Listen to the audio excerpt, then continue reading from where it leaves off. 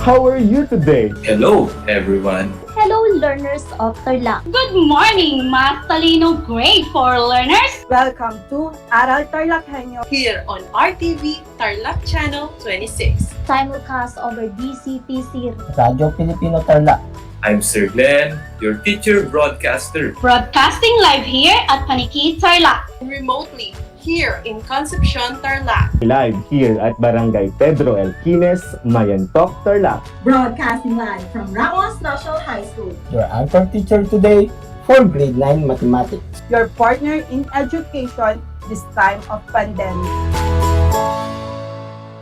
The word boondocks, which is now part of the English Language Dictionary and Vocabulary, comes from the Tagalog word bundok, meaning mountain. Catch Aral TarlakHenyo every Monday to Friday from 8:30 a.m. to 5:30 p.m. over Radyo Pilipino DCTC 828 and streamed live on Facebook page and YouTube channel of RTV Tarlac Channel 26. I am Jeremiah Gahutan, your English teacher broadcaster. Let's learn English together only here on Aral TarlakHenyo.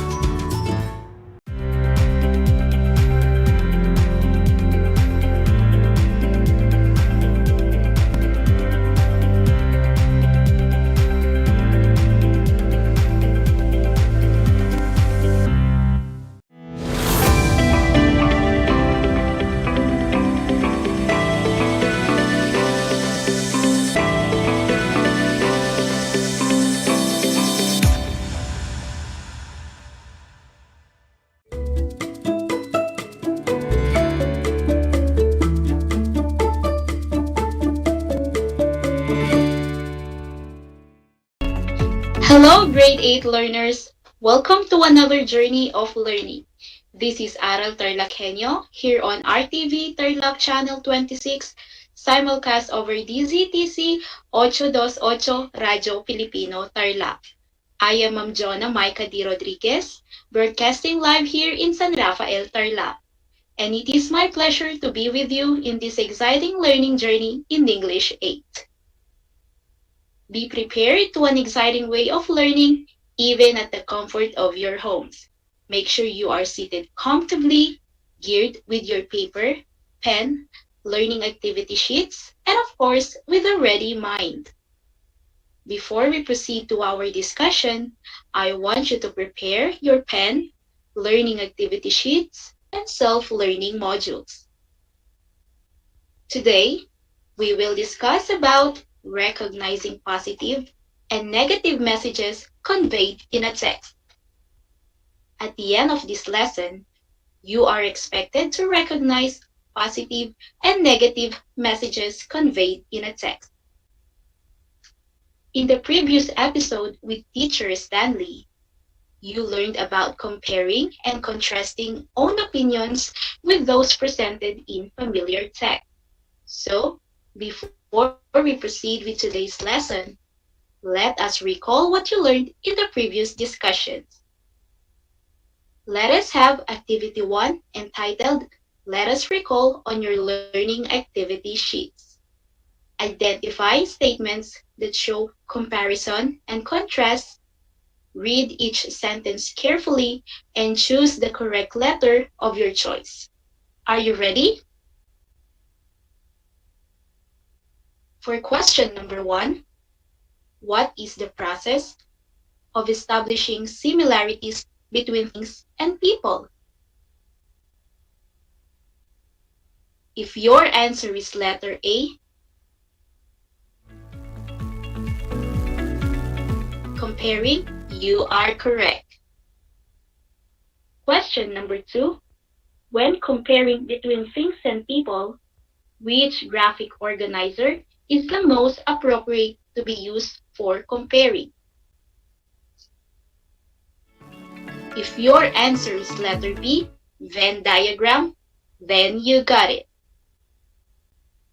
Question number 3, what do you call a text that contains facts about people, places, things, or events? The correct answer is letter D, report. Question number 4.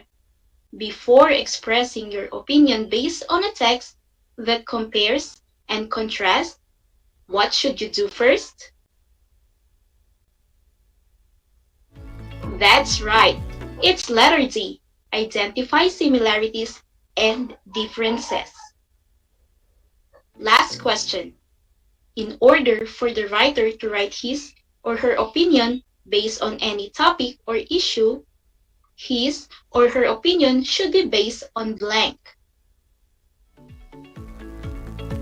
Great! It should be based on letter A, evidence. Congratulations! You did a great job in accomplishing your test. You are now ready for the next part of the lesson. Do not forget to apply what you learned from the previous lesson. We shall now proceed to the lesson proper. Are you ready? Go to Activity 2 entitled Let Us Take Note on Learning Activity Sheets. Listen as I discuss the concepts on recognizing positive and negative messages conveyed in a text. Are you ready? Let's start. What is a positive message? Positive message express gratitude, motivation, or encouragement. It also provides good news, acceptance, greetings, agreement, and congratulatory remarks. Here are some of the examples of signal words and expressions commonly used to express positive messages.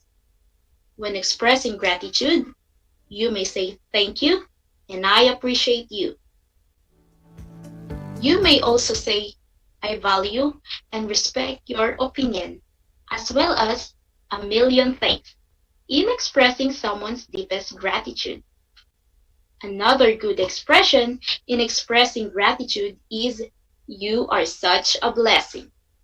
The next time you see your good friend, you may say this expression to him or her. Let us take a look of these expressions that use in sentences which express positive message. Number 1. You work so hard as a frontliner. You are such a blessing. Number 2. I appreciate the efforts of all frontliners. The next time you might meet a frontliner or a person who have done good things to you, you may use these expressions in expressing your gratitude. Positive message used when giving motivation or encouragement. Here are some examples. Thumbs up. Very good. As well as you can do it and great. Also, wow and good job. These single and simple words can encourage someone to do better and feel more motivated in life. Let us take a look of these examples expressions that use in sentences which express motivation and encouragement. Number 1, very good. You have set a good example to others. Number 2, great. You finally achieved your goal. When expressing agreement to someone, you may say these expressions. Absolutely right. I agree.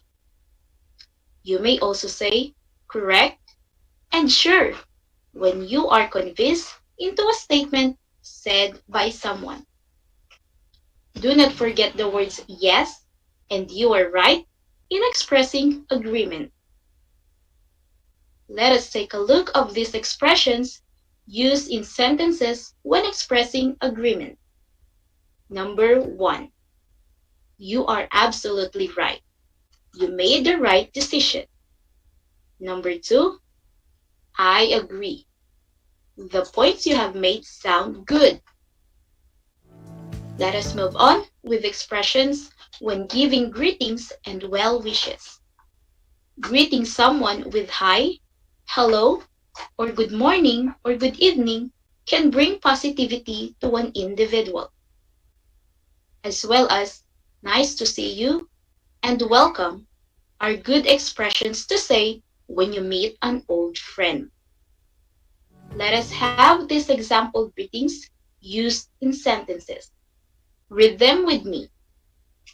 Number 1, good morning. Have a nice day. Number 2, we welcome all visitors here. Nice to see you. When giving congratulatory remarks to someone who did well at school, you may say, you did it, and bravo. You may say congratulations when someone done something well. It is acceptable to use best wishes when you are wishing the person the best in the future. Let us take a look on how these expressions were used in sentences. Read them with me. You made it to the honor list. Congratulations, young man. Bravo. You have done an excellent job. Remember, my dear learners, saying something nice to someone has the power to brighten their day. Sharing a compliment or an encouraging thought can have a huge effect. It can even change their course of their life. Let us move on to negative message. What is a negative message? It conveys unpleasant information such as negation, disappointment, anger, or disagreement. When expressing negative expressions or negation, you may use words like neither or never, and no one and nobody. Negation refers to contradiction or denial of something. None and nor also express negative expressions. Let's read the sample sentences using words that express negation. None of these bad incidents could have happened if the children had listened to their parents. Online class is not possible for all students. Let's take a look of the words like bitter and dissolution. These words mean disappointment in someone or something that one discovers to be less good than one had believed. Also, words like dismayed and sad to note express negation when someone used dismayed refers to showing feeling of upset and worriedness because of some unwelcome situation. Let us take a look on how they are used in sentences. Sad to note, the parents allow the boy to work for the family. It is natural for people to feel bitter when things do not go their way. When expressing anger or disagreement, you may use expressions like, I disagree and I don't think so. More examples like I doubt, which use as a response to a question or statement about something that you think isn't true or unlikely. When you want to tell someone that something is impossible, you may use no way. Let's take a look of these sample sentences using words that express disagreement. I disagree when people insist to go out even during curfew hours. I doubt the effectiveness of the vaccine. Remember, negative messages are informative messages that you probably do not want to hear. Also, focusing on negative messages may lead to decreased motivation and can make someone upset. Therefore, be mindful to what you say to other people. Congratulations! I hope that everything is clear when recognizing positive and negative messages. Now that we are done with the lesson, let's read a short text and find out what is it all about. Let us put your learnings into action by reading a short text. Listen as I read it. Are you ready? Because of an accident, Tita could not move her arms and legs. Then one day, she became one of the lucky learners who would learn to operate a special computer by speaking to it. Tita felt nervous when she saw her new teacher coming toward the computer laboratory, but she really wanted to learn how to use this computer. When she saw how thick the instruction book was, Tita felt slightly discouraged. There would be so much to learn. Then she listened carefully to Miss Duran. She watched every step shown to her. Tita studied the pictures in the book and asked a lot of questions. Finally, Tita figured out all the steps all by herself. She felt proud when the computer responded to her voice. Very good, Miss Duran exclaimed with a smile. You've done it, Tita. Let's check if you really understood the story.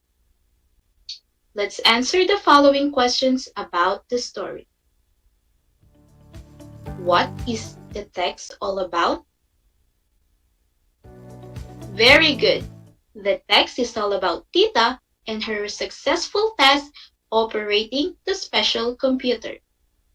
Next question. Have you found positive and negative expressions used in the text? Absolutely right. There are positive and negative expressions found in the text. To test you more further, let's answer the activity on Let's Take Note. Go over your learning activity sheet and answer the activity with me. Read the following sentences carefully to identify whether they convey positive or negative messages.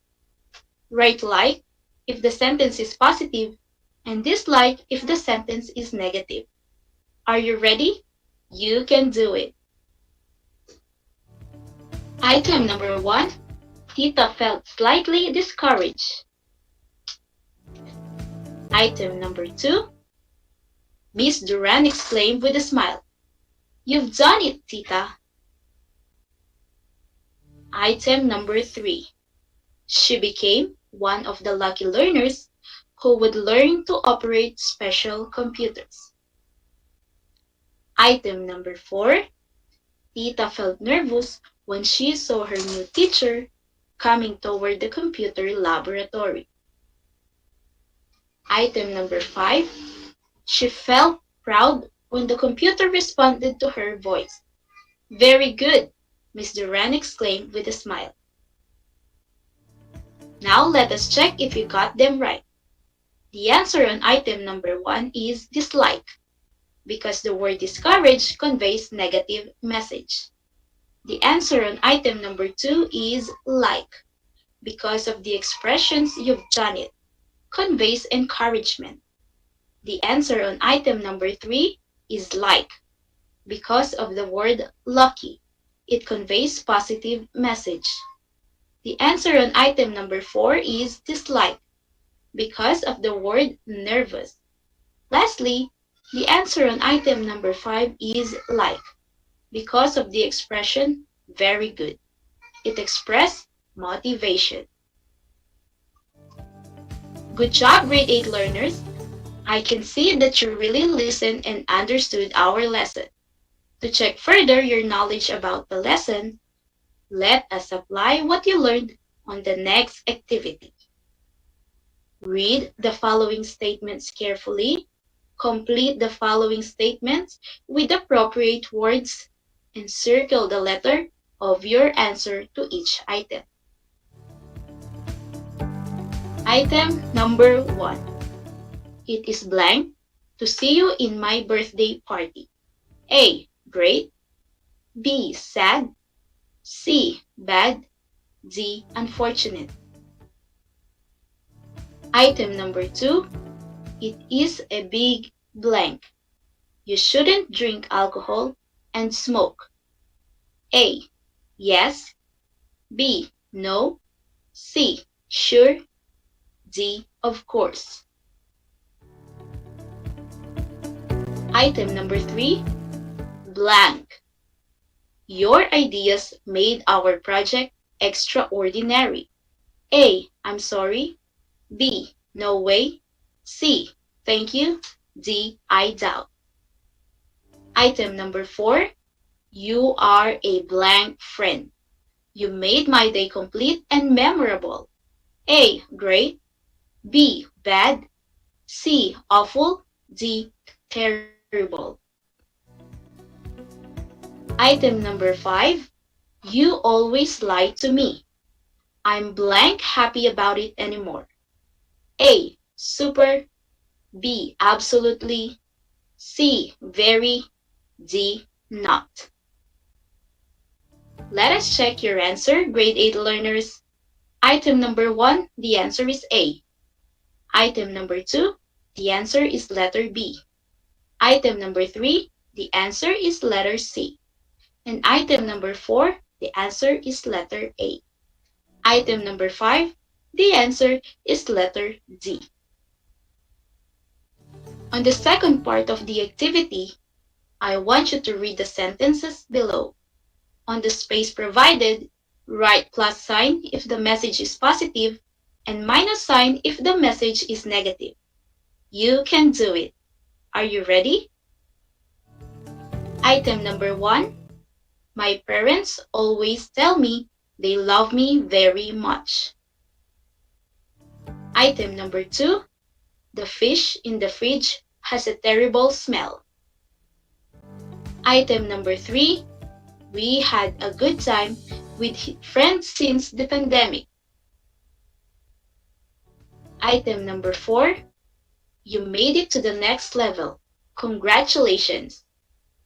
Item number 5. My sister dislikes vegetables. Now let's check your answers if you got them right. Item number 1, it's a plus sign. Item number 2, it's a minus sign.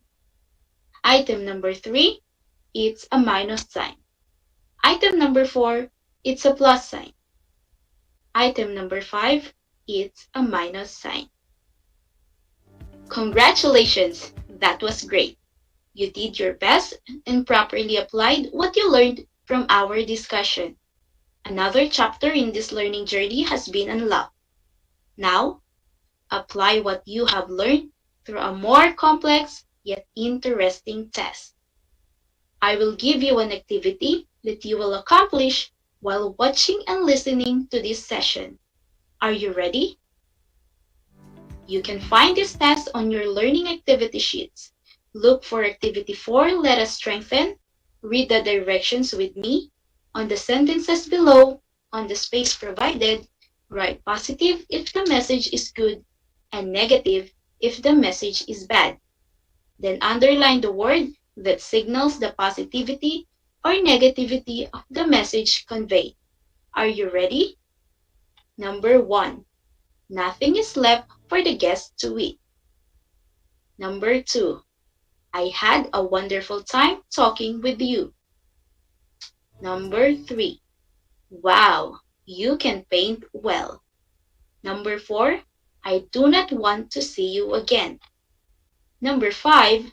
She unfriended him on Facebook. Let's check your answers on items 1 to 5. Item number 1. The sentence conveys negative message. The underlined word is nothing. Item number 2. The sentence conveys positive. The underlined word is wonderful. Item number 3. The sentence conveys positive. The underlined word is wow. Item number 4. The sentence conveys negative. The underlined word is not. Item number 5. The sentence conveys negative. The underlined word is unfriended. Now, let's proceed on items 6 to 10. What you did was amazing. I failed the final exam. Number 8. She loves playing tennis with her friends. Number 9. The jeepney did not arrive on time. Number 10, good afternoon, grade 8 students. Now let's check your answers on items 6 to 10. Item number 6, the sentence conveys positive message. The underlined word is amazing. Item number 7, the sentence conveys negative message. The underlined word is failed. Item number 8, the sentence conveys positive message. The underlined word is loved. Item number 9, the sentence conveys negative. The underlined word is not. Lastly, item number 10, the sentence conveys positive. The underlined word is good afternoon. You did a great job today, grade 8 learners. To end our discussion, let me lead you to this quotation by Yehuda Burge. Words have energy and power with the ability to help, to heal, to hinder, to hurt, to harm, and to humiliate, and to humble. Therefore, be careful with your words. Once they are said, they can only be forgiven, not forgotten. Serving you fun ways of learning together with Aral TarlakHenyo here on RTV Tarlac Channel 26, simulcast over DZTC 828 Radyo Pilipino Tarlac. This is Ma'am Jonna Maika D. Rodriguez. It has been a great time learning with you.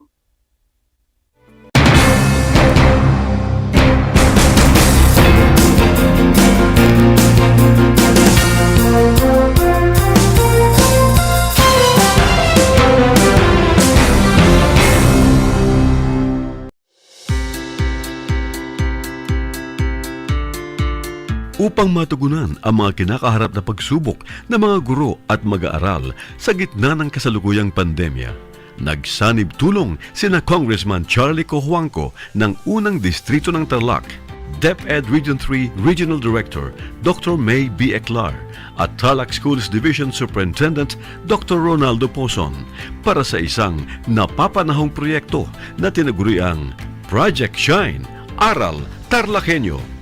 Ang mga mag-aaral ng Grade 4 at Grade 5, ganun din ang Grades 8 and 9 sa buong probinsya ng Tarlac, kasalukuyang sumasailalim sa radio-based instruction. Katuwang ang himpilang DZTZ 828 kHz AM at RTV Tarlac, Channel 26. Ang Tarlac po nangunguna po ngayon pagdating po sa radio-based instruction. Marami pong humahanga sa atin. I'm very happy this station, itong DCTC, could reach the whole of Region 3. Hindi natin alam, we are contributing. We are creating a very big dent in the history of Philippine education. And I am proud. I am here in Tarlac. This is the noble cause of education in which you and I, without you knowing it, we are bound to do.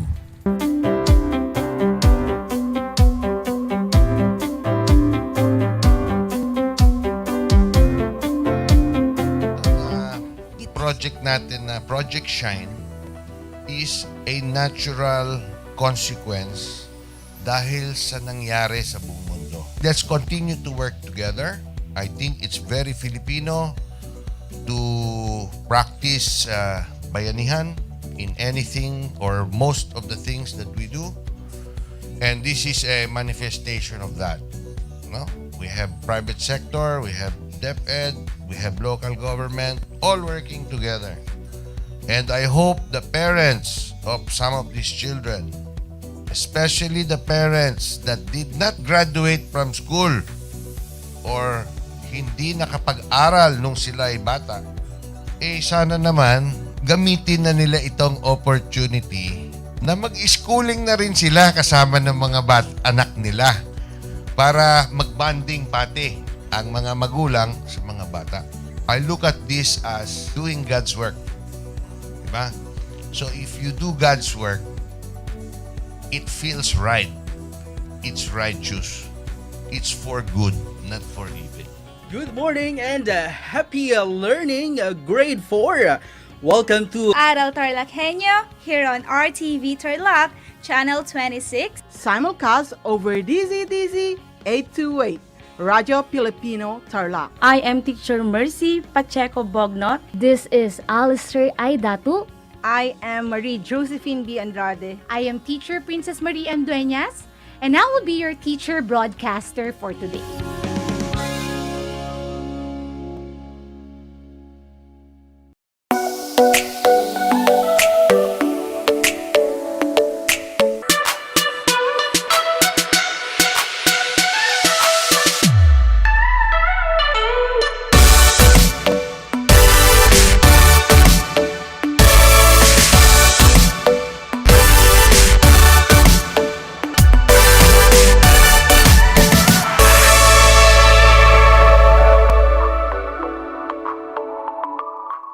Alam niyo ba na ang gitnang Luzon ay tinaguri ang banga ng bigas ng bayan at kamalig ng palay ng Pilipinas dahil dito nagbumula ang malaking produksyon ng bigas sa ating bansa.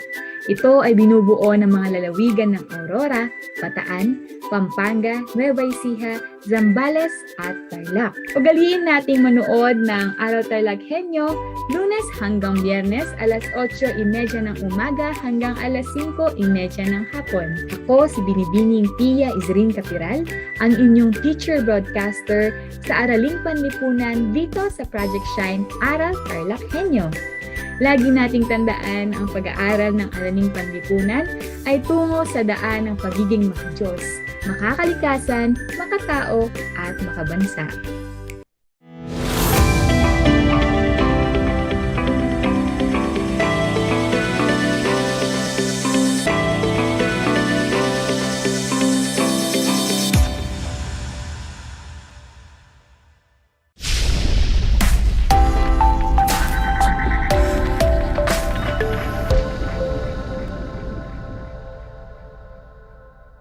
Sa ating Aral TarlakHenyo ng Schools Division of Tarlac Province, hatid sa inyo ng RTV Tarlac Channel 26 at DZTZ Radio Pilipino Tarlac.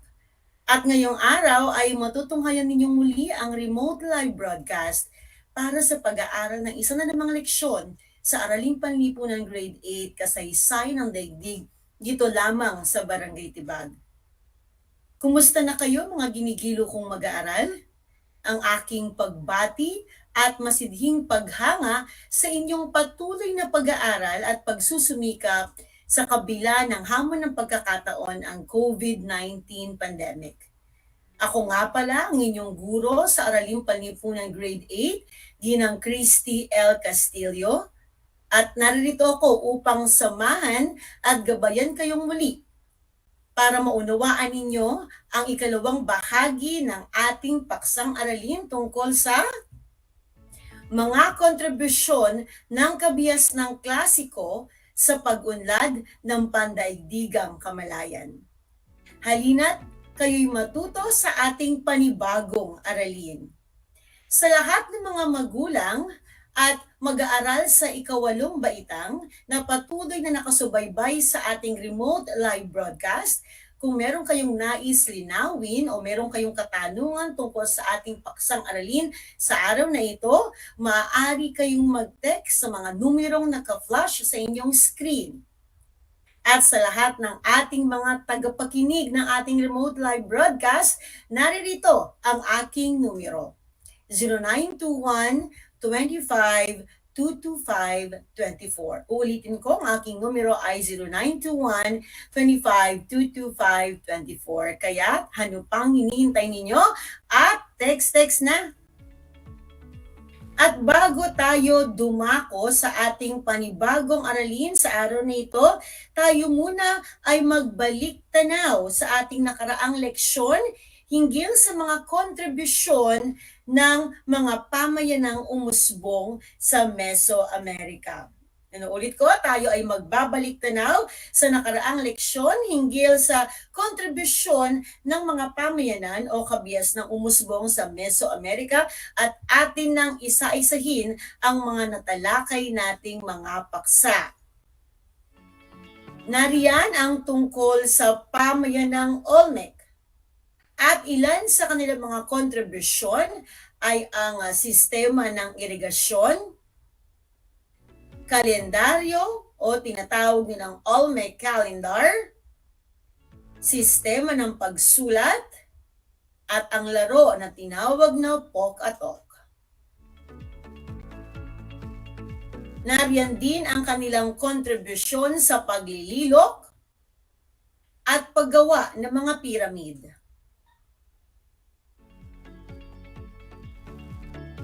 Natalakay din natin ang tungkol sa pamayanang Teotihuacan. At ilan sa kanilang mga kontribusyon ay ang mga sumusunod. Ang pagtatayo nila ng mga piramid at lansangan, pagkakaroon ng matagumpay na pamunuan, at ang paniniwala nila sa maraming Diyos. At halimbawa na dito ay ang tinatawag nilang feathered serpent god na si Quetzalcoatl. Nariyan din ang kabias ng Maya. At ilan sa kanilang mga kontribusyon ay ang mga sumusunod. Sistemang agrikultural at pagkakaingin, paggawa ng goma, ang Mayan calendar, konsepto ng zero, pagkakatatag ng Tarlac unit. Natalakay din natin ang kabias ng Aztec at ang kanilang mga kontribusyon ay mga sumusunod. Ang Chinampas at ang paniniwala nila sa maraming Diyos. Meron silang tinatawag na deity of sun, deity of rain, at deity of wind. Nariyan din ang kabias ng Inca. Ilan sa kanilang mga kontribusyon ay ang mga sumusunod. Ang Machu Picchu, ang paggawa nila ng palayok, pagkakaroon ng bato at gold, paggawa ng pyramid at suspension bridge. Ilan pa sa kanilang mga kontribusyon ay mga sumusunod. Ang Ailu, ang paggawa ng mga terrace farms, at ang tinatawag na religious ceremony with priest, mamakuna at yamakuna. At ang paggawa nila ng kipu o ang kanilang kalendaryo. Inuulit ko, ang mga nabanggit ko ay ang kontribusyon ng mga nasabing kabiasnan. Ngayon ay ating ipagpapatuloy ang pag-aaral sa mga kontribusyon o ambag ng mga kabiasnang klasiko sa Africa at mga pulo sa Pacific, maging ang mga kahalagahan nito. At tayo ngayon ay nasa ikalawang bahagi ng pag-aaral ng nasabing paksang aralin.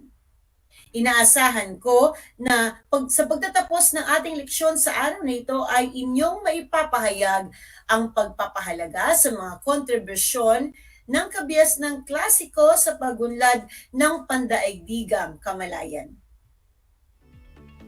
Pero bago natin simulan ang ating talakayan ay huwag kakalimutan ang ilan sa aking mga paalaala sa pakikinig at panonood dito lamang of course sa RTV Tarlac Channel 26 at DZDZ Radio Pilipino Tarlac. Una, siguraduhin na kayo ay nasa komportableng lugar habang nakasubaybay sa ating live broadcast. Ikalawa, ihanda ang inyong module, papel at ballpen na gagamitin sa ating pag-aaral. At ikatlo, iwasan ang paggawa ng ibang bagay at ituon ang sarili sa ating paksang tatalakayin. Alam ko na handang-handa na kayong makinig para sa araw na ito dahil sa panibagong aralin na naman ang inyong matututunan muli para sa Grade 8 Araling Panlipunan, Kasaysayan ng Daigdig. Umpisahan na natin ang ating pag-aaral.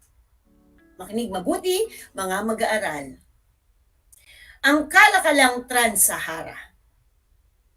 Noong 300 before Common Era, umusbong ang isang kalakalang tinawag na Trans-Sahara. Kalakalan ito sa pagitan ng Hilagang Afrika at Sudan. Tumagal ito ng hanggang ika-16 na siglo. Tinawag itong Trans-Sahara dahil ang mga nomadikong tribo ay tumawid ng Sahara na siyang pinakamalawak na disyerto sa daigdig. At ginawa nila ito sa pamamagitan ng caravan, dala ang kanilang mga aklat. Ano nga ba ang caravan? Ang caravan ay pangkat ng mga taong magkakasamang naglalakbay. Ang kadalasang gamit sa caravan ay mga kamelyo. Pumunta ang mga taga-Carthage sa Sahara upang mamili ng mga hayop gaya ng unggoy, leon, elepante at mamahaling hiyas. Nagtatag naman ng pamayanan ang mga Muslim sa Morocco at unting nakilala ang Islam at namayani ito sa mga kultura at kabihasnan sa kanlurang Afrika. Pinalaganap ito ng mga Berber o pamayanang mangangalakal sa Hilagang Afrika. Sila ay nagtungo sa kanlurang Afrika upang bumili ng ginto, kapalit ng mga aklat, tanso, espada, kaldero at iba pa. Atin namang tatalakayin ang Imperyong Ghana. Ang Imperyong Ghana ay ang unang dakilang imperyo sa kanlurang Afrika. Sumibol ito dulot ng lokasyon nito na dulot ng kalakalang Trans-Sahara. Sumibol ito dulot ng maganda nitong lokasyon. Ito ay nagkaroon ng malaking pamilihan ng iba't ibang produkto gaya ng ivory, ostrich, feather, ebony at ginto. Ang mga ito ay ipinagpalit ng mga katutubo sa asin, tanso, figs, dates, sandatang yari sa bakal, katad at iba pa. Ang mga tao rito ay malayang nagtatanim sa matabang lupa sa kapatagan ng rehiyon. Ang Combay Sale ay ang kabesera ng Ghana at ang mga unang tao na nanirahan dito mula 300 hanggang 500 before Common Era ay tinatawag na Sininkao. Ang mga taong naninirahan naman sa disyerto ay mga Berbers na nakipagkalakalan ng asin at ginto sa Ghana. Ang Ghana ay tinawag na lupain ng mga ginto, na ayon na rin kay Ala Hamdani na isang manunulat na Arabe ay imperyo na may pinakamayamang minahan ng ginto sa mundo. Nakilala din ang mga mamamayan ng Ghana bilang masisipag na mangangalakal at ang kaisipang ito ay naging mahalagang ambag sa lipunan ngayon. Sapagkat isa ang Ghana sa mga lahi na nagtatag ng maayos na kalakalan sa daigdig at ilan lamang ito sa kontribusyon ng kabias ng Ghana. Sa kabila ng pamamayagpag ng Ghana sa kalakalan ay bumagsak ito dahil sa pagkatuyo ng mga lupain at pagkawala ng monopolyo sa kalakalan. Dumako naman tayo sa pagtatalakay sa Imperyong Mali.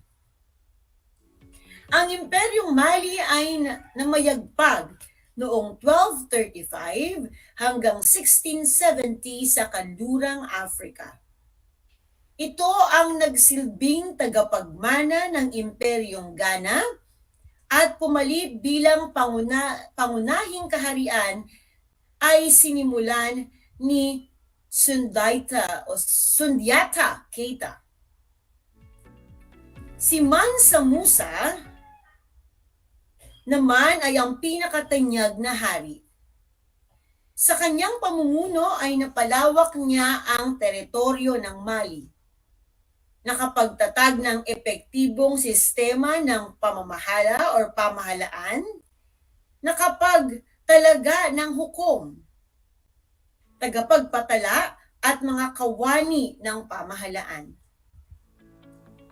Maliban sa pagpapalawak ng imperyo, naging tanyag din si Mansa Musa sa ibinigay nitong pagpapahalaga sa karunungan. Nakapagpatayo siya ng mga moske. Hinikayat niya ang mga scholar na pumunta sa Mali. Sa kanyang panahon ay naging sentro ng karunungan at pananampalataya ang Gao, Timbuktu at Jenne. Ngunit paglipas ng panahon ay unti-unting humina ang Imperyong Mali, kasabay ng paghihiwalay ng mga maliliit na estado upang masarili ang kalakalan ng ginto at asin. Yan ang tungkol sa Imperyong Mali. Ang panghuling kabiasnan sa Afrika ay ang Imperyong Songhai. Ang Imperyong Songhai ay ang humalili sa Mali bilang pinakamakapangyarihang imperyo sa kanlurang Afrika noong ika-14 na siglo. Ang pamayanang Songhai ay namalagi sa baybayin ng Ilog Niger at nakipagkalakalan sa mga Berber. Hindi naglaon na impluwensyahan ito ng mga Berber at isa sa pinakamalaking Islamic empire sa buong kasaysayan. Si Dia Khosrow ay ang hari ng mga Songhai at sa kanyang pamamahala ay nahikayat niya ang mga ito na yakapin ang relihiyong Islam noong taong 1010. Sa ilalim naman ng pamumuno ni Haring Sunni Ali, ang Songhai ay naging isang malaking imperyong teritorial. At iyan ay ang mga naging kontribusyon ng mga klasikong kabiasnan sa Afrika. Ang Trans-Sahara, Imperyong Ghana, Imperyong Mali, at Imperyong Songhai. Kung inyong napansin, na ipamalas ng bawat mamamayan ng bawat kabiasnan ang kaalaman sa pamumuno at pagpapalawak ng imperyo upang maging ang pagpapalawak ng relihiyon ay makamit. Isa rin sa naipamalas ng mga sinaunang kabiasnang nabanggit ay ang kanilang kakayahan sa larangan ng pagkikipagkalakalan. Atin namang alamin ang mga naging kontribusyon ng mga pulo sa Pacific, particular na ang pulo ng Polynesia, pulo ng Micronesia, at ang pulo ng Melanesia. Yan ang susunod natin pag-uusapan ang tungkol sa kontribusyon ng mga kabiasnang klasiko sa mga pulo sa Pacific. Mga kontribusyon ng kabiasnan sa Polynesia. Ang Polynesia ay matatagpuan sa gitna at timog na bahagi ng Pacific Ocean. Tinatayang umabot sa 30 pamilya ang naninirahan sa bawat pamayanan nito. Ang pangunahing gawaing pangkabuhayan ng mga tao rito ay pagsasaka at pangingisda. Nagtatanim din sila ng gabi, ube, breadfruit, saging, tubo at niyog. Sa pangingisda naman ay nakakahuli sila ng tuna, hipon, octopus at iba pang lamang tubig. Naniniwala sila sa banal na kapangyarihan o tinatawag na mana kung saan pinaniniwalaang Pinagkakalooban ng mga Diyos ng kakaibang lakas ang isang tao na may taglay na galing, tapang o katalinuhan. Mayroon silang sinusunod na batas at alituntunin na tinatawag nilang tapu. Narito naman ang mga kontribusyon ng kabiasnan sa Micronesia.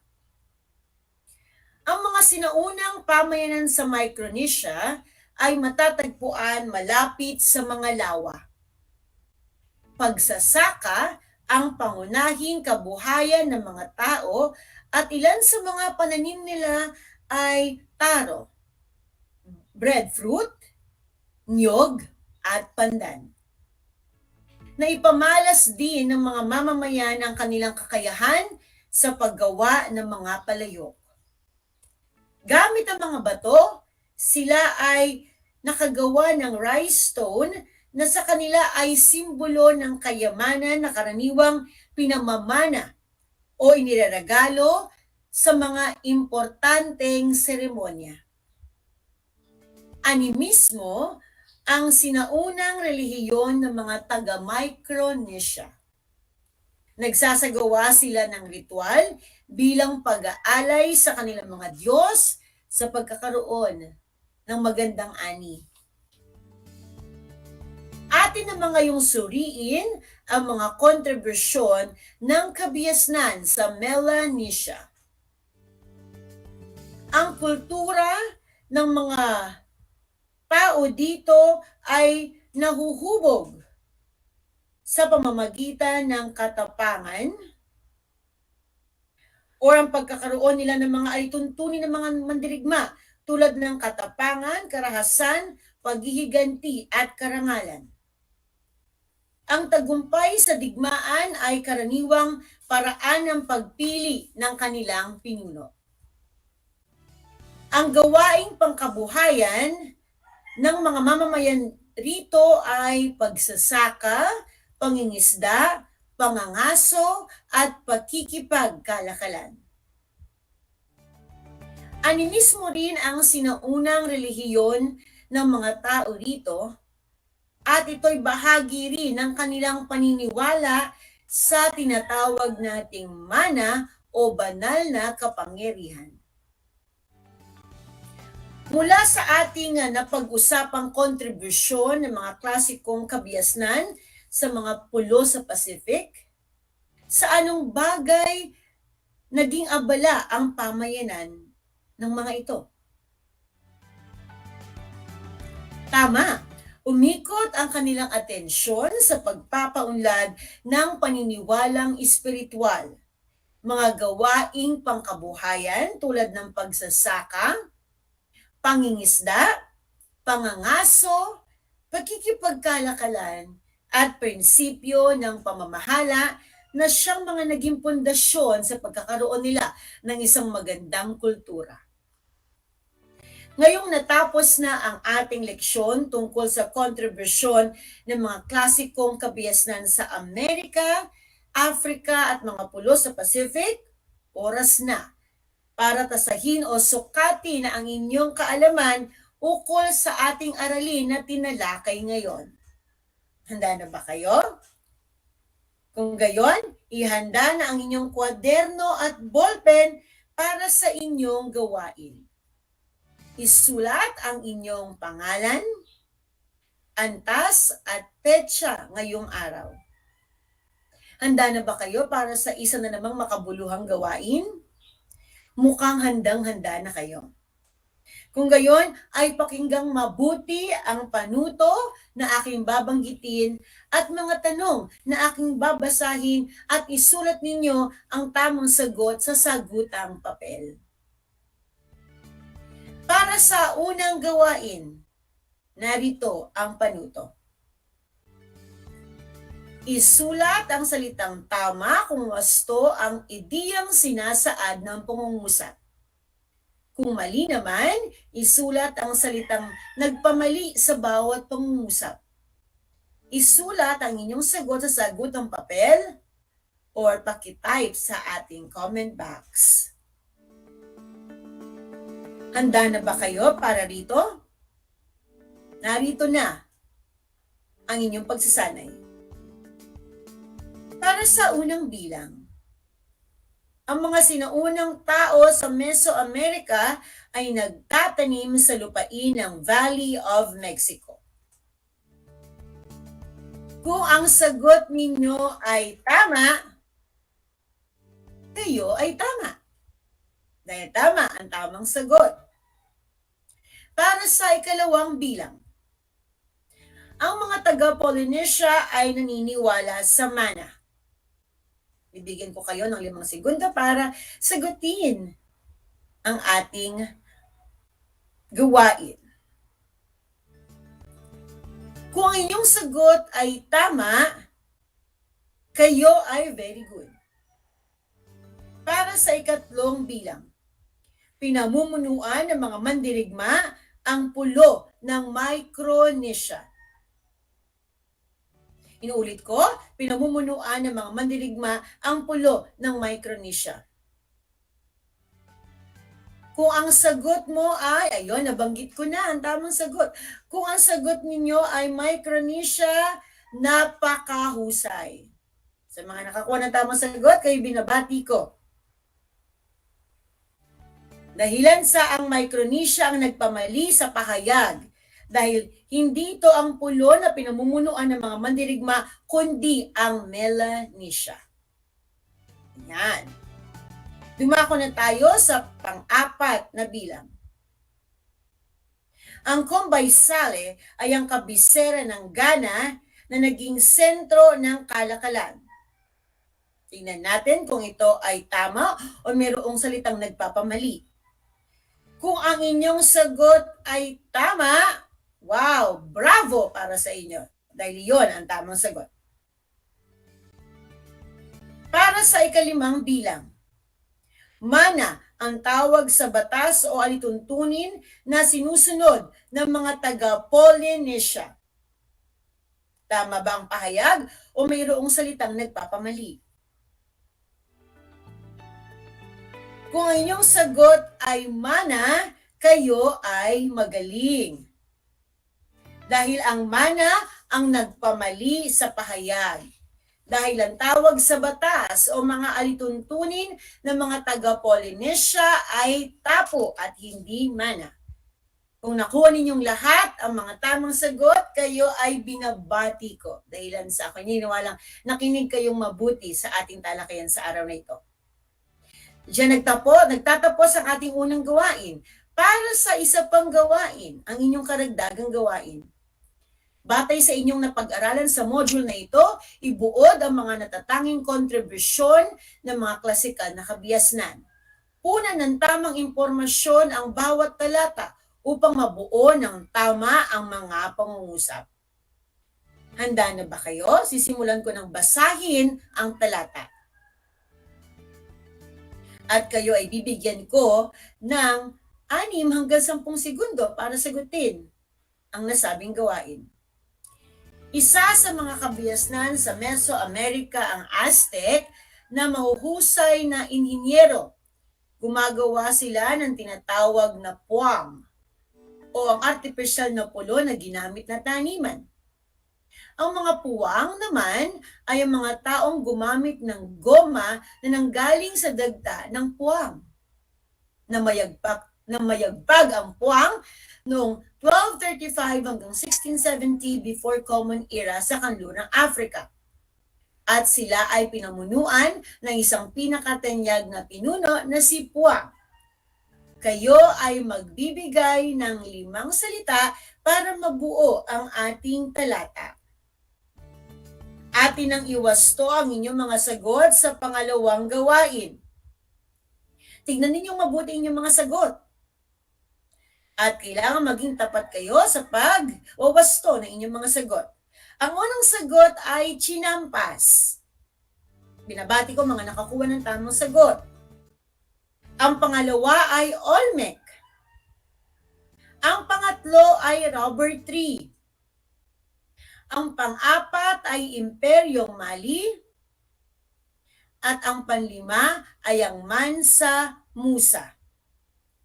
Kung kayo ay nakakuha ng 5 tamang sagot, kayo ay binabati ko para sa inyong kahusayan dahil nabuo ninyo ng makabuluhan ang ating talata para sa araw na ito. Nakakuha ba kayo ng mataas na score o marka sa inyong mga gawain sa araw na ito? Kung gayon, magaling. At para sa mga hindi nakakuha ay huwag mag-alala, bagkus ay bumawi sa susunod nating episode kasama kaming inyong mga guro sa Araling Panlipunan 8 bilang inyong mga gabay. Kayang-kaya nyo yan.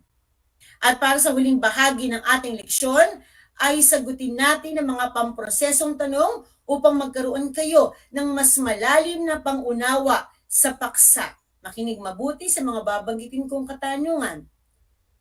Sa iyong palagay, ano ang bagay na nagtulak sa mga klasikong pamayanan upang lumikha ng mga bagay o mga kaisipan noon? Pangalawa, mula sa mga natutunan mong mga kontribusyon ng mga klasikong kabiasnan, masasabi mo bang buhay pa ang konsepto ng mga ito sa ating kasalukuyang panahon? Paano niyo may papakita ang inyong pagpapahalaga sa mga kontribusyon ng mga sinaunang pamayanan?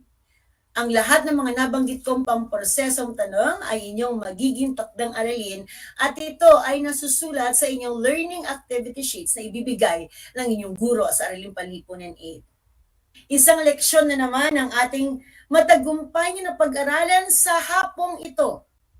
Sana ay huwag ninyong kalilimutang ibahagi ang lahat ng natutunan ninyo sa iba. Inaasahan ko na kayo'y natuto sa ating talakayan sa araw na ito.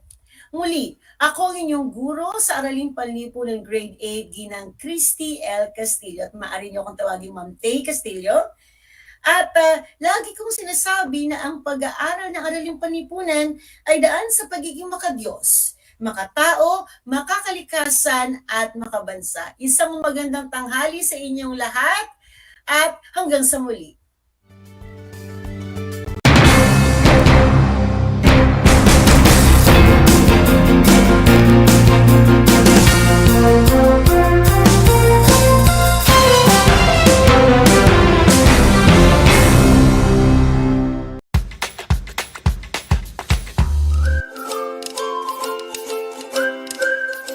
Alam niyo ba na ang jeep ay ang pinakasikat na uri ng transportasyon sa Pilipinas?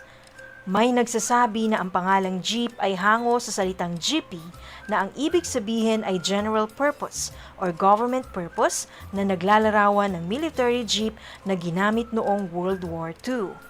Pagkatapos ng digmaan, iniwan na ng mga sundalong Amerikano ang libu-libong jeep sa kalsada ng Maynila. Ang matibay at makulay na jeepney nga raw ay truly mestizo dahil sa half local at half foreign na katangian nito. Alam nyo na, yan ang jeepney. How are you today? Hello, everyone. Hello, learners of Tarlac. Good morning, Math Talino Grade 4 learners. Welcome to Aral TarlakHenyo Here on RTV Tarlac Channel 26. Simulcast over DCTC Radyo Pilipino Tarlac. I'm Sir Glenn, your teacher broadcaster. Broadcasting live here at Paniki Tarlac. Remotely here in Concepcion, Tarlac. Live here at Barangay Pedro Elquines, Mayantok, Tarlac. Broadcasting live from Ramos National High School. Your anchor teacher today for grade 9 mathematics. Your partner in education this time of pandemic.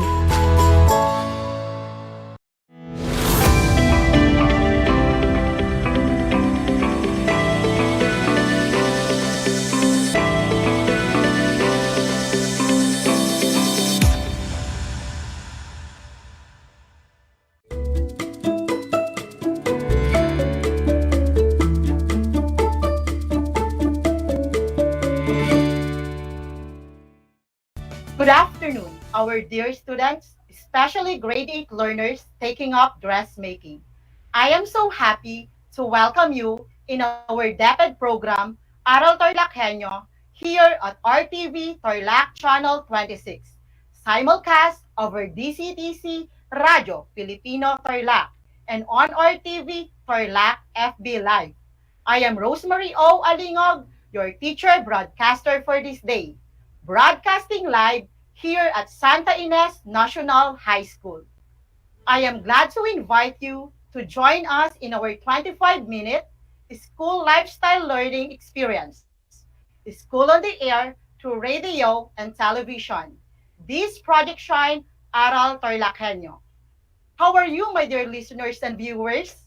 I hope you are in good health and doing well. All you need to do is sit back, relax, and let's have fun while learning.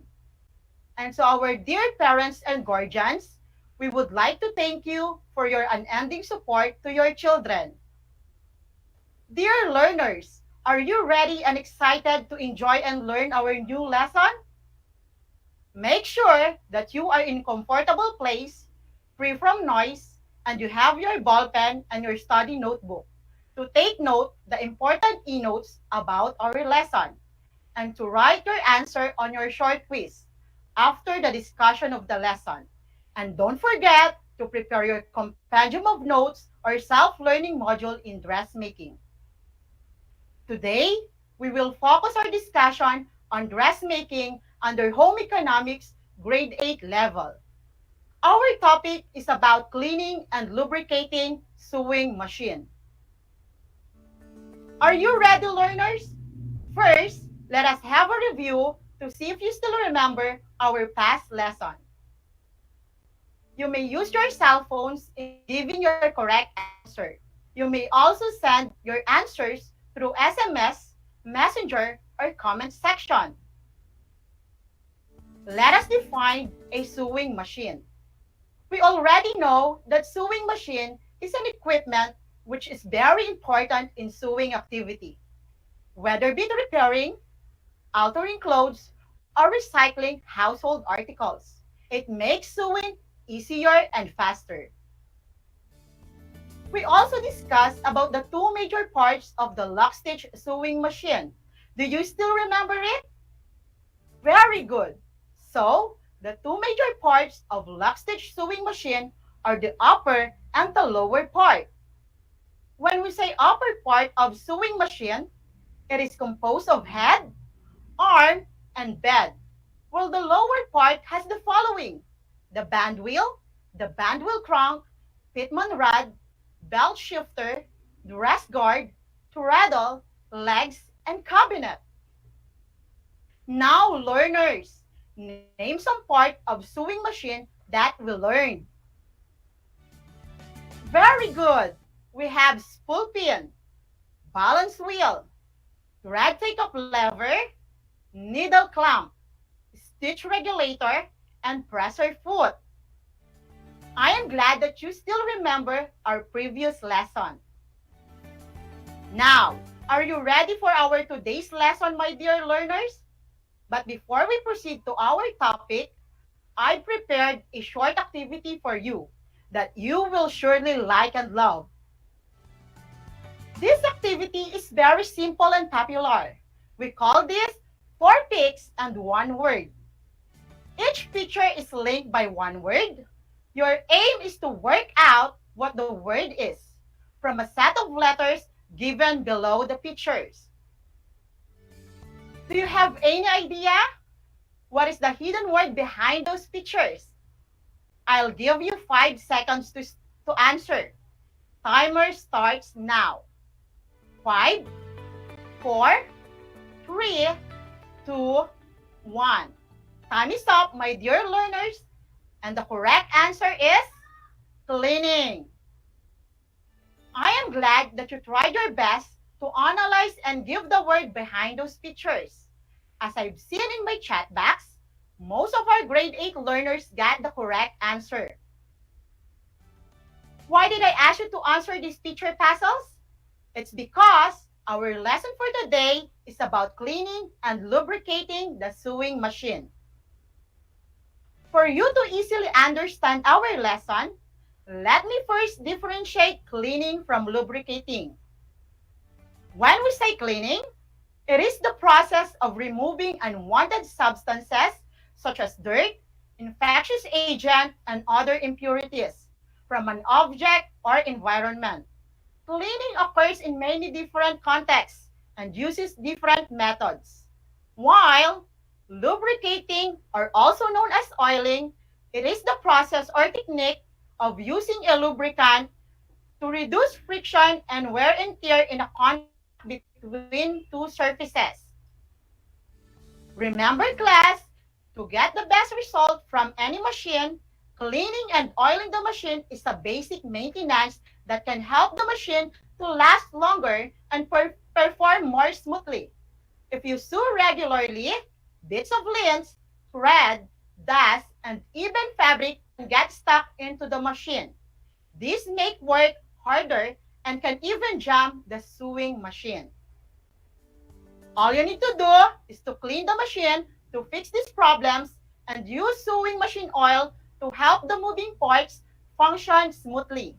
You should clean and oil the machine after finishing any large project as well as any time you suspect it is having a problem. Here is how to achieve a longer use of sewing machine. First, as you clean the sewing machine, it is best to clean one area at a time. Second, prepare the needed tools and supplies in cleaning and lubricating the sewing machine. Here are the supplies and materials needed. We have lubricant. It can be a fluid, solid, or plastic substance. Oil or grease are the most common. It is much better to use quality oil. Take note, class, never use gasoline because it is highly flammable. Next, we have cotton balls or cotton buds. And we have also ball pen and record notebook. And for the cleaning tools, we need the following: lint brush, dry paint brush, screwdriver, tweezer, vacuum attachment kit, and the magnifying glass. Now, here are the parts of lock stitch sewing machine that needs to be cleaned and lubricate. First is faceplate. It includes pressure bar, needle bar, thread take-up lever, and pressure bar lifter. Here are the steps in cleaning. First, unscrew the faceplate and keep it in the drawer while cleaning. Second, brush dust away, then put a little amount of oil while rotating the balance wheel to inner parts can be accessed. And last, put back the faceplate in place. The next part of the lock stitch sewing machine that needs to be cleaned is the upper tension. It includes the spring, the DC spring, and dial. Here is how to clean. First, remove outer bolt, tension dial, disc, and DC spring. Second, lay each part in your front table following its disassembling and for easier assembling. Third, brush dust and wipe with the absorbent cloth with oil. And lastly, assemble following the laid parts in your table. And now, let's proceed to the lower mechanism. It includes the rotary oscillating hook. First thing to do is to remove bobbin case. Second, fasten sides of oscillating hook and removing dust with lint brush. Next, put a little amount of machine oil on moving parts. And lastly, return spare parts in place. Do not forget to clean also the other minor parts of sewing machine. Make sure to remove entangled threads between head and the balance wheel. Then brush accumulated dust in the treadle joints connecting the band wheel. Next, clean gummy dust on the band wheel. Then after all parts were dusted, lubricate all joints and oil slat with a good quality oil. Always remember, learners, when the machine is thoroughly cleaned and oiled, run it smoothly for several minutes to allow the oil to work on its moving parts. Place a scrap of fabric under the pressure foot and lower the needle to absorb excess oil. Now, my dear learners, it is very important to follow some safety procedures in cleaning the sewing machine. Cleaning and lubricating sewing machine are quite a messy task. Do you agree on that, my dear learners? So personal care should be observed during this activity. The following health and safety precautions should be practiced at the shop or at home. First, wear personal protective equipment. This prevents your clothing from being tarnished by oil and dirt. Be sure to wear gloves to avoid accumulation of oil and dirt in your nails and palms. Wearing protective equipment or wearing protective eyeglasses is optional. Learners, don't forget to remove the upper belt or turn the power off before oiling the sewing machine. Next, when a machine oil or small spare parts get into your eyes, call the attention of your teacher at once or immediately. Next, do not remove any safety device from any machine. Be sure that all screws are well tightened before starting the machine. Wipe spilled oils, cotton or Prunella fabric on the floor to avoid accident. And also assign color tags for a newly maintained sewing machine. Always provide small bin for your garbage when performing this job. You have a separate cabinet or storage for tools and supplies for sewing machine maintenance. Always refer to the sewing machine service manual for accurate application of procedure. Are you learning from our lesson, learners? Great! Remember, learners, a sewing machine is an equipment that needs care and cleaning. Keep it dusted and lubricated at least once a week or more often if the machine is in constant use. For our activity regarding our lesson, you're doing it in your English subject. We call it sequencing of steps. The direction is arrange the following steps in chronological order. Mark the first step as 1, second as 2, and so on. You are given 5 minutes for each part. First is letter A, the face plate. It includes pressure bar, needle bar, thread take-up lever, and pressure bar lifter. Timer starts now. 5, 4, 3, 2, 1. Secondly is the lower mechanism. Timer starts now. 5, 4, 3, 2, 1. And lastly is the upper tension. Timer starts now. 5, 4, 3, 2, 1. Let us check your answer. Are you ready? Okay, for letter A, the correct sequencing is 3, 1, and 2. For letter B, the correct answer is 4, 3, 2, 5, and 1. For letter C, the correct answer is 3, 1, 4, and 2. For those who got a perfect score, congratulations! You did a great job. For those who got 4, very good. And for those who got 3, good job. For those who got 2 and below, still okay. Don't lose hope and keep trying. For additional activity, try to apply what you have learned. Prepare the following tools and supplies and perform the task given. I will give you 10 minutes to perform.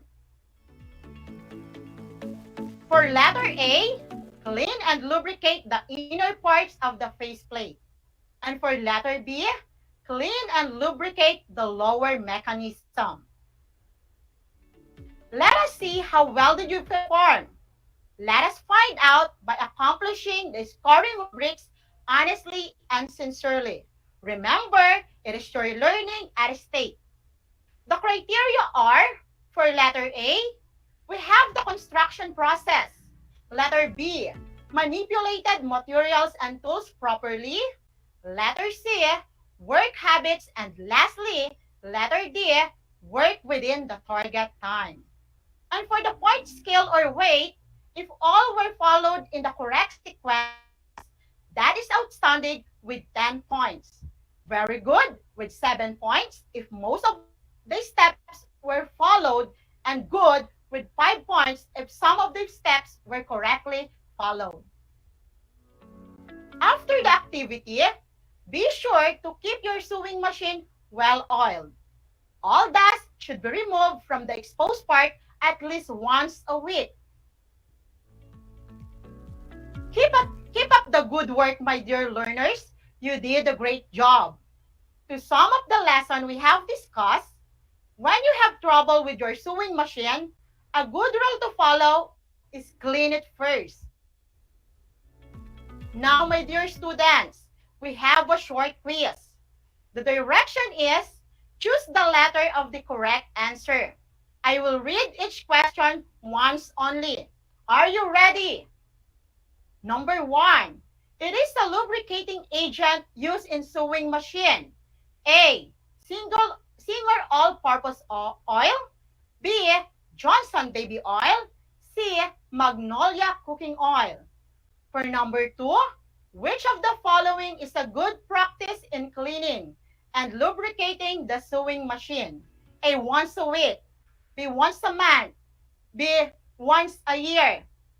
Number 3, the appropriate cleaning cloth or fabric in wiping spilled oil is A. Satin, B. Franella, C. Spandex.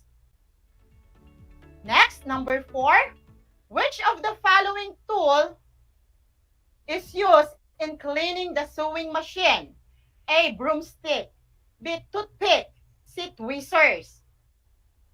For number 5, what is the best thing to do if machine oils get into your eyes? A. Rub it immediately. B. Call the attention of your teacher immediately. C. Ask someone to blow your eyes. Yes, this is it. Are you ready to check your answer? Here are the correct answer. A.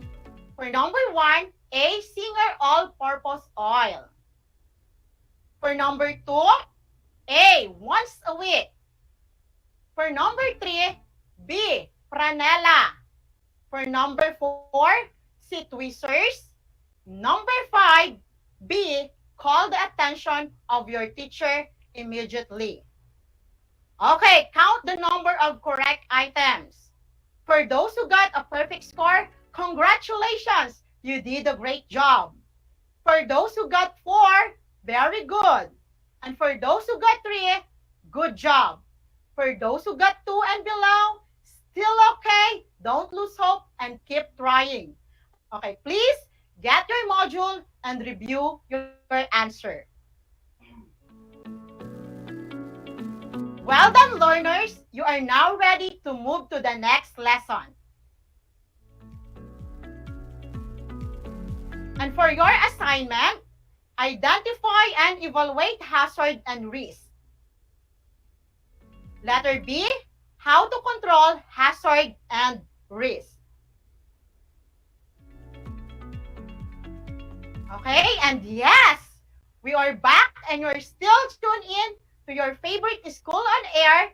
This is Project Shine, Aral TarlakHenyo, brought to you by the Department of Education of Tarlac Province in cooperation with DCTC 828 828 AM station, sponsored by our ever-supportive Congressman Charlie Cojuangco of 1st District Representative. Let us remember, in TLE, we have skills, knowledge, and progress. Thank you very much and keep safe, everyone. This is Teacher Rosemary signing off. God bless everyone.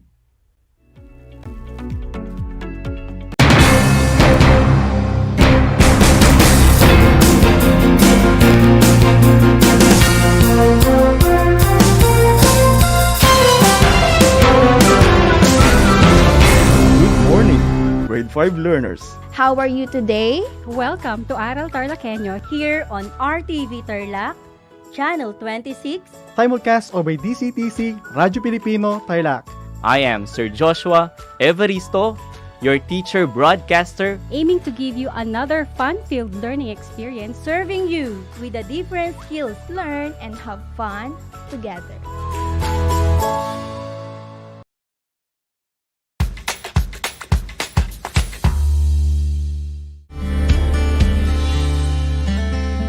Alam niyo ba na ang Pilipinas ay mayroong 7,641 islands? Mula sa bilang na 7,107 islands, nadagdagan ito ng 534 na isla noong 2017. Tanging 2,000 lamang sa mga islang ito ang natitirhan. Alam niyo na! Yan ang mga isla sa Pilipinas.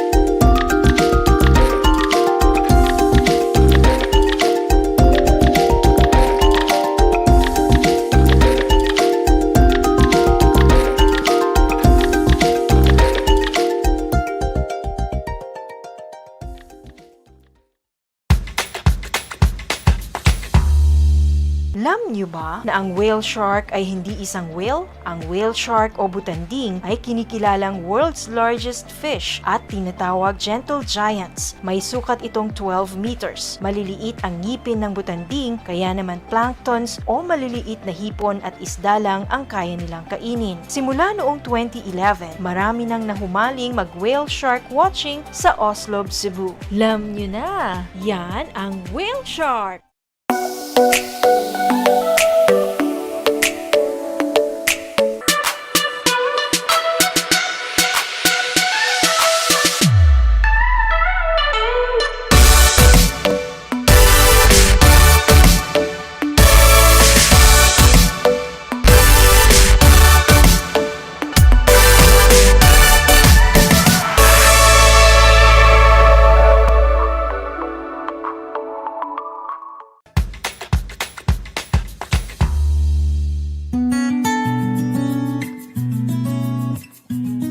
Alam niyo ba na ang kinikilalang Guinness Book of World Records holder bilang pinakamaliit na commercially harvested fish ay isang sinarapan? Ito ay matatagpuan lamang sa Pilipinas, sa Lake Buhi sa Bicol River. Isa itong uri ng goby na may transparent na katawan na may sukat na 12.5 mm. Alam mo na, yan ang sinarapan. Kumusta mga giliw kong tagapakinig? Nagbabalik ang inyong paaralang panghimpapawid. Aral TarlakHenyo sa RTV Tarlac, Channel 26 at sa bayang naririnig sa DZTC 828 Radyo Pilipino Tarlac. Tayo rin ay napapanood sa FB Live ng RTV Tarlac Channel 26. Sumasahimpapawid mula sa bayan ng Pura Tarlac, mula sa bayan ng San Clemente, mula rito sa Purok Elementary School, Pura Tarlac, sa bayan ng Kapas Tarlac. Ako, ang inyong guro, na maghahatid sa inyo ng makabuluhang pagtalakay sa ating aralin.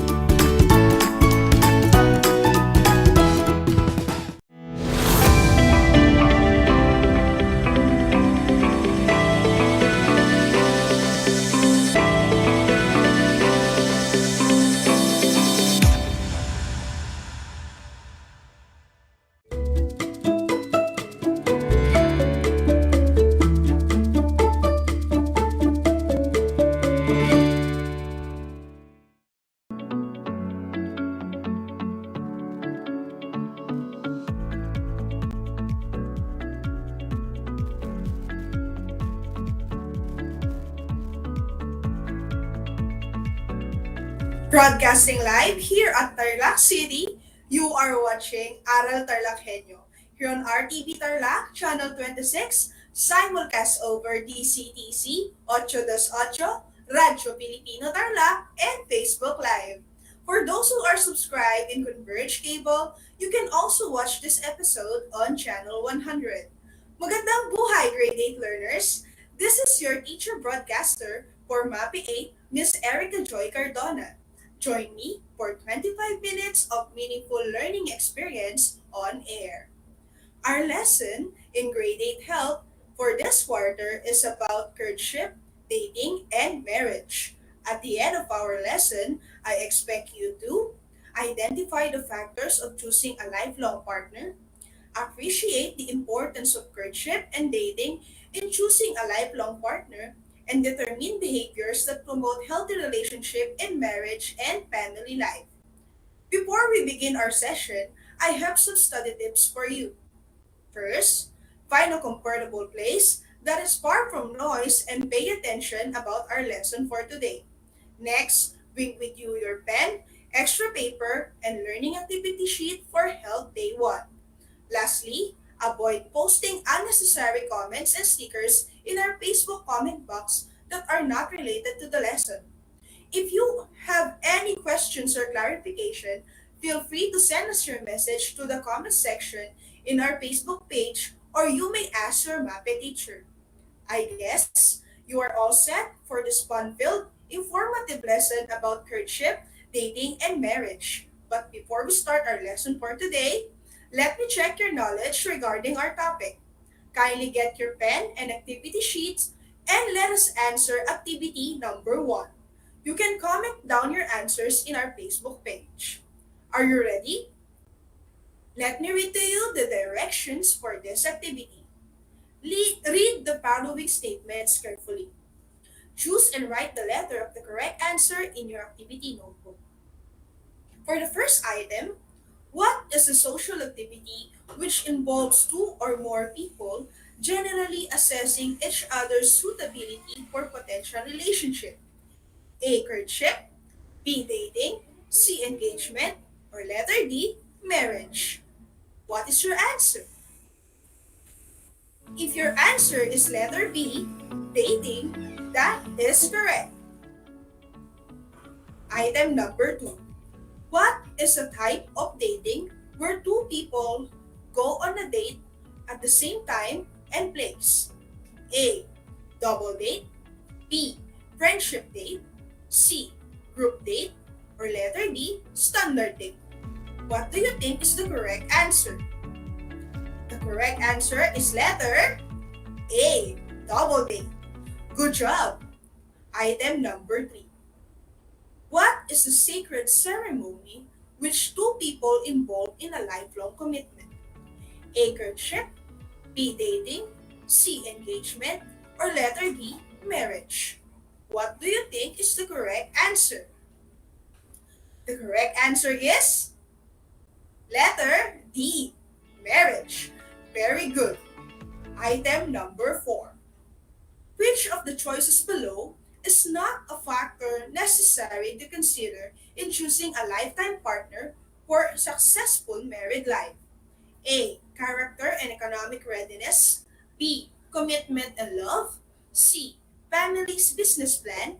Or letter D, respect and compassionate. What is your answer? The correct answer is C, family business plans. Great. Last item, number 5. Which of the following is an example of character that you should consider in choosing a lifetime partner? A, disrespectful and uncompassionate. B, responsible and compassionate. C, irresponsible and dishonest. Or letter D, unemployed. What do you think is the correct answer? The correct answer is B, responsible and compassionate. Very good. Did you get all the correct answers? If you got 5, you are well informed about courtship, dating, and marriage. If you got 4 to 3, I'm sure you will gain a lot more about our today's lesson. If your score is lower than 3, it is okay. I am here to enlighten you more about our topic for today. Let's keep the ball rolling and let's discuss about courtship, dating, and marriage. Dating and courting are important in order to have a realistic idea of the kind of person you are planning to be as your future partner. You must think of the reason why you would like to date someone and your expectation in a certain relationship with the person. Dating. Dating, it is a social activity which involves two or more people generally assessing each other's suitability for a potential relationship. Dating can be also enjoyed as part of an already active relationship. The word dating actually comes from the arrangement of a time and date of meeting. Ibig sabihin, ang dating ay kinabibilangan ng dalawa o higit pang tao sa isang partikular na lugar at oras kung saan maaari silang mag-meet at kilalanin ang isa't isa. There are 3 types of dating. Number 1 is a standard date, wherein it involves 2 people. Number 2 is double date. 2 people or 2 couples go on a date at the same time and place. And last one is group date, where any number of couples can enjoy a date. Maaaring itatanong nyo sa akin, pang-couples lang ba yung dating? Pwede rin ba ang kaibigan nakadate? Yes po, pwede po. Date pa rin po ang tawag doon. Kasi magdedepende naman sa purpose ninyo kung bakit kayo nagde-date. However, when you date someone romantically, it is a lot more specific because you want to know him or her personally. Nag-aalat kayo ng personal time for each other for a possible suitability na baka nga siya yung the one mo. There are some importance of dating. Number 1, it forms affection and respect. It strengthens the relationship. It gives quality time to each other. It leads one to observe the other person's character. It provides an opportunity for one to know his or her strengths and weaknesses in dealing opposite sex. However, dating is not always safe. There are risks connected with dating that can affect any person, especially young and innocent individuals.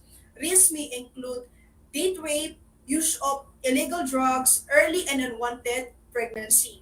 There are also some cases where individuals fall prey to thieves, robbers, kidnappers, or other type of criminals. Nagiging risky ang pagkikipag-date sa panahon ngayon dahil sa mga nauusong application at social media na maaari kang makakilala ng iba't ibang klase ng individual. Maging maingat sa pakikipagkita sa mga taong nakilala mo lang sa social media, lalo na kung hindi mo talaga alam ang totoong motibo niya sa pakikipagkita sa iyo. Courtship. During courtship, a couple gets to know each other and decides if there will be an engagement. This is also the moment to test the compatibility between the two persons and an opportunity to know the background of each other, including the family where each one belongs. Importance of courtship are courting gives time to understand one another. It also reveals one interest, likes and dislike, limitation, and other aspiration in life. It allows a couple to decide whether they want to be committed. And it also allows the couple to know if they are ready to be committed. It develops security and it develops understanding and acceptance. Mas malalim na ang connection nyo as a couple kapag dumaan kayo sa proseso ng courtship. Mas makikilala mo ang kanyang personality, family, at friends. At dito, masusukat kung kaya mo bang tanggapin o mahalin siya despite ng kanyang mga imperfection. Dito mo rin ma-assess sa sarili mo kung kaya mo na ba ang mag-commit sa isang relationship ng pangmatagalan. Engagement is a period of agreement entered between two people in love for them to be able to know each other and their families well enough to be sure that they are ready and suited for long life companionship. It provides opportunity to develop interpersonal skills useful before and even within marriage. Ang engagement naman, eto na yung period na naghahanda kayo as a couple para sa next chapter ng inyong buhay, ang pagiging mag-asawa. This is the chance na mas makikilala mo pa siya as an individual. Dito, pwede mo pang sanayin ng sarili mo sa mga skills na maaari mong magamit sa pag-aasawa. Halimbawa, hindi ka marunong sa pagluluto. Siyempre, if you want your future husband or wife na mapaglingkuran mo to make him or her special in your own way, siyempre, maaari mo itong pag-aralan. Marriage is a cherished institution under which men and women believe in one faith in children, and children are conceived, raised, and nourished to become useful and productive citizens of the country and the world. It is essential to the continuity of the human race.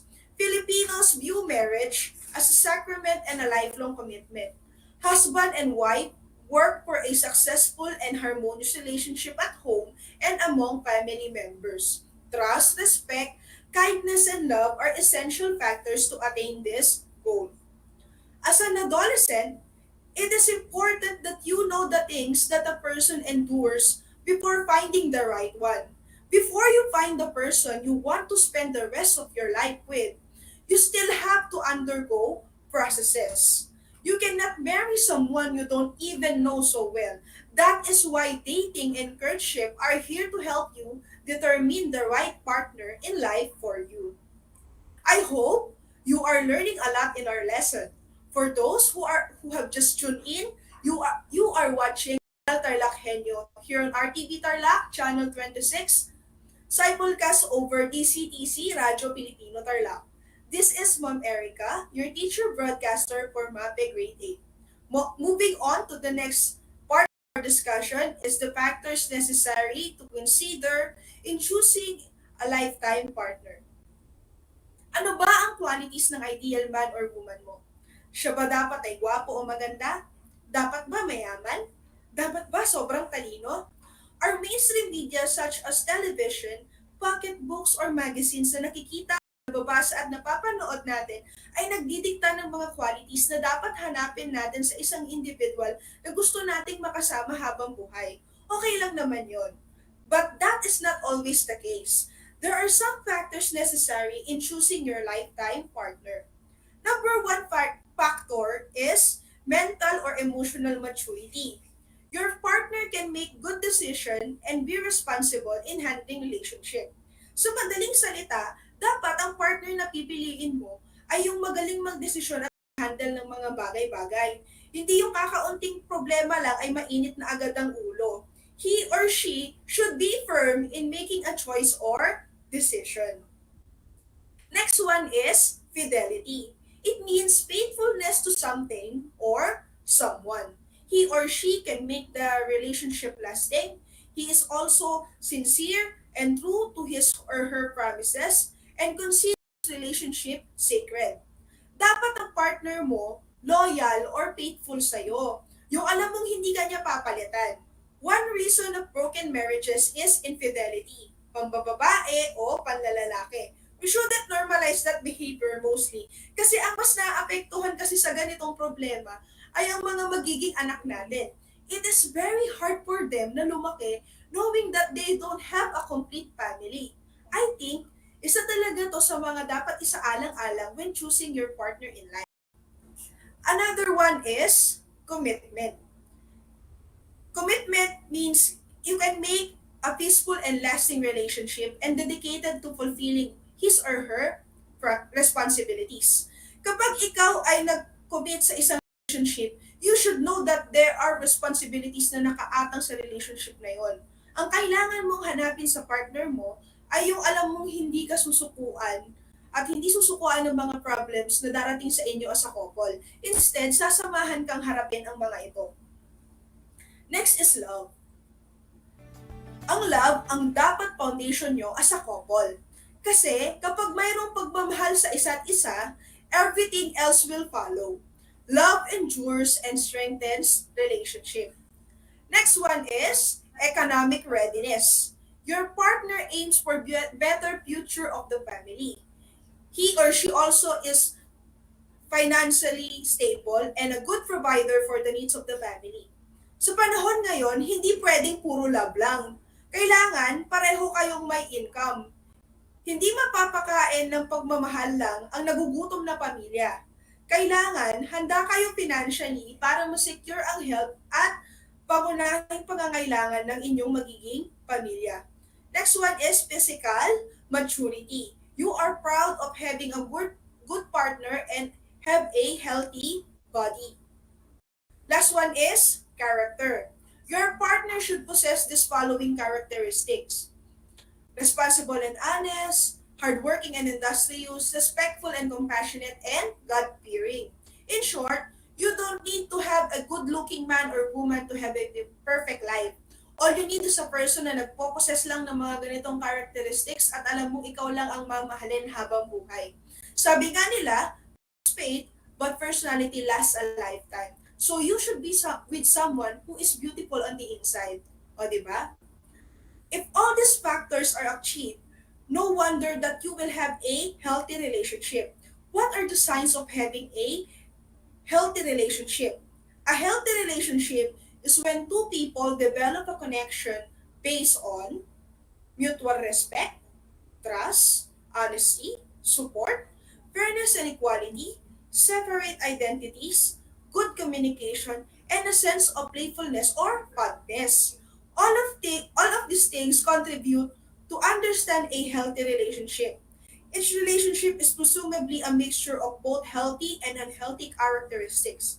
Relationship need to be maintained to possess work relationship, friendships, family, and romantic relationships.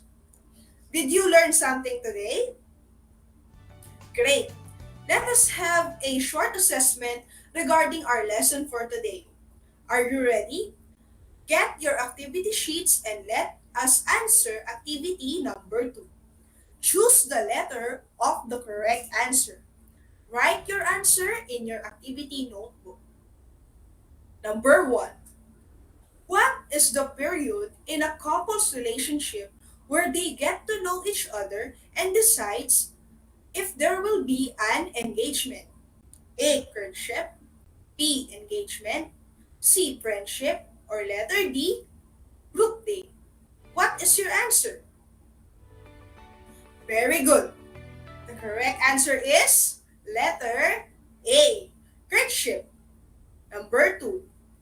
What is a social activity which involves two or more people generally assessing each other's suitability for potential relationship? A. Courtship. B. Dating. C. Engagement. D. Marriage. What do you think is the correct answer? Good job! The answer is letter B. Next, number 3. Which of the following type of date where a person spends romantic time with another person? A. Double date. B. Group date. C. Standard date. Or letter D. Twofold date. What is your answer? Right on the button. The answer is letter C. Which of the following choices below does not belong to the importance of dating? A. It gives quality time to each other. B. It gives us security. C. It limits to your social circle. Or letter D. It strengthens the relationship. What is your answer?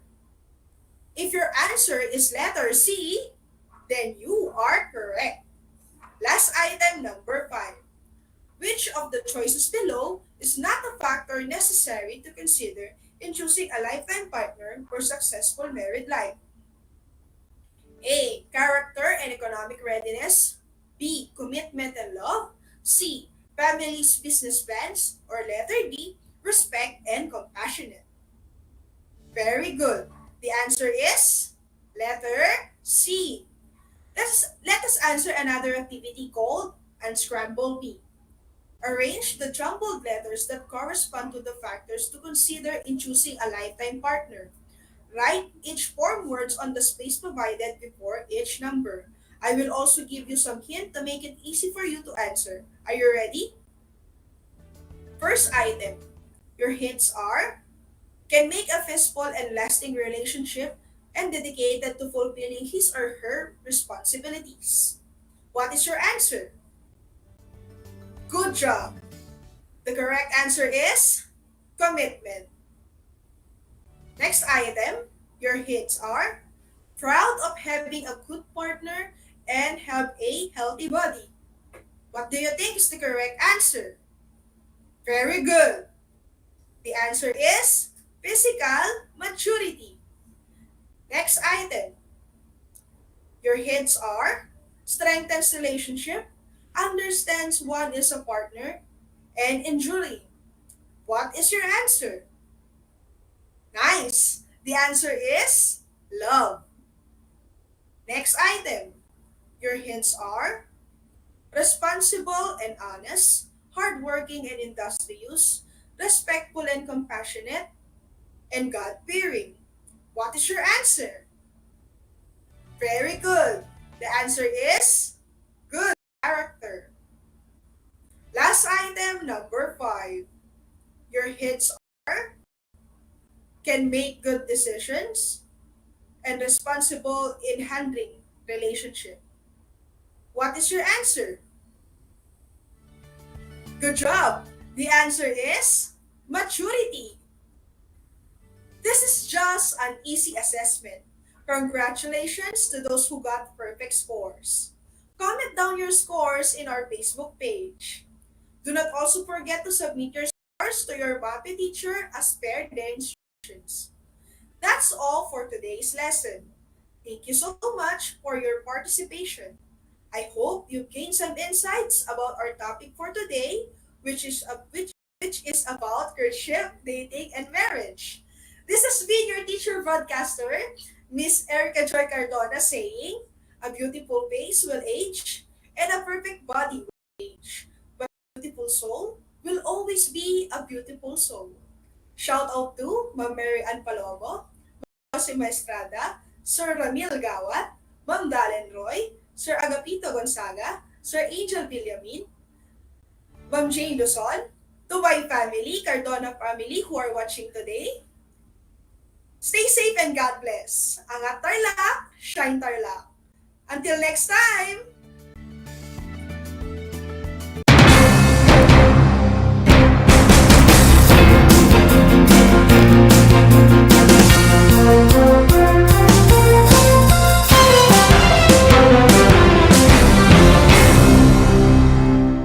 Bahagi mo Radyo Pilipino Saan mang bahagi ng Pilipinas, saan mang bahagi ng mundo, anumang uri ng pamumuhay, kabahagi mo.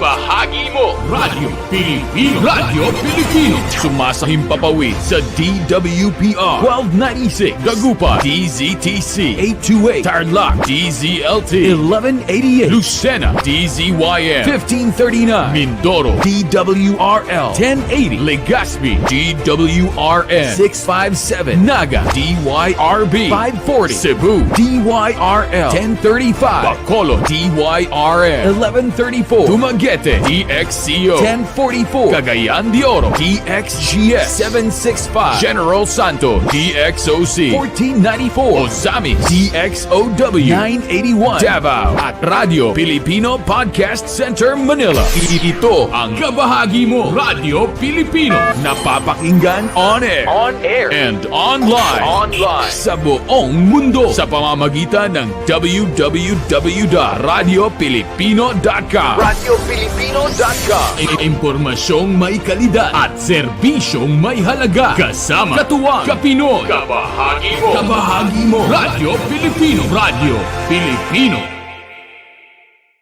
Sa bawat hagupit na dala ng kalikasan, matinding pinsala ang hatid sa mga bayan at sa mga tinamaan, tanging pag-asa ang kanilang pinanghahawakan. Ipamalas natin ang tunay na diwa ng bayanihan. Let us help as one. Ibahagi ang pakikipagtulungan sa mga sinalanta ng Bagyong Odette.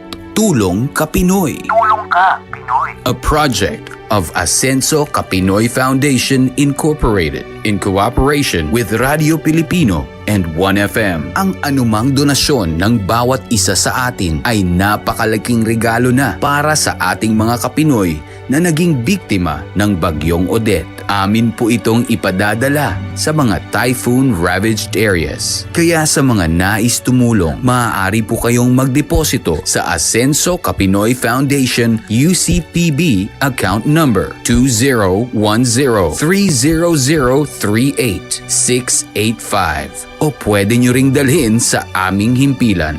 Tulong ka Pinoy. Tulong ka Pinoy. For Typhoon Odette. Tulong tayo ka Pinoy upang ibangon ang pag-asa ng ating mga kababayan ngayong Kapaskuhan. Para sa karagdagang impormasyon, bisitahin ang Radio Pilipino o 1FM Facebook page.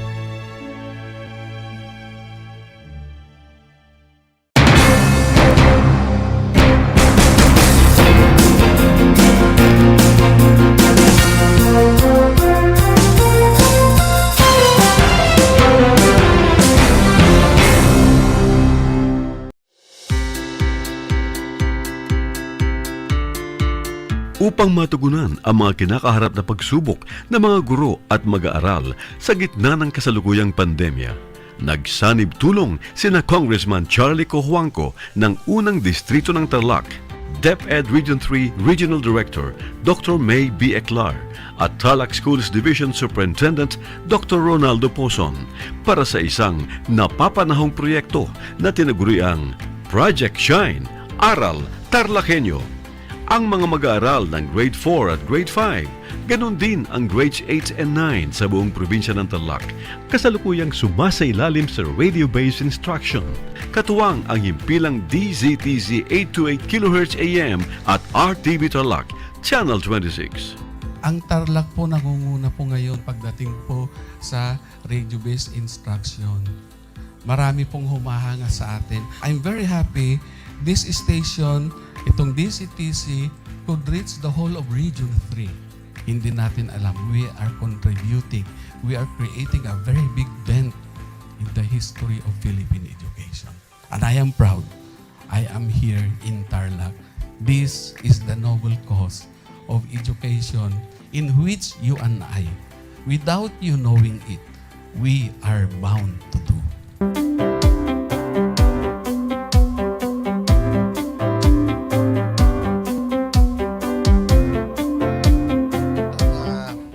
Project natin na Project Shine is a natural consequence dahil sa nangyari sa buong mundo. Let's continue to work together. I think it's very Filipino to practice bayanihan in anything or most of the things that we do. And this is a manifestation of that. No? We have private sector, we have DEPED, we have local government, all working together.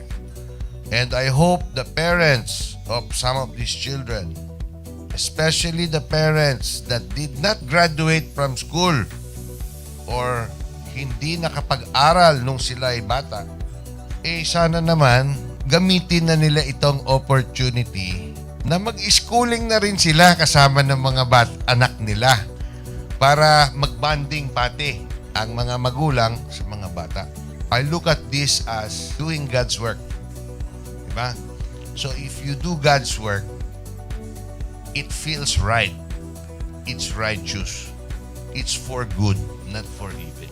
Good morning and happy learning, grade 4. Welcome to Aral TarlakHenyo here on RTV Tarlac, Channel 26. Simulcast over DZTC 828, Radio Filipino Tarlac. I am Teacher Mercy Pacheco Bognot. This is Alistair Aidatu. I am Marie Josephine B. Andrade. I am Teacher Princess Marie M. Dueñas, and I will be your teacher broadcaster for today.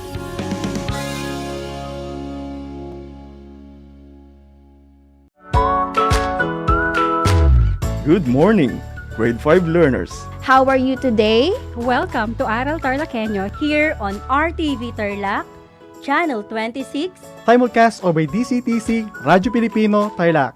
I am Sir Joshua Evaristo, your teacher broadcaster, aiming to give you another fun-filled learning experience, serving you with the different skills learned and have fun together.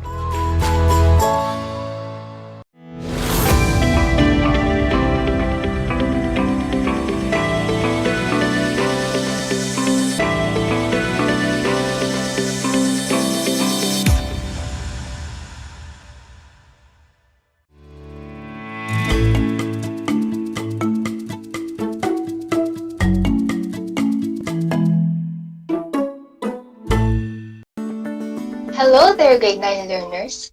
Welcome to another exciting Thursday learning experience. This is Aral TarlakHenyo here on RTV Tarlac, Channel 26, simulcast over DZTC 828, Radio Filipino Tarlac. We are also broadcasting live at Converge Cable Channel 100. This is Ma'am Hazel Grace Barroso from San Julian Santa Maria High School, your teacher broadcaster for today.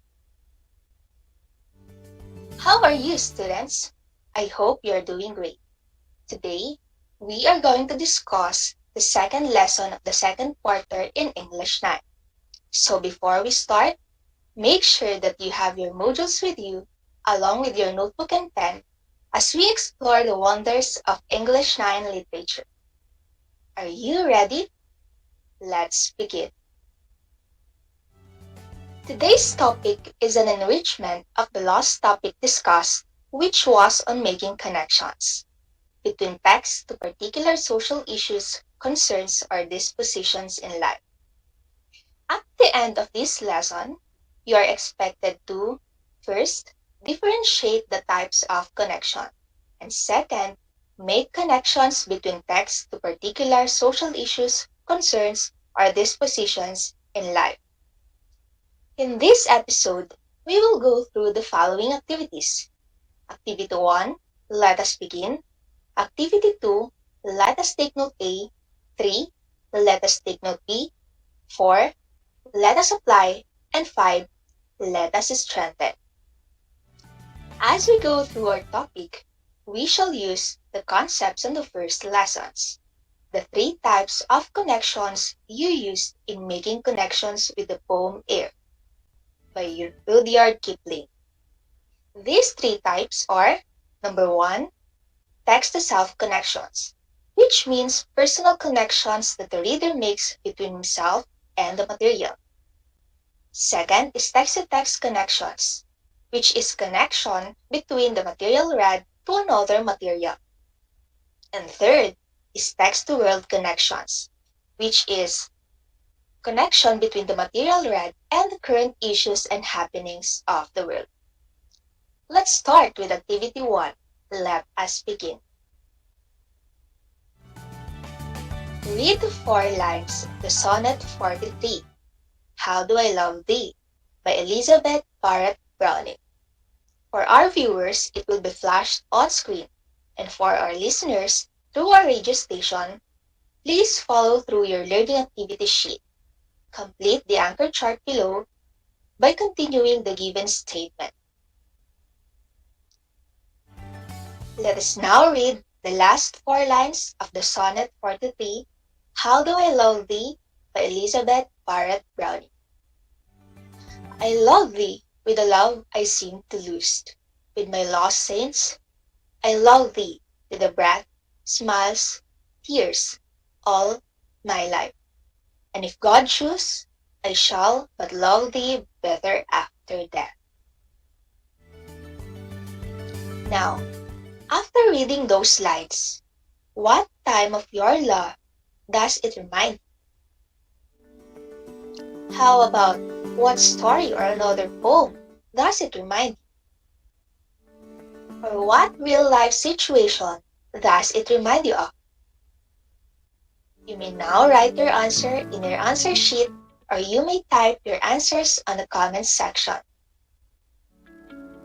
Your answers are all acceptable, since those questions help us to be connected with the text easier. But most importantly, these questions serve as your guide in distinguishing what type of connection you used after reading a certain text. Here are the guide questions you can use to determine what type of connection you need in order to understand more of a certain text. The first one is text-to-self connection. We have, what does this remind me of in my life? How is this similar or different from my life? Has something like this happened to me? How does this relate to my life? In text-to-word connection, we have I read about something like this before? What does this remind me of in another book I read? How is this text similar or different to other things I read?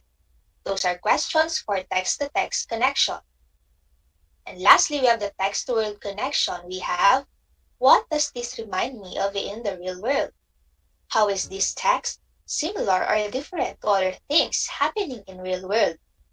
How does this part relate to the world around me? Let us now try to use these concepts and discover more by going through a poem analysis with this activity 2. Let us take note A. Read each item carefully. Choose the letter of the correct answers. Are you ready? Let's begin.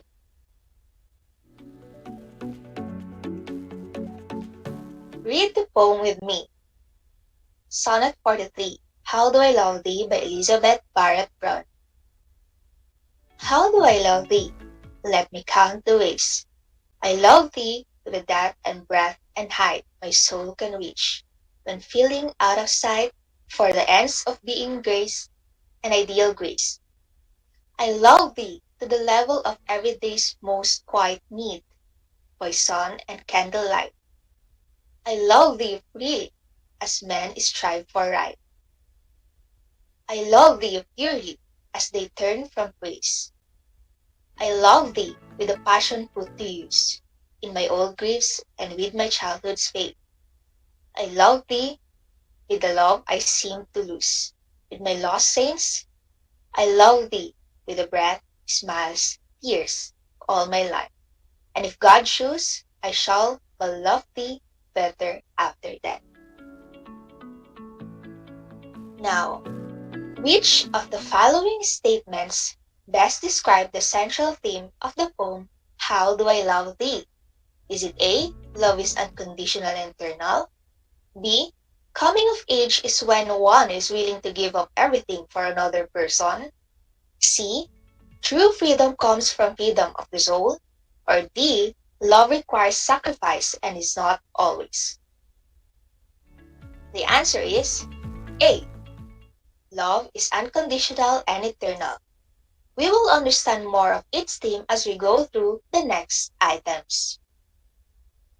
This sonnet helped kickstart more on the theme of modern Victorian love from a woman's perspective. Note, the emphasis is on the repetition and reinforcement of the speaker's love for someone. There is no mention of a specific name or gender, giving the sonnet a universal appeal. But who do you think is the speaker of the poem? Is it A.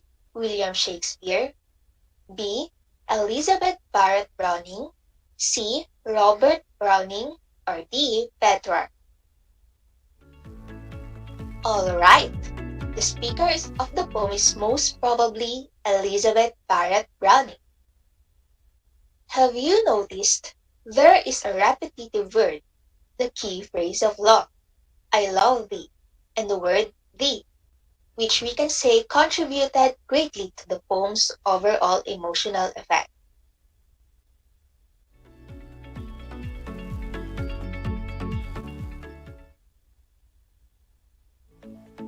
But to whom does thee refer?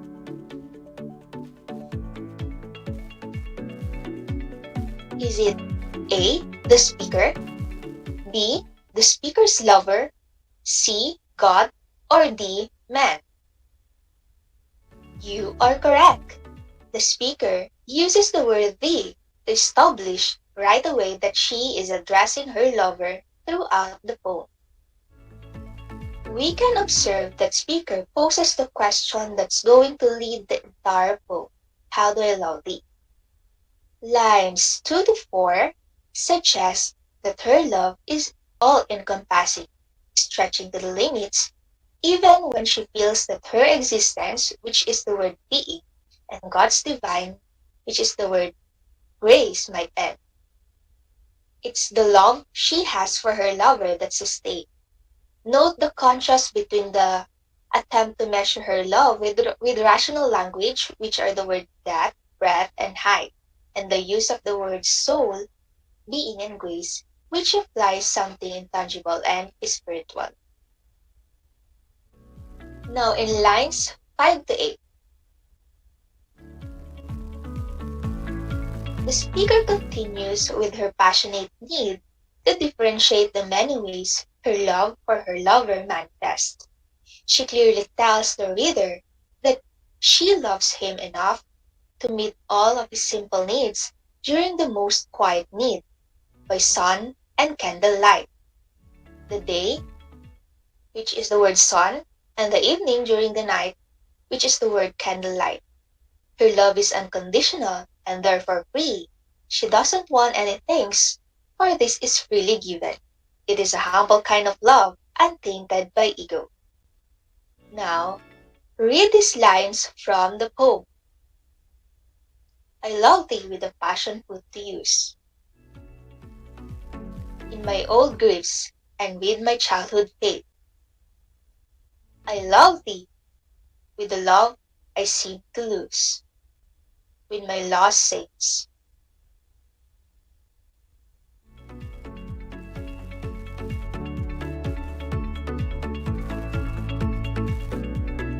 Based on these lines, what can you conclude about the speaker's past? Is it letter A? There have been times of joy and pride in the speaker's past. Letter B. There have been times of sadness and loss in the speaker's past. C. There have been times of hate and violence in the speaker's past. Or D. There have been times of boredom and disgust in the speaker's past. That is correct. It is letter C. There have been times of hate and violence in the speaker's past. The speaker now looks to the past and compares her newfound passions with those of the old griefs. She might have a negative past as an adult. In contrast, her childhood had been a happy one, as she refers to the second half of the line 10, a child's faith is pure and innocent and sees fresh opportunity in everything. How about in these lines? I love thee with the breath smiles, tears of all my life. This shows that her returned love is her very breath. Not only that, but also the good and bad times with her lover. On the last line, if God choose, I shall but love thee better after death.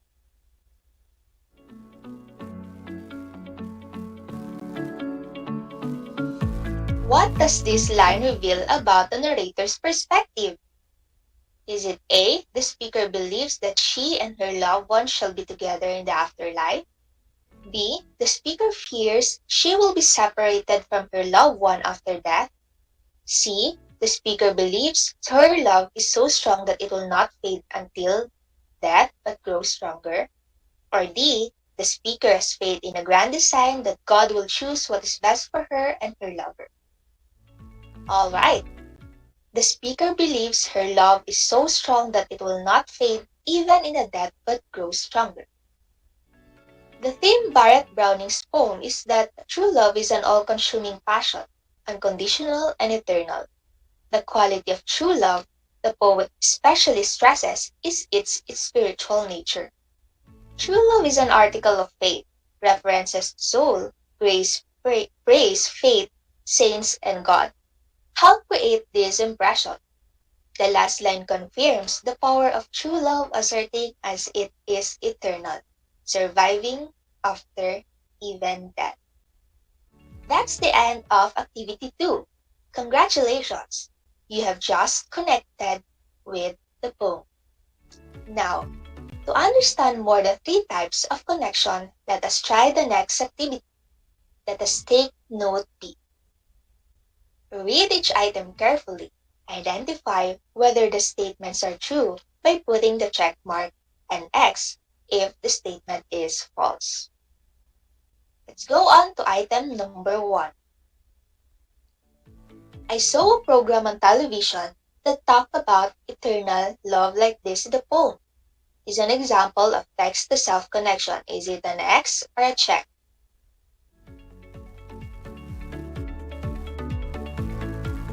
Alright, it is an X. It must be a text-to-text connection, since the speaker was reminded by a program on television which also came from a text before portrayed.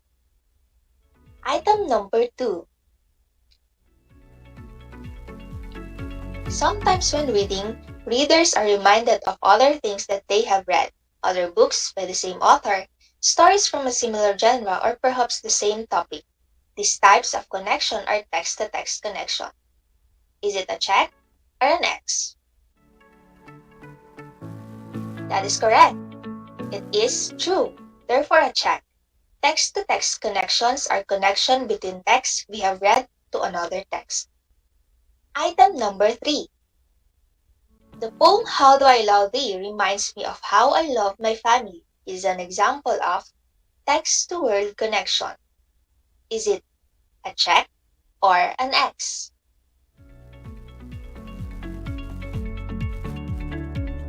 You got it right.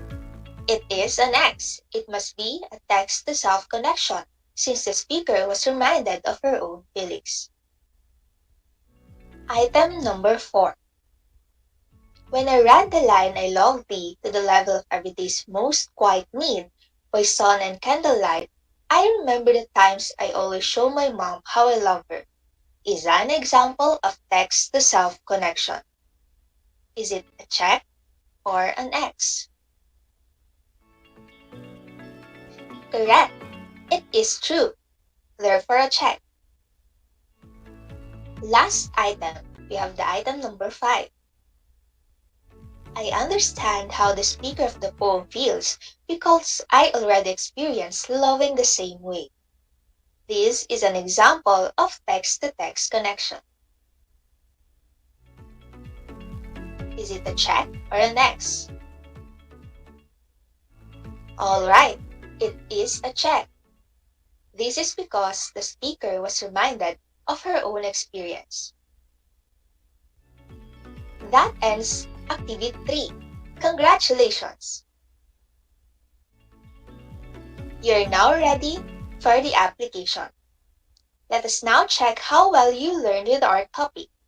Let's have Activity 4. Let us apply. Choose what type of connection is present in each situation, using the corresponding emoji.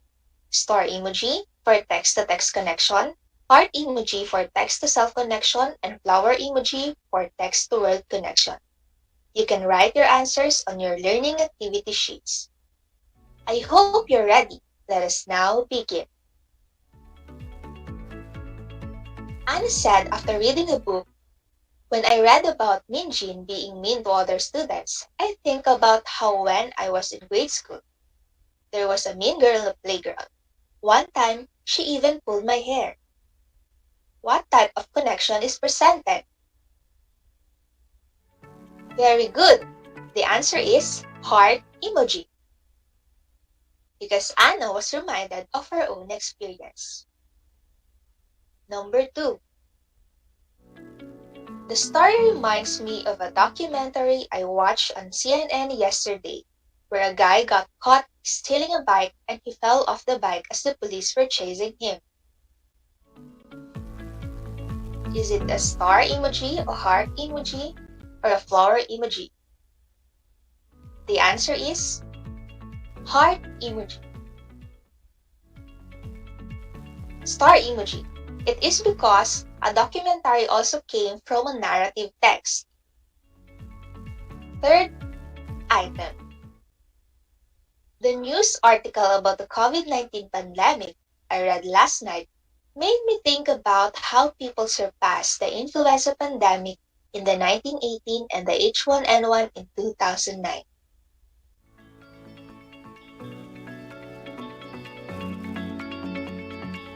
The answer is flower emoji, since the impact of the news article reminded the speaker about what is happening in real world.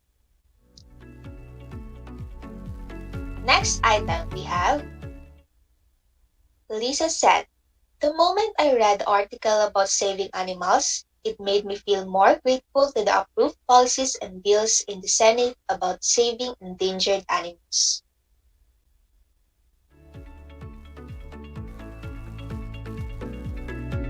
The answer is flower emoji. This is because when Lisa read the text, she immediately thought of a bill and policy which were implemented in real world. Last item we have, it seems deja vu that I bumped into someone while walking in the streets, holding these flowers. Oh, I remember now. I read like this the other day in one of the romance electronic book in Wattpad. Karil screamed with appeasement while telling her story to her best friend. What emoji shall we put? Correct. It is heart emoji. Karil has connected her experience to the book he had read. That's the end of Activity 4. You did well. You really applied the learnings you acquired from our topic. I hope your learnings on making connections and differentiating them will help you understand more certain text and apply it to help you understand more of the real world. Now, you are all geared up to strengthen your learnings through the next activity that I will be giving you, which you will be accomplishing after watching this episode. Make your own poem with your own title while having the same theme with How Do I Love Thee. You can use any of 3 types of connection. Highlight the lines that illustrate the type of connection you have used.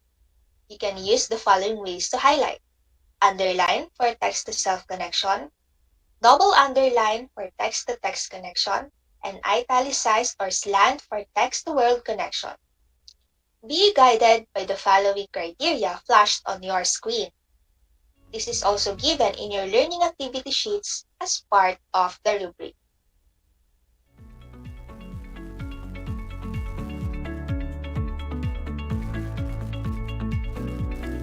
Wow, you really did great and fantastic today, grade 9 English learners. I hope you always practice making connections with whatever you read. for this will surely help you understand more of its theme and message, thus giving you a widened perspective of the literature and the world. Until our next Learning Discovery Learners, here with Aral TarlakHenyo on RTV Tarlac, Channel 26, simulcast over DZTC 828 Radio Filipino Tarlac. This has been Ma'am Hazel Grace Barroso, your partner in discovering the wonderful and fantastic world of English 9 literature. Have a great day, everyone!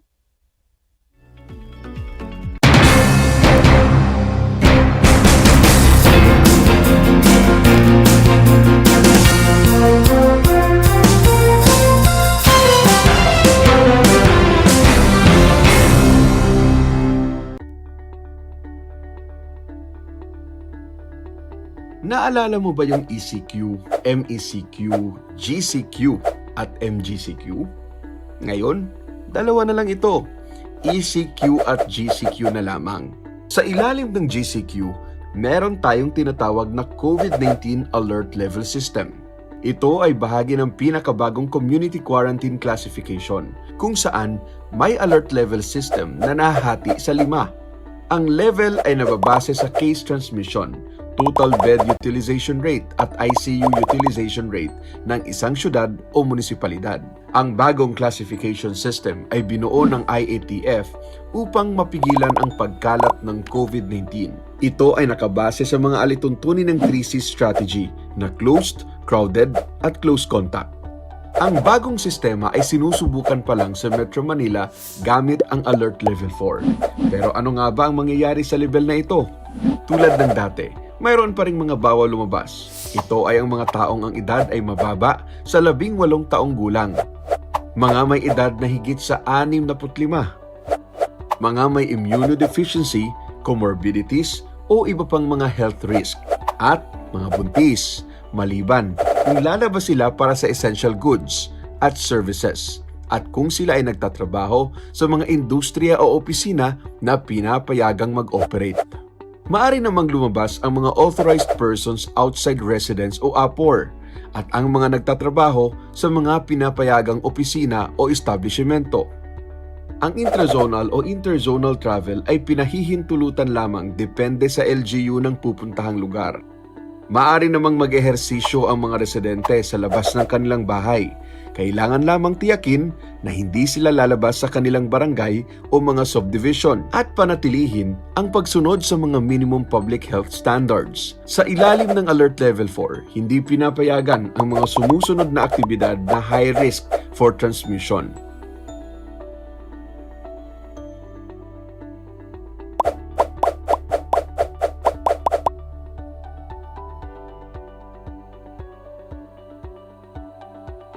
Pinapayagan pa rin namang mag-operate ang ilang essential stores tulad ng grocery at butika. Para sa mga restaurant, maaring mag-dine-in sa alfresco o outdoor restaurants pero hanggang 30% capacity lamang. Pinapayagan naman ang indoor dine-in ng 10% capacity pero para lamang sa mga bakunado. Samantala, upang matiyak ang seguridad ng customers, kailangan maglagay pa rin ng acrylic divider sa mga lamesa, magsagawa ng regular na disinfection, at magpatupad ng tamang seating arrangement ang bawat restaurant. Tungkulin rin ng restaurant na tiyakin na ang lahat ng kanilang empleyado ay fully vaccinated. Kagaya ng ibang alert levels, 100% fully operational ang lahat ng take-out delivery services. Anumang oras ay maaaring magpatupad o magrekomenda ang LGU ng pagbabago sa kapasidad ng kada restaurant depende sa kaso ng COVID-19 sa kanilang bayan. Pinapayagan ang 10% capacity para sa mga indoor barbershop o salon, samantalang 30% capacity naman para sa mga outdoor shops. Kailangan ding tiyakin na lahat ay fully vaccinated at laging sumusunod sa minimum public health standard. Maaari pa ring magsagawa ng lamay, misa, at iba pang religious at necrological activities sa ilalim ng Alert Level 4. Tiyakin lamang Nasundin ang 30% capacity para sa outdoor na pwedeng itaas hanggang 40% capacity para sa mga bakunado. Samantalang ang mga pari, pastor, imam o sino mang mag-assist sa simbahan ay kinakailangang fully vaccinated at ang mga lamay ay limitado lamang sa mga immediate family members. Patuloy ding hinihikayat ang mga kumpanya na ipatupad ang work from home arrangement. Habang nananatiling fully operational naman ang mga government agencies, ngunit papayagan lamang ito hanggang 20% on-site capacity. Tandaan, ang mga granular lockdown o alert levels ay pansamantala lamang. Laging sundin ang minimum public health standards para maiwasan ang pagkalat ng virus. Magpabakuna rin tayo kapag nabigyan ng pagkakataon. Makipagtulungan tayo sa ating pamahalaan upang magtagumpay sa ating laban sa pandemyang COVID-19. Stay safe, stay at home. Para sa mga karagdagang impormasyon, i-follow ang mga social media platform ng gobyerno tulad ng DOH, NTF COVID-19 at PCOO.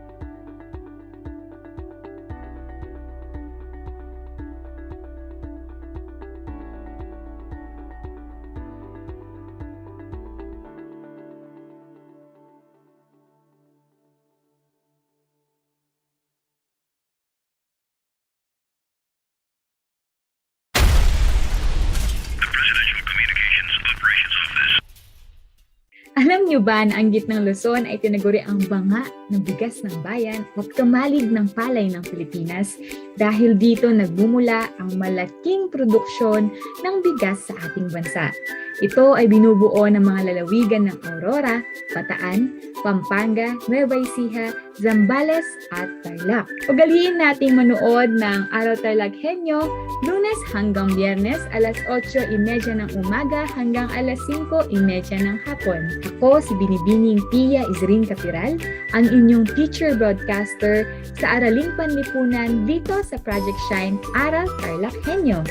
Lagi nating tandaan ang pag-aaral ng Araling Panlipunan ay tungo sa daan ng pagiging makadiyos, makakalikasan, makatao at makabansa.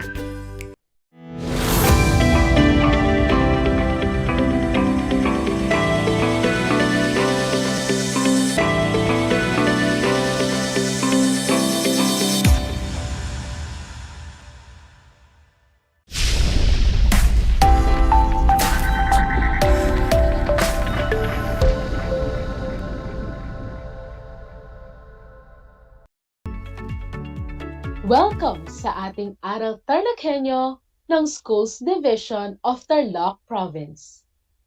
Hatid sa inyo ng RTV Tarlac, Channel 26 at ng DZTC 828 Radio Pilipino Tarlac. Magandang araw mga kabataang Tarlakhenyo! Narito na naman tayo, nagsisikap at nagpupunyagi na maging makadiyos, makatao, makakalikasan at makabansa. Kumusta kayo mga ginigilo kong mag-aaral mula sa grade 9? Ang aking pagbati at paghanga sa inyong masidhing pagpupunyagi sa patuloy na pag-aaral sa himpapawid upang matuto sa kabila ng hamon ng pagkakataon, ang COVID-19 pandemic. Ako ang inyong guro sa Araling Panlipunan Grade 9 para sa araw na ito, Binibining Regel Ann P. Jaos, magtuturo sa inyo via live broadcasting mula dito sa bayan ng Capas Tarlac. Sasamahan at gagabayan kayong maunawaan ang ating aralin para sa araw na ito.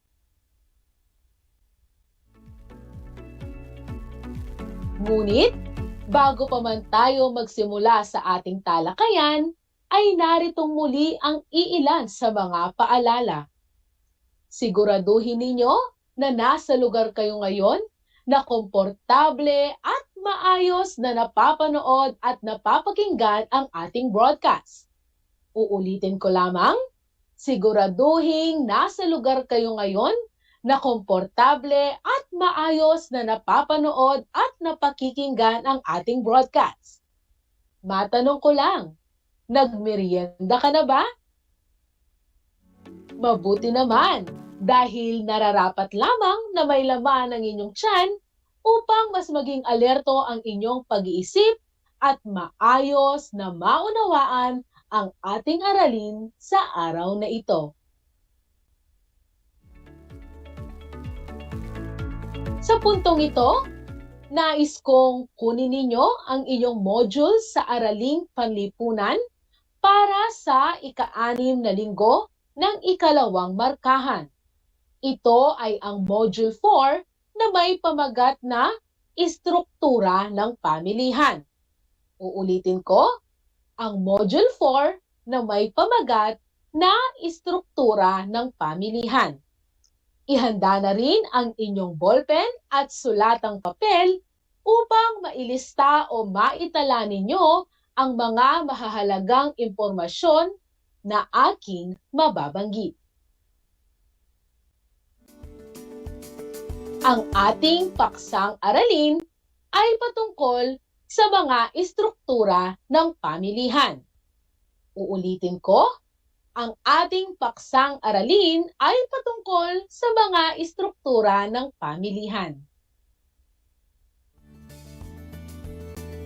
Bago tayo magsimula sa ating paksa ngayong araw, ay alalahanin muna natin ang naging aralin noong nakaraang episode. Natatandaan pa ba ninyo? Magaling! Noong nakaraang episode ay ating tinalakay ang konsepto ng pamilihan bilang isang mahalagang bahagi sa buhay ng consumer at producer.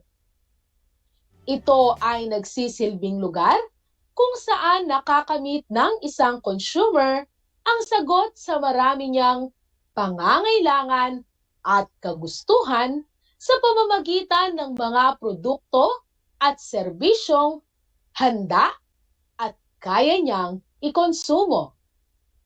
Sa kabilang dako, ang mga producer naman ang siyang nagsisilbing tagapagtustos ng mga produkto at serbisyo upang ikonsumo ng mga tao. Ang consumer at producer din ang siyang tinuturing na pangunahing mga aktor o tauhan sa pamilihan na siyang nagpapalitan ng mga produkto at serbisyo. Presyo ang siyang nagiging instrumento upang maging ganap ang palitan ng consumer at producer. Tinawag din itong invisible hand ni Adam Smith na siyang tumatayong halaga ng produkto sa pera. Ang pamilihan, tandaan, ay maaaring maging lokal, panrehiyon, pambansa, at pandaigdigan ang saklaw. Sa kasalukuyan, nagiging patok sa ating mga consumer at producer ang pakikipagpalitan ng produkto at serbisyo sa pamamagitan ng internet na tinatawag nating online selling at online buying. Laging tandaan na sa pamilihan natutugunan ang demand ng consumer sa pamamagitan ng pag-supply nito ng mga producer. At ngayon, sa palagay ko ay handa ka na sa panibagong paksa para sa araw na ito. Inaasahan na sa pagtatapos ng aralin na ito, ay inyong masusuri ang dalawang pangunahing istruktura ng pamilihan. Sa lahat po ng mga magulang at mag-aaral, sa ika-9 na baitang, na nakikinig at nanonood sa ating broadcast, kung kayo po ay may mga katanungan o nais linawin ukol sa ating paksa ngayong araw, maaari po kayong magbigay ng mensahe sa aking messenger. I-type lamang po ang facebook.com/rehelia.ana o di kaya na may tumawag o mag-text sa numerong 0977-425-0552. Uulitin ko po, 0977-425-0552. Sa puntong ito, tayo ay magsisimula na. Kung titignan sa ating kasaysayan, nagsimula ang konsepto ng pamilihan bilang isang lugar lamang kung saan nagpapalitan ang mga magkakalapit lugar ng mga labis na produkto na kanilang nakukuha sa kanilang pangangaso at pangingisda. Kalaunan ay mas naging sistematiko ang gawain ito at tinawag na pamilihan o palengke.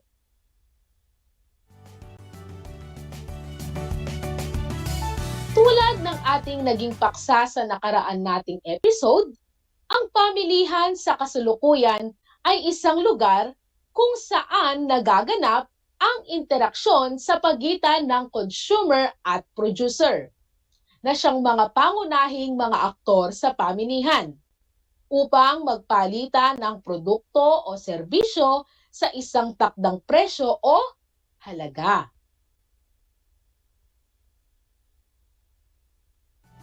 Ang pamilihan ay nagtataglay ng iba't ibang katangian at yan ang magiging paksa natin ngayong araw. Ito ay mayroong dalawang pangunahing istruktura. Ang istruktura ng pamilihan na ito ay tumutukoy sa balangkas na umiiral sa sistema ng merkado kung saan ipinapakita ang ugnayan ng consumer at producer. Ang dalawang balangkas na ito ay ang una, pamilihan na may ganap na kompetisyon o ang perfectly competitive market. At ang ikalawa naman ay ang pamilihang may di ganap ang kompetisyon o imperfectly competitive market. Ang mga ito ay theoretical na balangkas ng pamilihan. Ito ay maaaring iuri batay sa mga sumusunod. Una, gaano karami ang consumer at tindera? Ikalawa, sino ang nagtatakda ng presyo? Ikatlo, ano ang uri ng mga produkto? At ikaapat, kalayaan sa pagpasok sa pamilihan. Samantala, ang dami at lawak ng kontrol ng market players o ang mga consumer at producer sa pamilihan ay ang salik na nagtatakda ng istruktura nito. Una nating talakayin ang pamilihang may ganap na kompetisyon o ang perfectly competitive market. Ito ang istruktura ng pamilihan na kinikilala bilang modelo o ideal. Ito ay kalimitang nagtataglay ng mga pangunahing katangian na walang sino man sa producer at consumer ang maaaring makakontrol sa takbo ng pamilihan, partikular na pagdating sa presyo.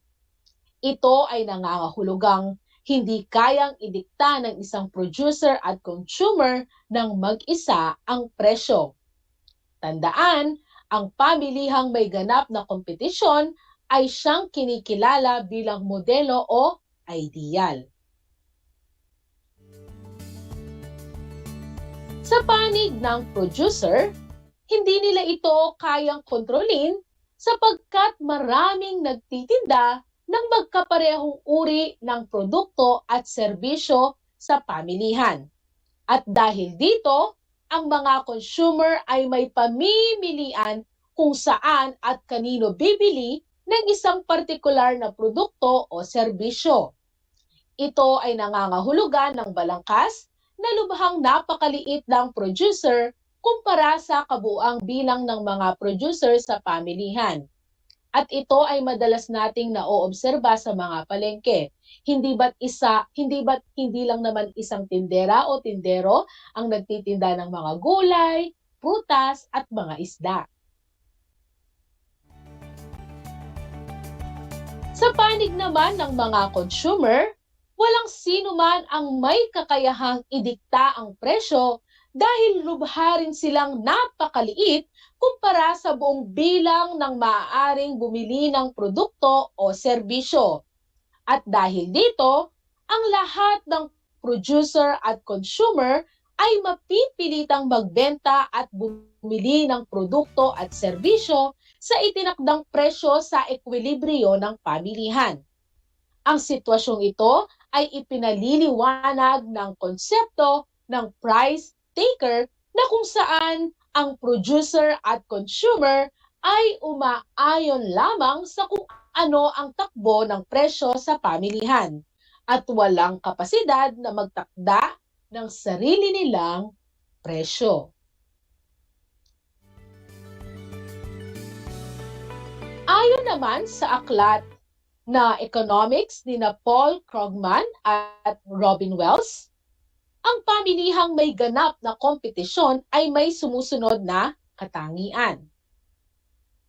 Una, maraming maliliit na consumer at producer. Sa kadahilanang napakarami ng nagtitinda at maliit lamang ang negosyo sa ganitong uri ng pamilihan. Walang kakayahan ng producer na kontrolin ang presyo ng mga produkto sapagkat ang kaunting pagtaas ng presyo sa tindahan A ay maaaring magdulot ng paglipat ng mamimili sa tindahan B na mayroong mas mababang presyo. Kaya naman ang producer ay sumusunod lamang sa presyo na umiiral sa pamilihan.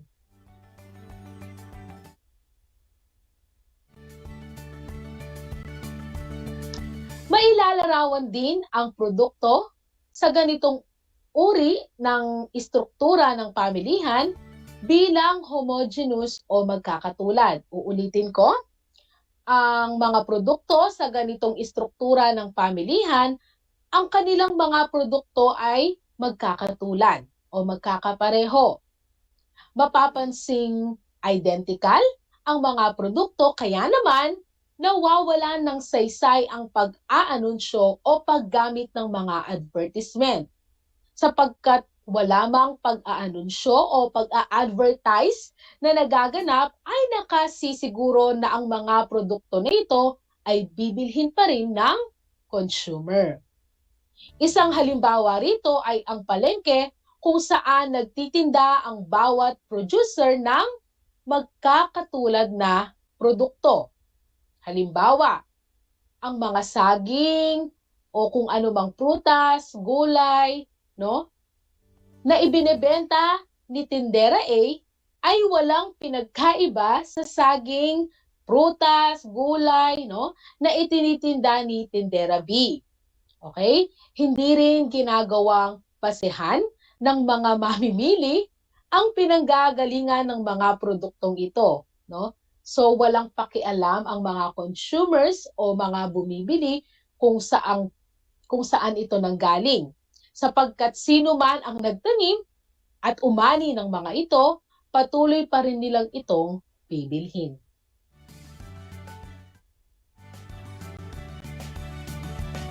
Yan. Susunod na katangian ay ang malaya ang paggalaw ng sangkap ng produksyon at maraming mapagkukunan ng mga sangkap para makabuo muli ng panibagong produkto. Bunga nito, maraming produkto ang magkakatulad na maaaring ipagbili sa pamilihan.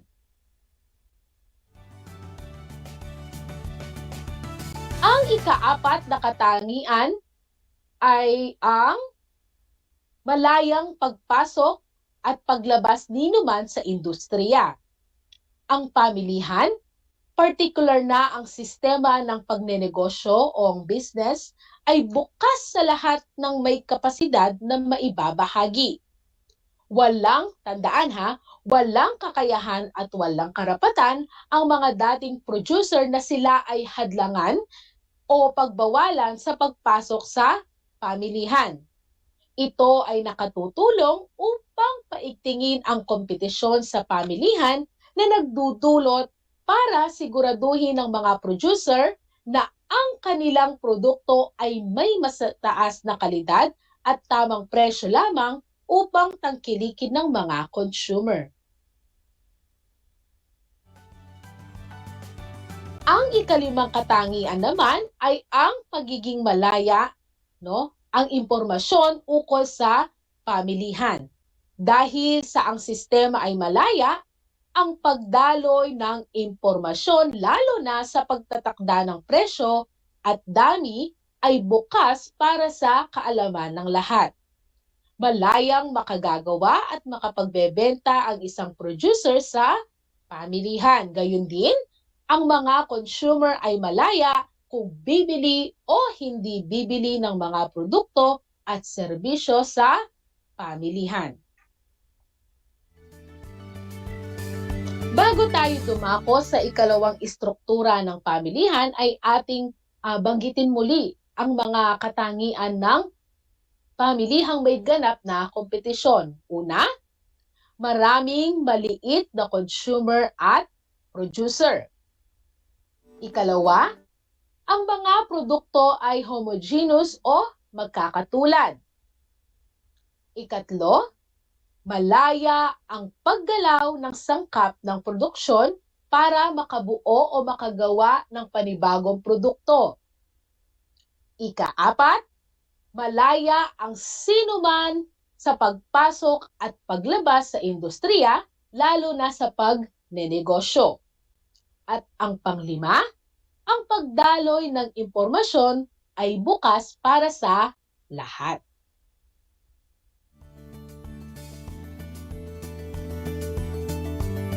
Ikalawang istruktura ng pamilihan ay ang pamilihang may hindi ganap na kompetisyon o imperfectly competitive market, na kung saan wala ang anumang kondisyon o katangian na matatagpuan sa pamilihang may ganap na kompetisyon. Ang mga katangian na tinataglay ng di ganap na kompetisyon ay kabaligtaran lamang ng mga katangian ng pamilihang may ganap na kompetisyon. Sa istrukturang ito ay mayroong kumokontrol sa presyo ng mga bilihin, hindi katulad ng pamilihang may ganap na kompetisyon. Hindi malaya ang paglabas at pagpasok ng mga negosyante. At nabibilang lamang ang dami ng consumer at producer at limitado lamang ang mga pagpipiliang produkto. Bago natin tapusin ang ating talakayan, narito ang buod ng ating naging talakayan. Ang pamilihan ay napakaraming katangian at ito ay mayroong dalawang istruktura. Ang pamilihang may ganap na kompetisyon at pamilihang may di ganap na kompetisyon. Makikita dito sa naka-flash sa inyong screen ang pagkakaiba ng dalawa. Pagdating sa dami ng consumer at mga producer, sa ganap na kompetisyon, marami, at sa di ganap, iilan lamang. Pagdating naman sa pagtatakda ng presyo, sa ganap na kompetisyon, walang nagdidikta. Sa di ganap na kompetisyon, mayroong nagdidikta. Pagdating naman sa uri ng mga produkto, magkakatulad ang mga produkto sa pamilihang may ganap na kompetisyon at pagdating naman sa pamilihang may di ganap na kompetisyon ay limitado lamang. Pagdating naman sa kalayaan sa pagpasok sa pamilihan, sa may ganap na kompetisyon, lahat, no? Kahit sino maaaring pumasok at lumabas, ngunit sa may di ganap na kompetisyon ay limitado lamang. Sa ating susunod na talakayan, ay ating susuriin ang anyo ng pamilihang may di ganap na kompetisyon. Ngunit bago iyon, sagutin niyo muna ang data retrieval chart sa pahina 13 ng inyong SLM sa AP9. Ang pamagat ng gawain na ito ay alisto sa pagbabasa. Ilagay ito sa inyong sagutang papel.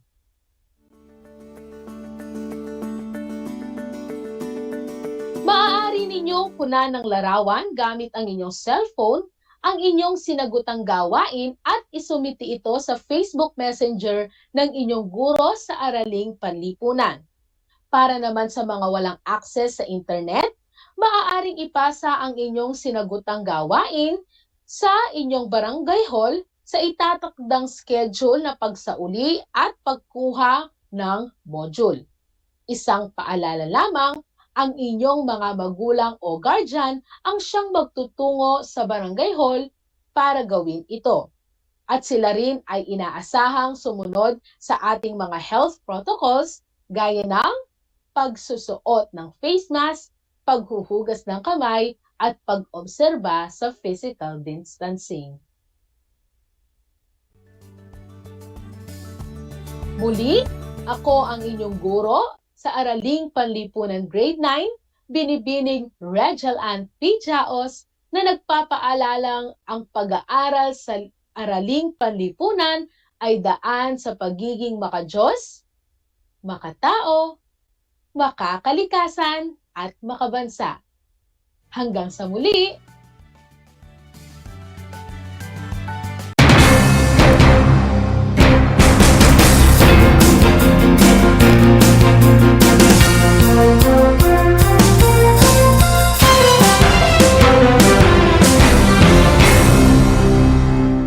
Alam niyo ba na ang gitnang Luzon ay tinaguri ang banga ng bigas ng bayan at kamalig ng palay ng Pilipinas dahil dito nagmumula ang malaking produksyon ng bigas sa ating bansa. Ito ay binubuo ng mga lalawigan ng Aurora, Bataan, Pampanga, Nueva Ecija, Zambales at Tarlac. Ugaliin nating manood ng Aral TarlakHenyo Lunes hanggang Biyernes alas 8:30 ng umaga hanggang alas 5:30 ng hapon. Ako si Binibining Pia Isrin Capiral, ang inyong teacher broadcaster sa Araling Panlipunan dito sa Project Shine Aral TarlakHenyo. Lagi nating tandaan ang pag-aaral ng Araling Panlipunan ay tungo sa daan ng pagiging makadiyos, makakalikasan, makatao at makabansa.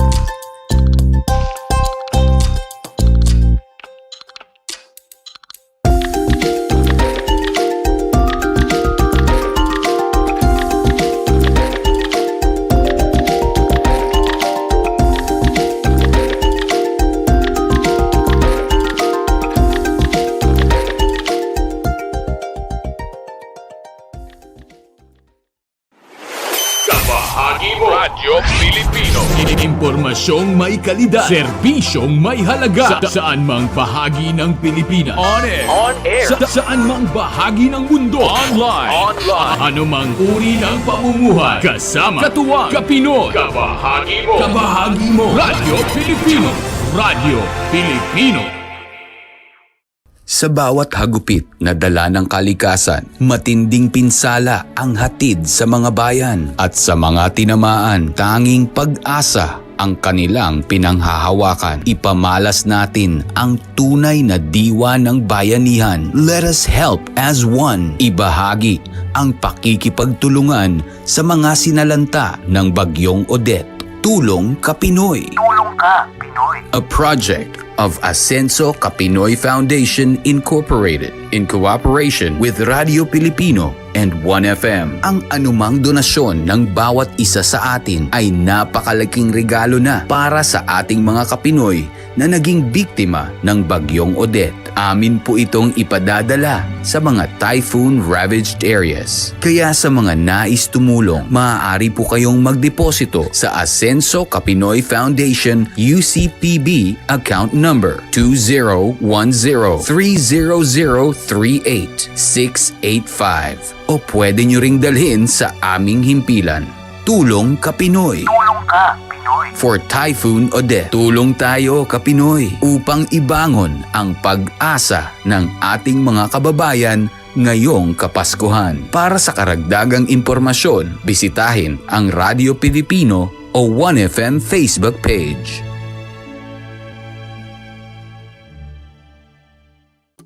Kumusta mga giliw kong tagapakinig? Nagbabalik ang inyong paaralang panghimpapawid, Aral TarlakHenyo, RTV Tarlac, Channel 26, at sa bayang naririnig sa DZTC 828, Radyo Pilipino Tarlac. Tayo rin ay napapanood sa FB Live ng RTV Tarlac Channel 26. Sumasahim papawid mula sa bayan ng Pura Tarlac, mula sa bayan ng San Clemente. Mula rito, sa Puro Elementary School, Pura Tarlac, sa bayan ng Capas Tarlac. Ako, ang inyong guro,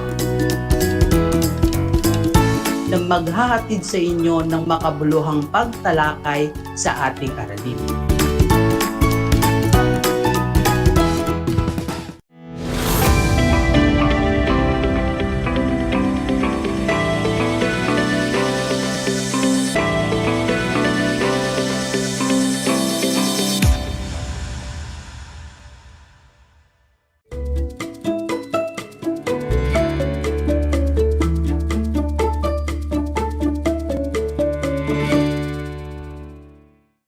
of Tarlac.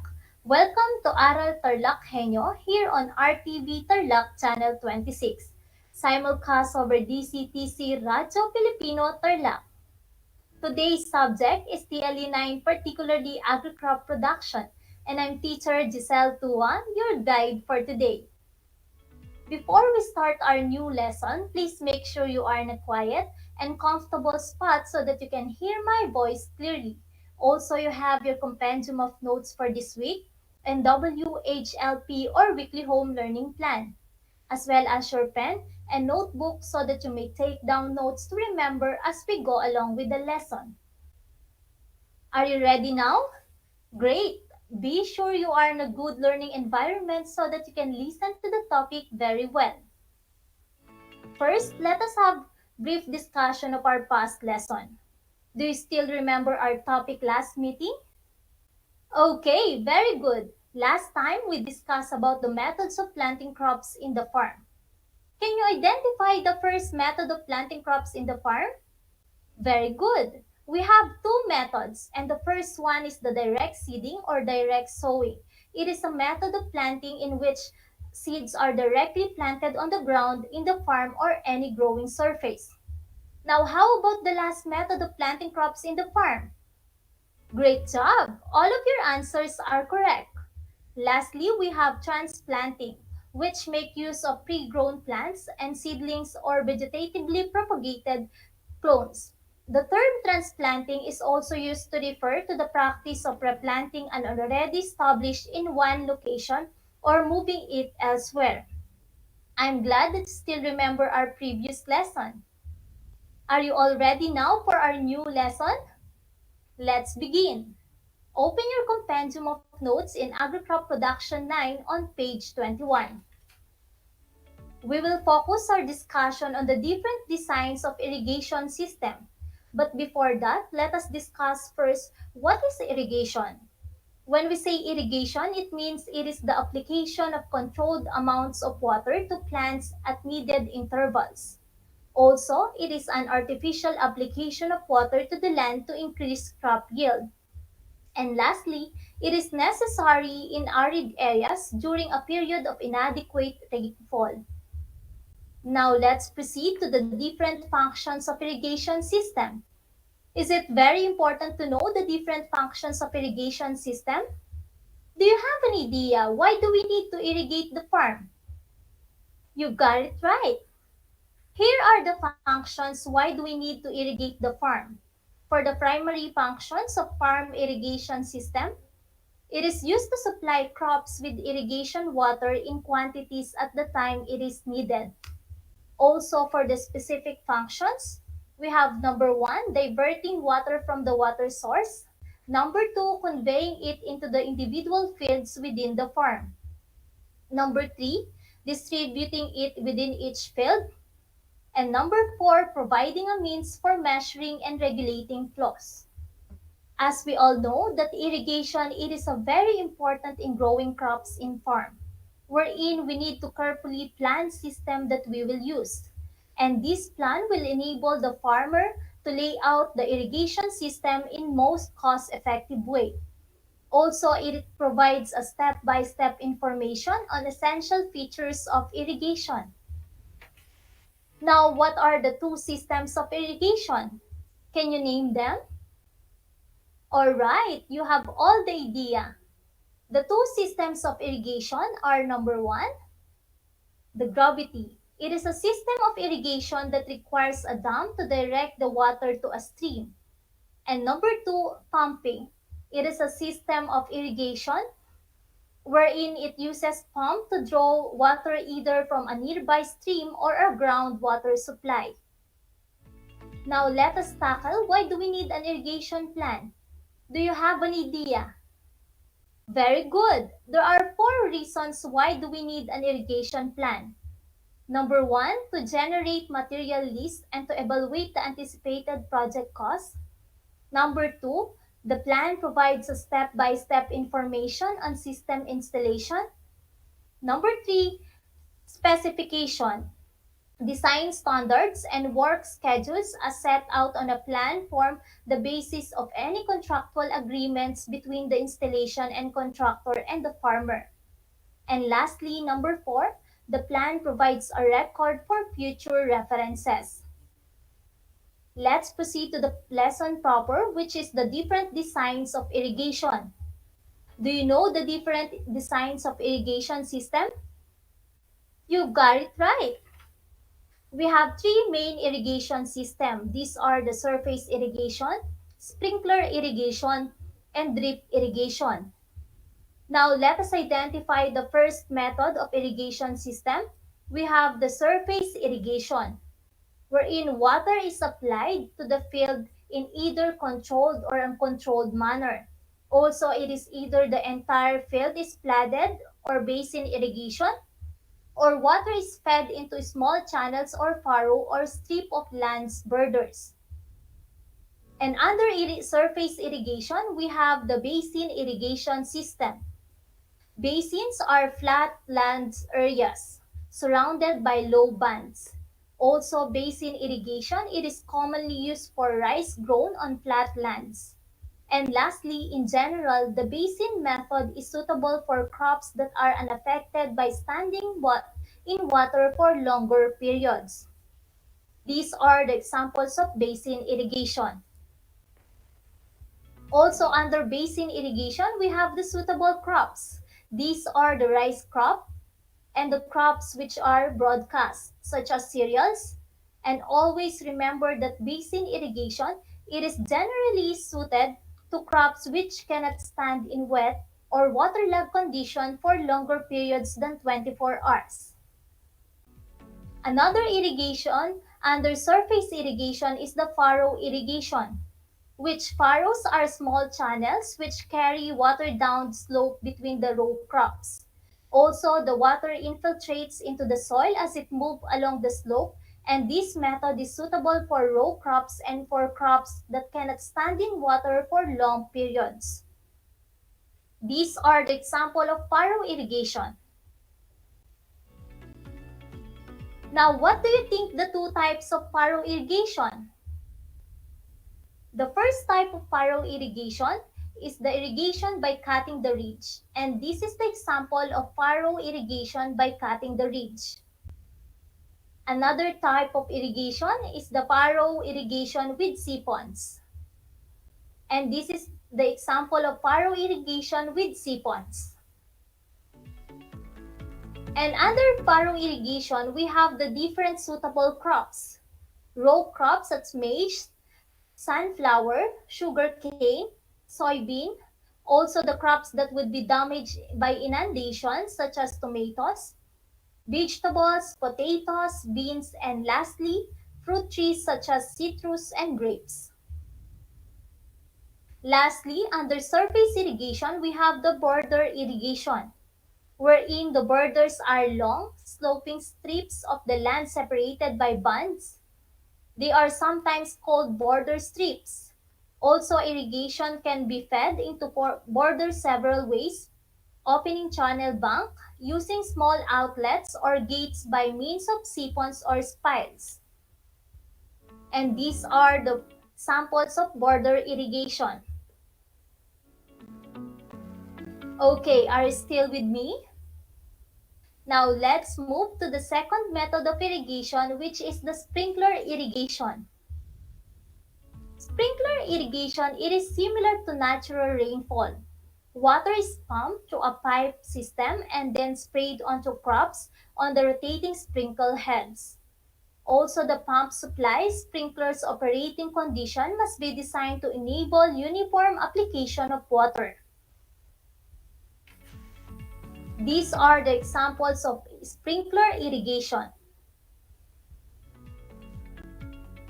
Now, do you have an idea what are the types of conventional sprinkler system? Great!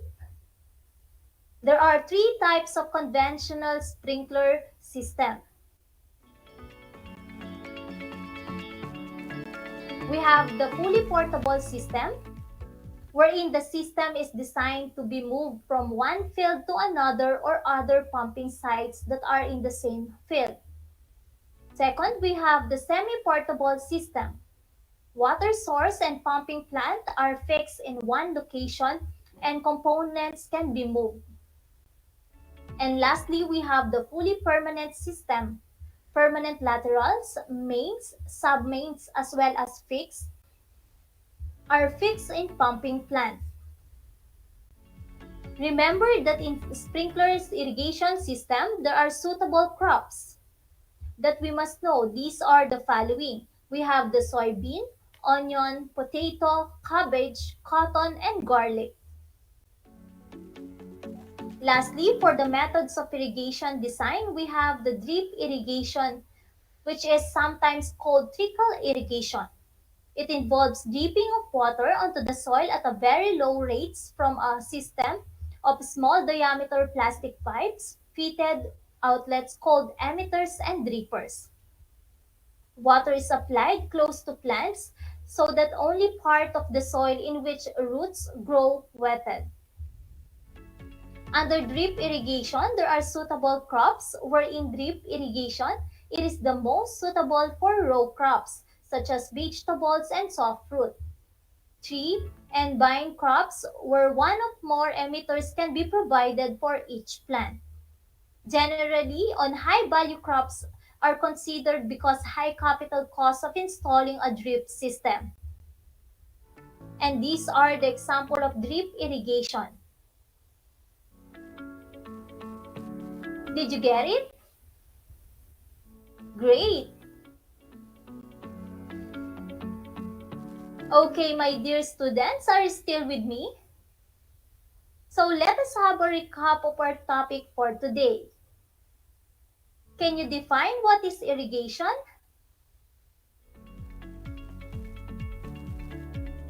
Yes, great job! Irrigation, it is the application of controlled amounts of water to plants at needed intervals. Also, it is an artificial application of water to the land to increase the crop yield, necessary in arid areas or during period of inadequate rainfall. Now, can you differentiate the three methods of irrigation system? You got it right. There are three main methods of irrigation system. First, we have the surface irrigation system. It is the application of water by gravity flow to the surface of the field. We have the sprinkler irrigation system. It is similar to natural rainfall. Water is pumped through a pipe system, then sprayed onto the crops through rotating sprinkler heads. And lastly, we have the drip irrigation. It is sometimes called trickle irrigation, and it involves dripping of water onto the soil at a very low rates from a system or small diameter plastic pipes called outlets or emitters. We also discussed the three main types of conventional sprinkler irrigation system. Now, can you identify the three types of conventional sprinkler system? Very good. Let us discuss the three types of conventional sprinkler system. The three types of conventional sprinkler system are the following. We have letter A, fully portable system. The system is designed to be moved from one place to another or other pumping sites that are in the same field. Letter B, we have the semi-portable system. Water source and pumping plant are fixed in one location and other components can be moved. And letter C, we have the fully permanent system. Permanent laterals, mains, sub-mains, as well as fixed pumping plant. Hopefully, you have learned something new from our topic for today. If you have any questions about our topic for today, please feel free to ask. Now, let us see how much you have learned from our topic for today by answering the following. Kindly get a piece of paper and a pen. This is a multiple choice quiz wherein you need to choose the letter of correct answer. It only consists of 5 items and write the correct answer. I will read the question twice. Are you all ready? For number 1, what do you call the system that is designed to be moved from one place to another or other pumping sites that are in the same field? Letter A, semi-portable system. Letter B, fully portable system. Letter C, surface irrigation. Again, what do you call the system of it that is designed to be moved from one place to another or other pumping sites that is in the same field? Letter A, semi-portable. Letter B, fully portable. And letter C, surface irrigation. For number 2 question, it is the application of water by gravity flow to the surface of the field. Letter A, semi-portable system. Letter B, fully portable system. Letter C, surface irrigation. Again, what do you call the application of water by gravity flow to the surface of the field? Letter A, semi-portable system. Letter B, fully portable system. And letter C, surface irrigation. For number 3, these are small-scale schemes and constructed with the participation of farmer beneficiaries. Letter A, semi-portable system. Letter B, communal irrigation system. And letter C, surface irrigation. Again, these are small-scale schemes and constructed with the participation of farmer beneficiaries. A, semi-portable. Letter B, communal irrigation system. Letter C, surface irrigation. For number 4, it is sometimes called trickle irrigation. and it involves dripping of water onto the soil at a very low rates from a system small diameter plastic pipes fitted with outlets called emitters and drippers. Letter A, drip irrigation. Letter B, communal irrigation system. Letter C, surface irrigation. Again, it is sometimes called trickle irrigation, and it involves dripping of water onto the soil at a very low rates from a system small diameter plastic pipes fitted with outlets called emitters and drippers. Letter A, drip irrigation. Letter B, communal irrigation. Letter C, surface irrigation. And lastly, number 5, it is similar to natural rainfall, wherein water is pumped through a pipe system then sprayed onto the crops through rotating sprinkle heads. Letter A, semi-portable system. Letter B, communal irrigation system. Letter C, drip irrigation system. Again, it is similar to natural rainfall, wherein water is pumped through a pipe system and then sprayed onto crops through rotating sprinkle heads. A, semi-portable. B, communal irrigation system. And letter C, drip irrigation system. Now let us check the correct answers. And here are the answers. For number 1, letter B, fully portable system. Number 2, letter C, surface irrigation system. Number 3, letter B, communal irrigation system. Number 4, letter A, drip irrigation system. And number 5, sprinkler irrigation system. Okay, count the correct number of correct items. For those who got a perfect score, congratulations and you did a great job. For those who got 4 and to 3, very good. And for those who got 2 and below, still okay, and don't lose hope and keep trying. Now, that was a great learning experience with you. Hopefully, you enjoy our lesson for today. Thank you for listening. I will be glad to be with you again on our next episode and another exciting topic. I would like to end by saying success is no accident. It is a hard work, perseverance, learning, studying, sacrifice, and most of all, love of what you are doing or learning to do. And let us all remember, in TLE we have skills, knowledge, and progress. Once again, this is Teacher Giselle Tua of Anastasio G. Yumul High School saying thank you and God bless us all.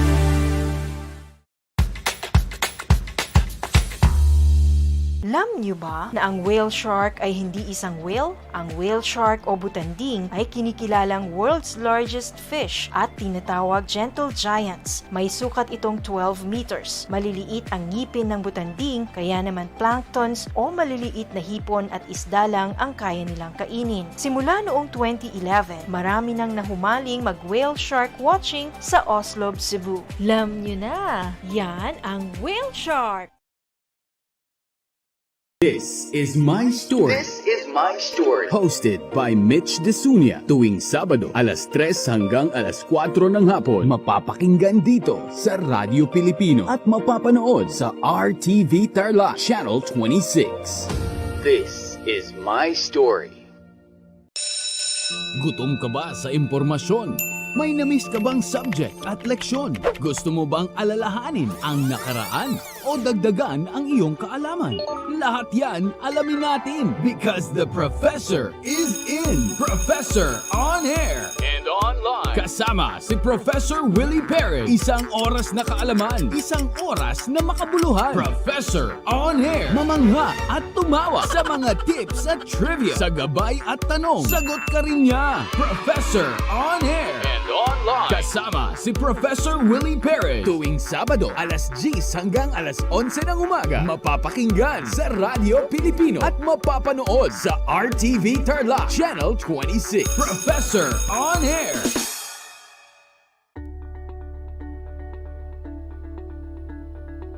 Naalala mo ba yung ECQ, MECQ, GCQ at MGCQ? Ngayon, dalawa na lang ito. ECQ at GCQ na lamang. Sa ilalim ng GCQ, meron tayong tinatawag na COVID-19 Alert Level System. Ito ay bahagi ng pinakabagong Community Quarantine Classification kung saan may alert level system na nahahati sa 5. Ang level ay nababase sa case transmission, total bed utilization rate at ICU utilization rate ng isang syudad o munisipalidad. Ang bagong classification system ay binuo ng IATF upang mapigilan ang pagkalat ng COVID-19. Ito ay nakabase sa mga alituntunin ng 3C strategy na closed, crowded at close contact. Ang bagong sistema ay sinusubukan pa lang sa Metro Manila gamit ang Alert Level 4. Pero ano nga ba ang mangyayari sa level na ito? Tulad ng dati, mayroon pa ring mga bawal lumabas. Ito ay ang mga taong ang edad ay mababa sa 18 taong gulang. Mga may edad na higit sa 65. Mga may immunodeficiency, comorbidities o iba pang mga health risk. At mga buntis, maliban kung lalabas sila para sa essential goods at services. At kung sila ay nagtatrabaho sa mga industriya o opisina na pinapayagang mag-operate. Maaari namang lumabas ang mga authorized persons outside residence o APOR at ang mga nagtatrabaho sa mga pinapayagang opisina o establishmento. Ang intrazonal o interzonal travel ay pinahihintulutan lamang depende sa LGU ng pupuntahang lugar. Maaari namang mag-ehersisyo ang mga residente sa labas ng kanilang bahay. Kailangan lamang tiyakin na hindi sila lalabas sa kanilang barangay o mga subdivision at panatilihin ang pagsunod sa mga minimum public health standards. Sa ilalim ng Alert Level 4, hindi pinapayagan ang mga sumusunod na aktibidad na high risk for transmission.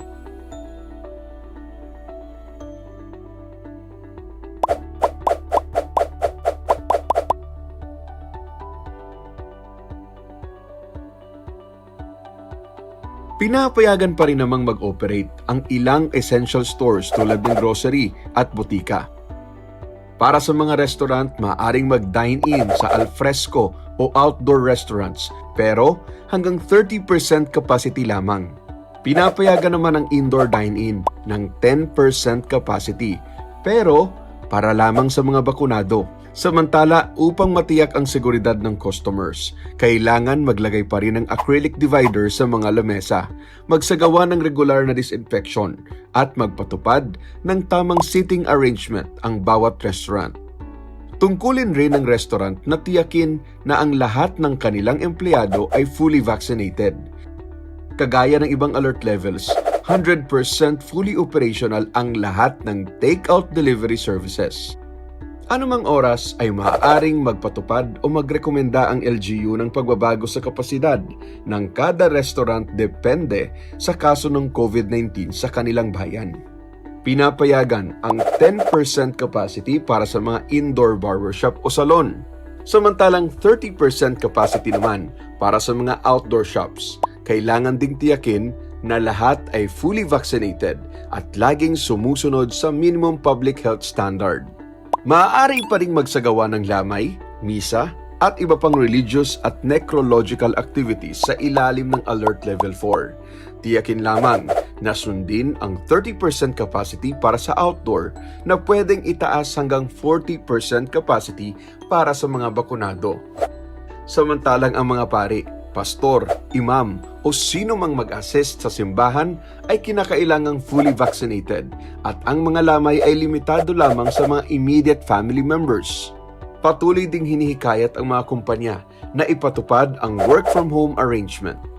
habang nananatiling fully operational naman ang mga government agencies, ngunit papayagan lamang ito hanggang 20% on-site capacity. Tandaan, ang mga granular lockdown o alert levels ay pansamantala lamang. Laging sundin ang minimum public health standards para maiwasan ang pagkalat ng virus. Magpabakuna rin tayo kapag nabigyan ng pagkakataon. Makipagtulungan tayo sa ating pamahalaan upang magtagumpay sa ating laban sa pandemyang COVID-19. Stay safe, stay at home. Para sa mga karagdagang impormasyon, i-follow ang mga social media platform ng gobyerno tulad ng DOH, NTF COVID-19 at PCOO.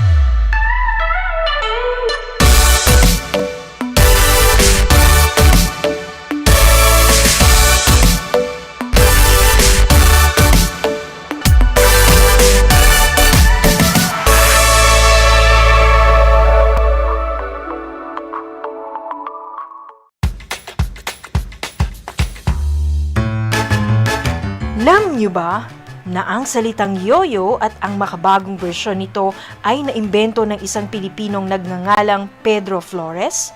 Taong 1920s nang dinala ni Flores ang laruang ito sa Estados Unidos. Sinimulan niya ang paggawa nito sa kanyang maliit na pabrika sa California at ipinakita sa mga tao ang iba't ibang tricks ng paggamit nito. Alam mo na, yan ang yoyo!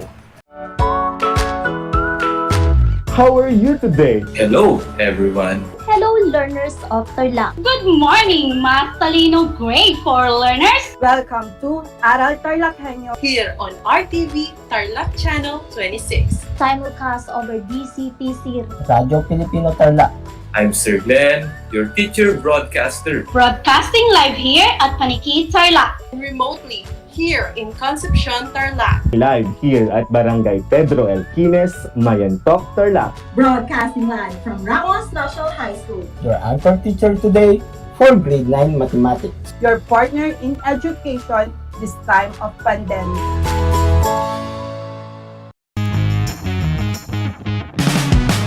I'm back. This is Sir Z, your teacher broadcaster. Magandang araw mga kapantas!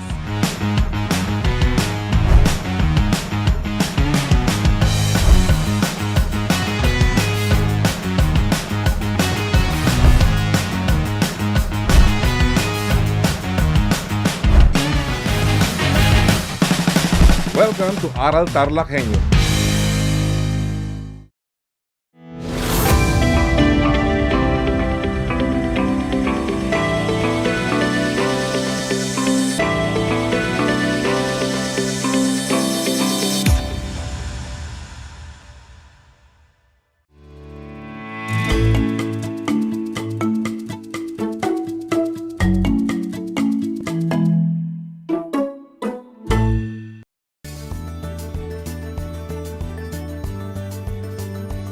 Naimbag na Aldaw Tarlac.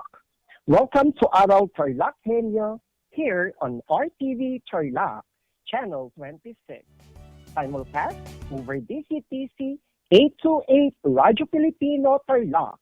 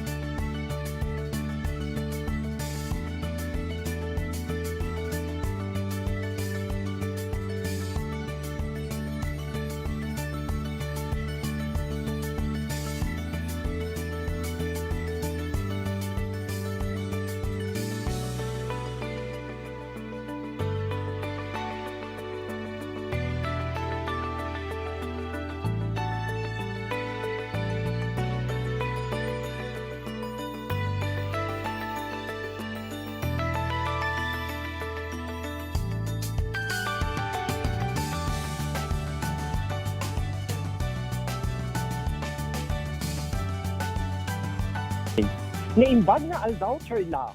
Welcome to Aral TarlakHenyo here on RTV Tarlac, Channel 26.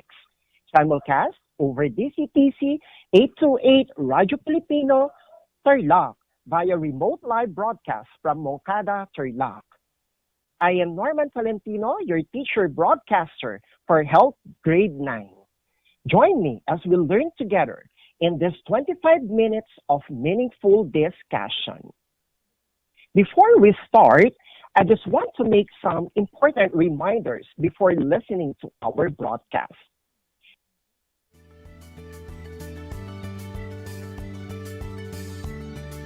When listening, make sure that you have a copy of your module, compendium of notes, labs, or learning activity sheet to better understand our lesson for today.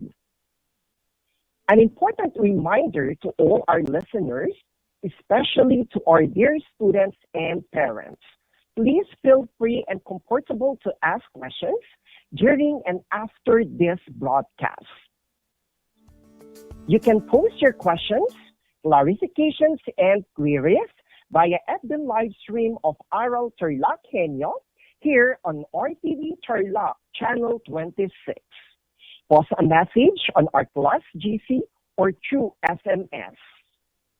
You can message me directly, your teacher broadcaster, on my number 0968 4644 113. I'll try my best to answer all your questions, queries, and clarification before our broadcast ends. Welcome to Quarter 2 Learning Module in Health Grade 9, which is all about prevention of substance use and abuse. Our objective for today's lesson, number 1, describe the drug scenario in the Philippines. Number 2, discuss risk and protective factors in substance use and abuse. Number 3, analyzes situations for the use and non-use of psychoactive substances. Grade 9 learners, before we proceed to our lesson, let's have first our pretest. Okay, are you ready? This is a true or false. Write true.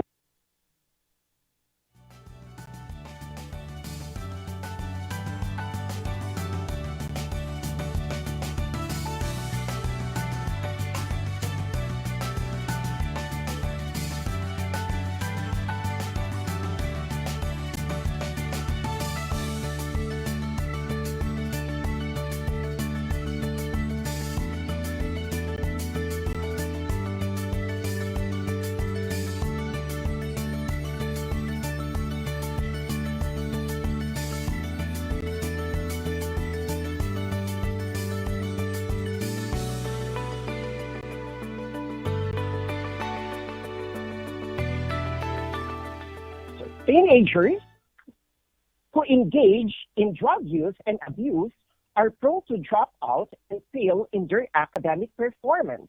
True or false? The answer is true. Question number 3. Taking small amounts of drugs of abuse will not make a person an addict in the long run. True or false? The answer is false.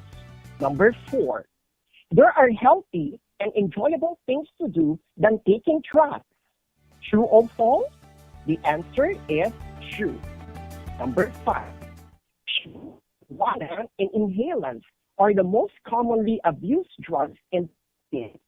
True or false? The answer is true. Now, let us move the drug scenario in the Philippines.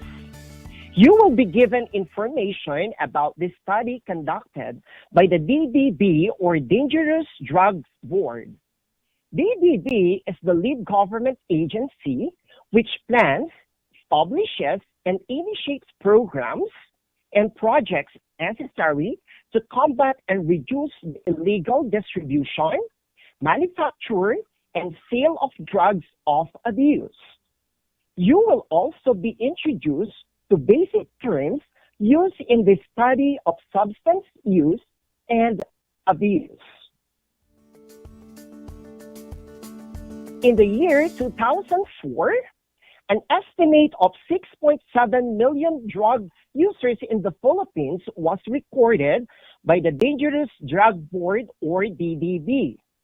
The 2008 National Household Survey on the nature and extent of drug abuse in the Philippines, conducted by the same agency, revealed that there is a downward trend in the number of drug users, down to 1.7 million users. The decline may be associated with the government's intense efforts in combating drugs. The following are the reasons for the successful decline of drug abuse in the country. Number 1, operations conducted by different law enforcement agencies like the Philippine National Police, National Bureau of Investigation, Philippine Drug Enforcement Agency, Bureau of Customs, and other law enforcers have helped arrest local and international drug syndicate members, traffickers, and destroy secret laboratories and warehouses. Number 2, strict implementation of policies under the Dangerous Drugs Act of 2002, like the compulsory drug test for application of driver's license, entrance to military service, application for firearms licensing, and others. Number 3, actualization of the Dangerous Drugs Board's programs and projects in partnership with other agencies like Department of Education.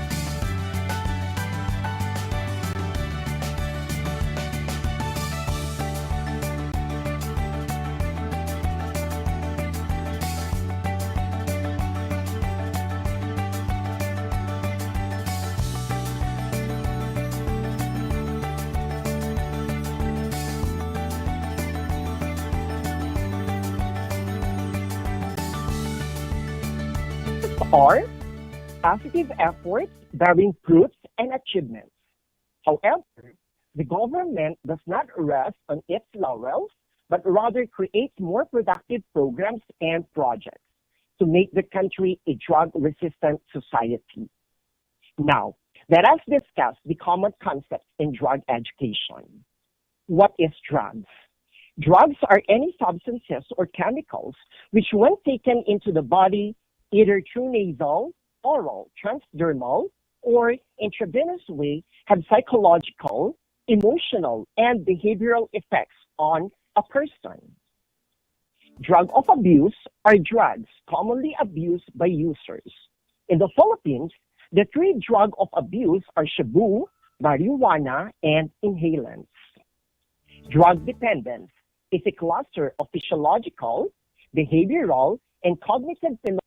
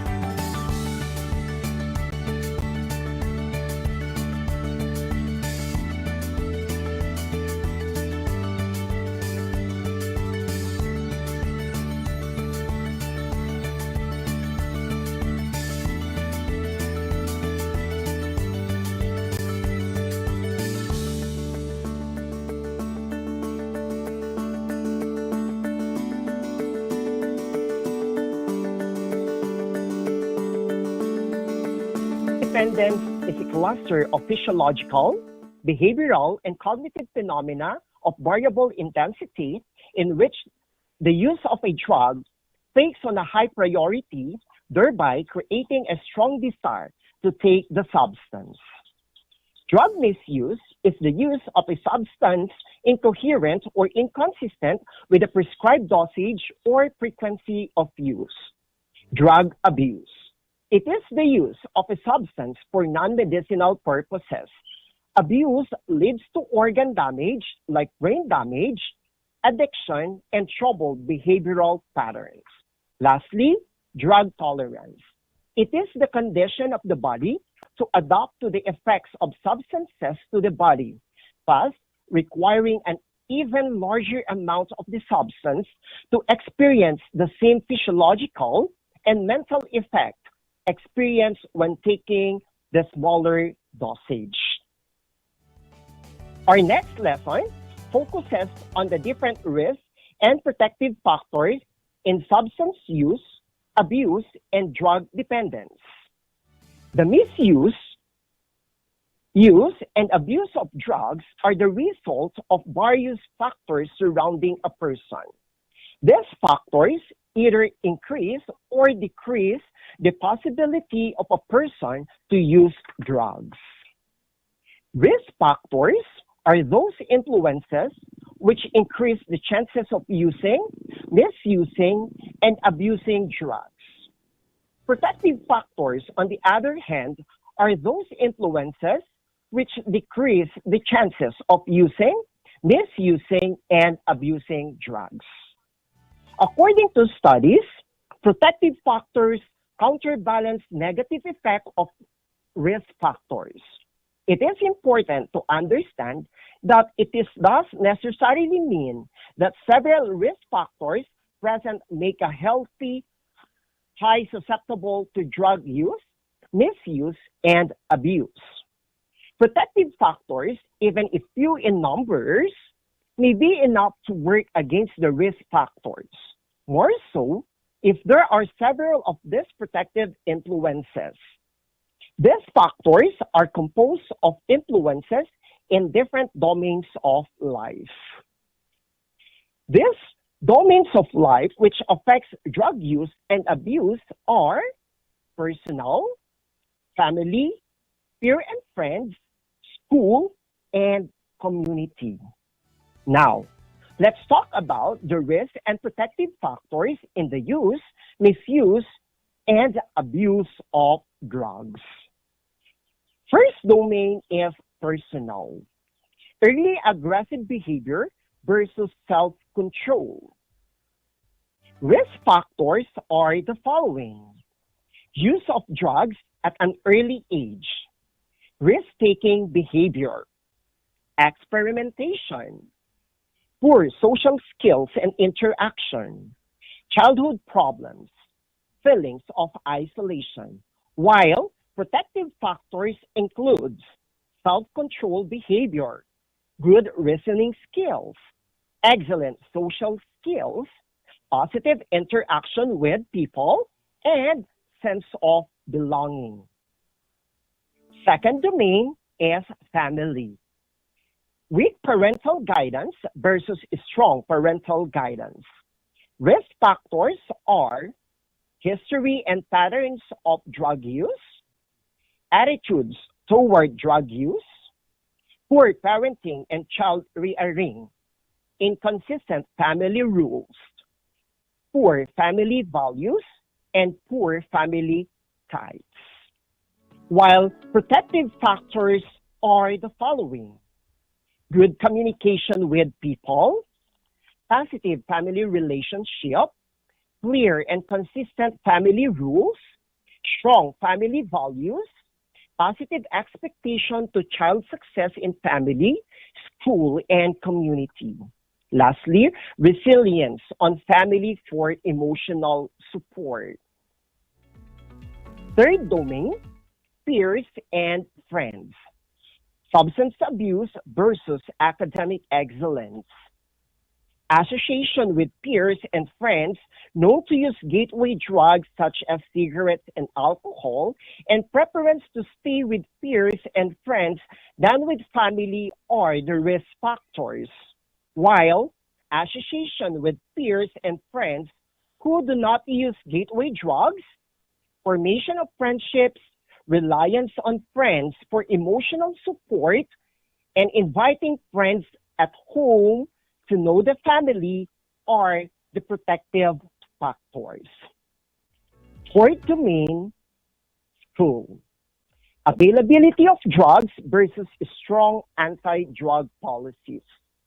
Risk factors are poor academic performance, lack of commitment to studies, poor attendance in school, involvement in fights and conflicts.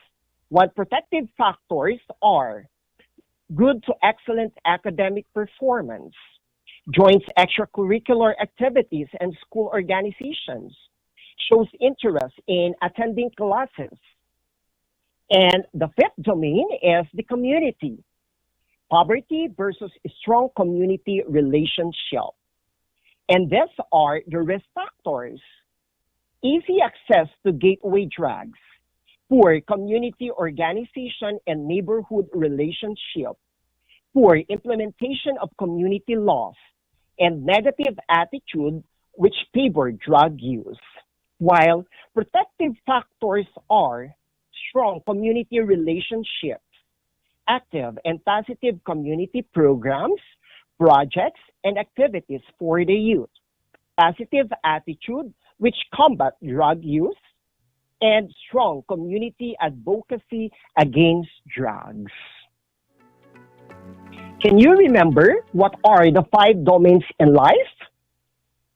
5, 4, 3, 2, 1. You remember it well.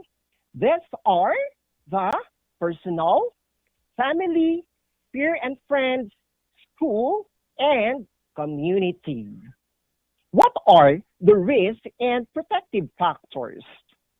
Risk factors are those influences which increase the chances of using, misusing, and abusing drugs, while protective factors decrease the chances of using, misusing, and abusing drugs. Now, let's have an activity. Grade 9 learners, it's quiz time. Get your pen and answer sheet, and let's have activity number 2. Direction: choose the letter of the correct answer and write your answer on your answer sheet. Question number 1. It is the condition of the body to adopt the effects of substances to the body. A, drugs. B, drug dependence. C, drug tolerance. D, drug abuse. The answer is letter C, drug tolerance. Question number 2. Drugs commonly abused by users. A, drug tolerance. B, drugs of abuse. C, drug misuse. D, drugs. Answer is letter B, drugs of abuse. Question number 3. Any substances or chemicals which when taken into body either through nasal, oral, transdermal, or intravenous way have psychological, emotional, and behavioral effects on a person. A, drug tolerance. B, drugs of abuse. C, drug misuse. D, drugs. The answer is letter D, drugs. Question number 4. It is a cluster of physiological, behavioral, and cognitive phenomena of variable intensity in which the use of a drug takes on a high priority, thereby creating a strong desire to take the substance. Your choices are A, drug dependence. B, drug misuse. C, drug abuse. D, drugs of abuse. Answer is letter A, drug abuse. And the last question is, it is the use of a substance for non-medicinal purposes. A, drugs. B. Drug dependence. C. Drug misuse. D. Drug abuse. The answer is letter B. Drug abuse. I know you did great in your short quiz. Congratulations! For the last part, activity 3 of your learning activity sheet, write an essay about the present drug scenario in the Philippines. Include data and information, including common terms you have learned in class and have gathered personally. Also include ways for the government and society to combat drug syndicates and addiction. Dear grade 9 students, if you have questions and clarifications in our lesson, you can send your questions on my messenger or you may ask your MAPE teacher. Once again, don't forget to watch us live on Facebook from 8 a.m. to 5:30 in the afternoon from Monday to Friday for more radio-based lessons based on the most essential learning competencies. Please also take time to like and share our Facebook page, RTV Tarlac Channel 26. I hope you learned a lot today. I hope you had a great time and enjoyed our lesson. Once again, this is Norman R. Tolentino, your health grade 9 anchor teacher. Stay safe and God bless us all. Thank you. Bye.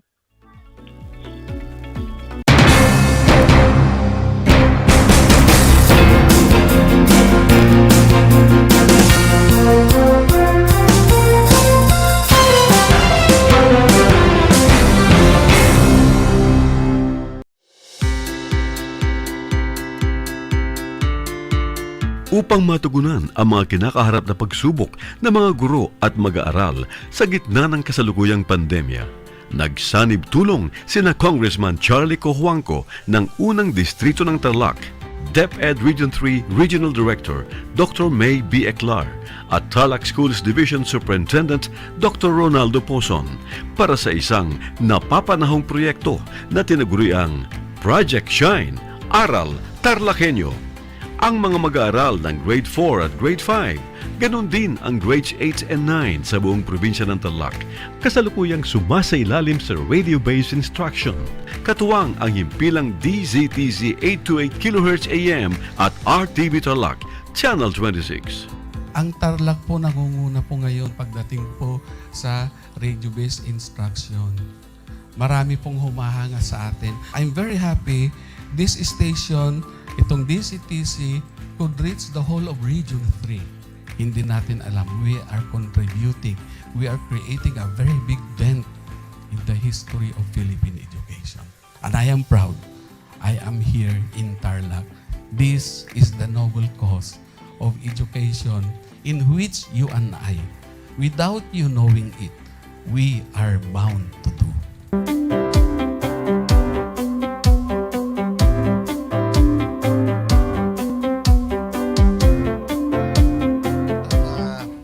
Project natin na Project Shine is a natural consequence dahil sa nangyari sa buong mundo. Let's continue to work together.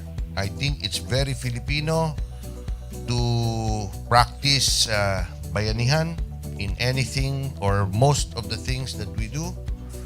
And this is a manifestation of that. No? We have private sector, we have DEPED, we have local government, all working together. And I hope the parents of some of these children, especially the parents that did not graduate from school or hindi nakapag-aral nung sila ay bata, sana naman gamitin na nila itong opportunity na mag-schooling na rin sila kasama ng mga anak nila para mag-bonding pati ang mga magulang sa mga bata. I look at this as doing God's work. Diba? So if you do God's work, it feels right. It's righteous. It's for good, not for evil. Good morning and happy learning, grade 4. Welcome to Aral TarlakHenyo here on RTV Tarlac, Channel 26. Simulcast over DZTZ 828, Radio Filipino Tarlac. I am Teacher Mercy Pacheco Bognot. This is Alistair Aidatu. I am Marie Josephine B. Andrade. I am Teacher Princess Marie M. Dueñas, and I will be your teacher broadcaster for today.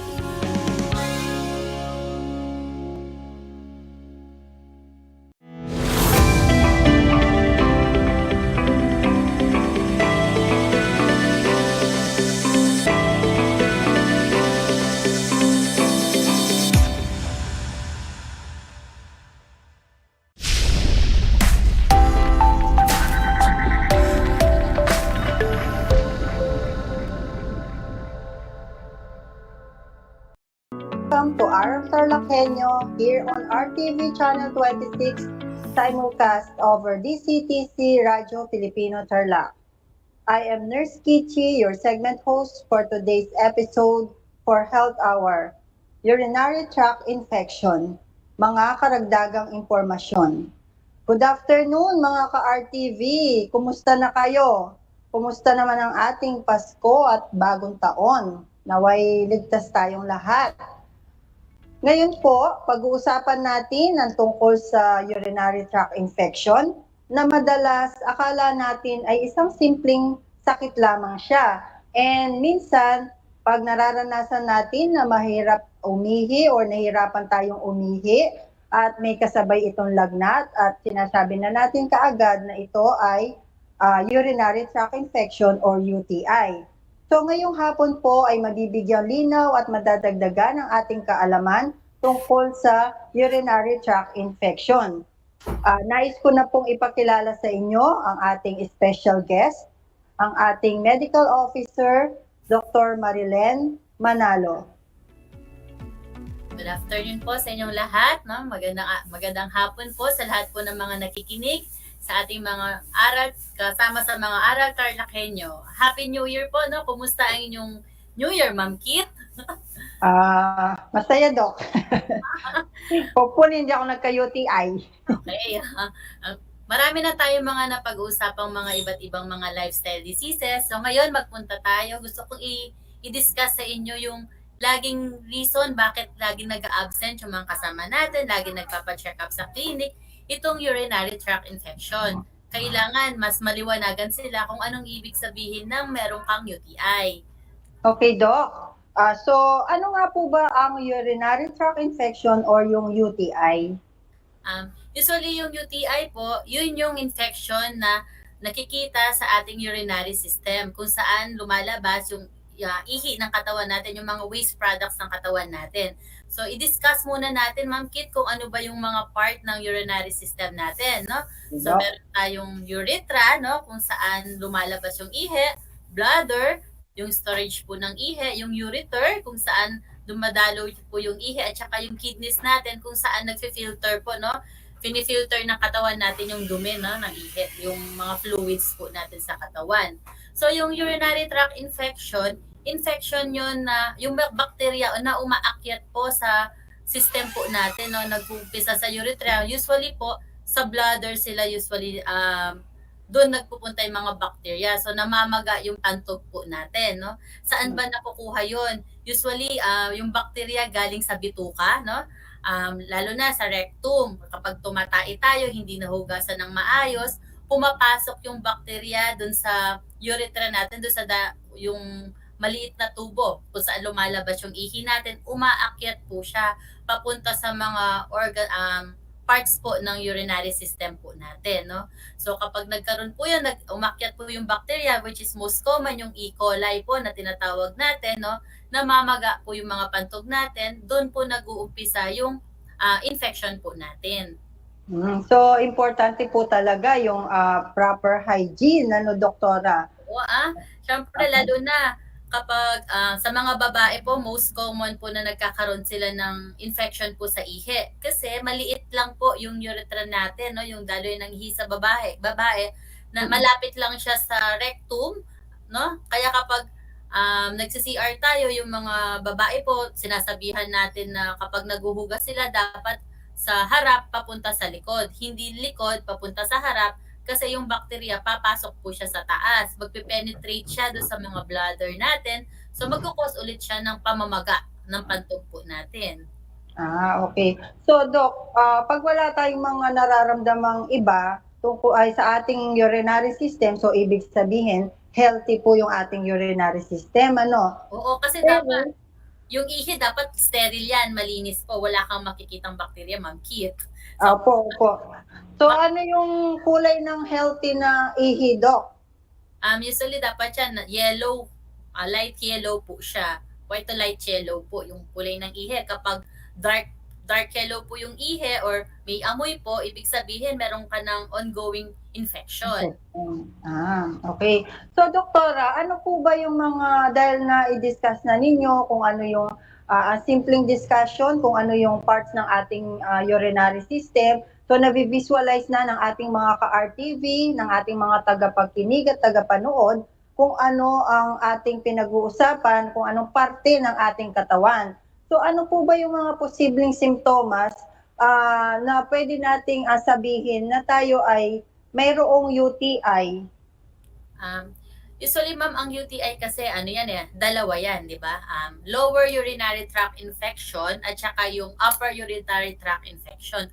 Although pareho sila ng simptomas. So gusto ko lang din i-discuss sa kanila kung ano ba yung lower urinary tract infection, kung ano yung sakop na parte ng urinary system. So kapag namaga po yung bladder, urethra po natin, no, nagkakaroon po tayo ng mga infection po sa bandang baba po ng pag-ihi po natin. So kapag ang bladder, namaga po siya, ang tawag po doon, yung cystitis na tinatawag natin, ang mararamdaman po natin, no, hirap po tayong umihi o yung tinatawag po natin na dysuria. Minsan po pag umiihi po tayo, mahapde, mainit po yung ihi, no? Then ang ano po natin, isa sa mga napapansin natin kapag meron po tayong lower urinary tract infection, no, nung namamaga yung pantog po natin, no, may amoy po yung ihi po natin, tas malabo, parang cloudy siya. Yung mga iba po, ihi sila ng ihi, no, kahit sa gabi, no, kahit di sila umiinom ng tubig, napapansin nila, ihi sila ng ihi. Tapos sumasakit po yung pantog nila, no, yung puson. Mga iba, sumasakit po yung likod. Nahihirapan may mga partners po dyan, may pain po kapag nagtatalik sila, tapos nagkakaroon ng mga discharge. Yung mga iba naman po, yung ihi nila, may nakikitang dugo kapag nagpapatest. So yun yung sa lower urinary tract infection, yung nararamdaman nila. Yung upper urinary tract infection naman, no, yung kabilang po dito, yung sa bato po natin, no, kapag namaga yung bato natin, tinatawag natin siyang pyelonephritis. Yung urethra naman, kung nakita nyo po yung slides natin kanina kung saan po dumadalo yung ihi, kapag namaga yun, yung tinatawag natin na urethritis, no? Ang simptomas na mararamdaman nyo po doon, sumasakit yung bandang likod po natin. Nagkakaroon tayo ng upper back pain, nagkakaroon din tayo ng sakit sa may side, tagiliran po. Karamihan sa mga pasyente, nilalagnat po sila, nagchichills po, no? Mga bata po na nagkakaroon ng UTI, most common po, nawawalan silang ganang kumain, nagsusuka, no? Kapag po yun po yung mga nararamdaman po natin, malamang ang infection po natin nasa taas na po siya. So, namamagana yung mga bandang taas ng parte ng ating urinary system. Opo. So, ang ibig sabihin po niyan, Doktora at mga ka-RTV, kailangan wag nating ipagwalang bahala, di po ba? Kasi minsan kasi ano lang yan, tumakbo na halimbawa ay umihi tayo, obserbahan din po pala natin yung ating ihi, no? Para makita natin kung normal ba yung kulay niya, kung may amoy po ba, di ba? Kasi normally, alam natin, mapanghi ang ihi, di po ba? Kaya lang minsan, totoo po yun na merong instances na parang malansa, di po ba? Parang merong ibang amoy yung ihi. So, importante po pala yun, Doktora, no? Yes, ma'am. Isang ano din, hindi lahat ng mga sumasakit sa likuran, no, o yung pantog or puson is UTI na. So, maraming dahilan po kaya sumasakit yung sa likod po natin. Kaya ina-advise ko kapag ganun ay nararamdaman po nila, magpa-check up po kaagad sa doktor para at least po makapag-request tayo ng mga laboratories. Kasi ma'am, nakakatawa kapag may mga pasyente po na nagpapa-check up, sasabihin nila, ay may UTI ako. Kasi nga, nararamdaman nila yung sumasakit yung likod. Pero wala pa naman tayong basis na may UTI sila, nagre-request na kaagad sila ng antibiotics. Kapag hindi mo sila bibigyan ng antibiotics, yung mga iba, nagagalit. Yun nga po, di ba? Yun nga, Dok, kadalasan, yung simptomas na ganon, minsan nga, Dok, excuse me po, no? Pero mga napapansin talaga natin yan, hindi talaga sila nagpapa-check up. Parang binibase lang nila dun sa mga na-experience ng ibang tao, ganito. Tapos, iinom din sila ng kagaya ng ininom na antibiotics. So, halimbawa, Dok, paano po nila mako-confirm na may UTI nga or kung ano ba talaga yung ititreat na infection sa kanila? Syempre, ang una pong gagawin natin dyan, kapag may simptomas, i-assess mo yung pasyente, titignan natin, no? Kung sa likod po yung masakit po, i-rule out natin na hindi siya muscle pain. Ngayon, kapag nag-positive siya dun sa test na ginagawa natin, yung kinakabog yung likod, yung mga doktor, yung tinatawag, chinecheck po natin kung meron pong costovertebral pain po dun sa likod niya, nagpapatest po tayo ng urinalysis. So, tandaan niyo po, kailangan natin ng urinalysis para makita po natin kung may UTI. So, sa urinalysis po, dun sa examination po sa ihi, marami po tayong makikita doon. Makikita po natin kung dehydrated ba yung pasyente, bakit kulay dark yellow yung ihi niya, baka kasi kulang lang siya sa tubig. So, makikita po natin doon. Sa urinalysis po, makikita din natin kung mataas po ba yung infection sa ihi, yung tinatawag po natin WBC or past cells po sa ihi, at saka RBC po. So, ang normal po na WBC sa ihi, dapat 0 to 2. So, it means malinis na malinis po yung ihi, wala talagang bakterya. Ganon din po sa RBC, yung sa dugo sa ihi.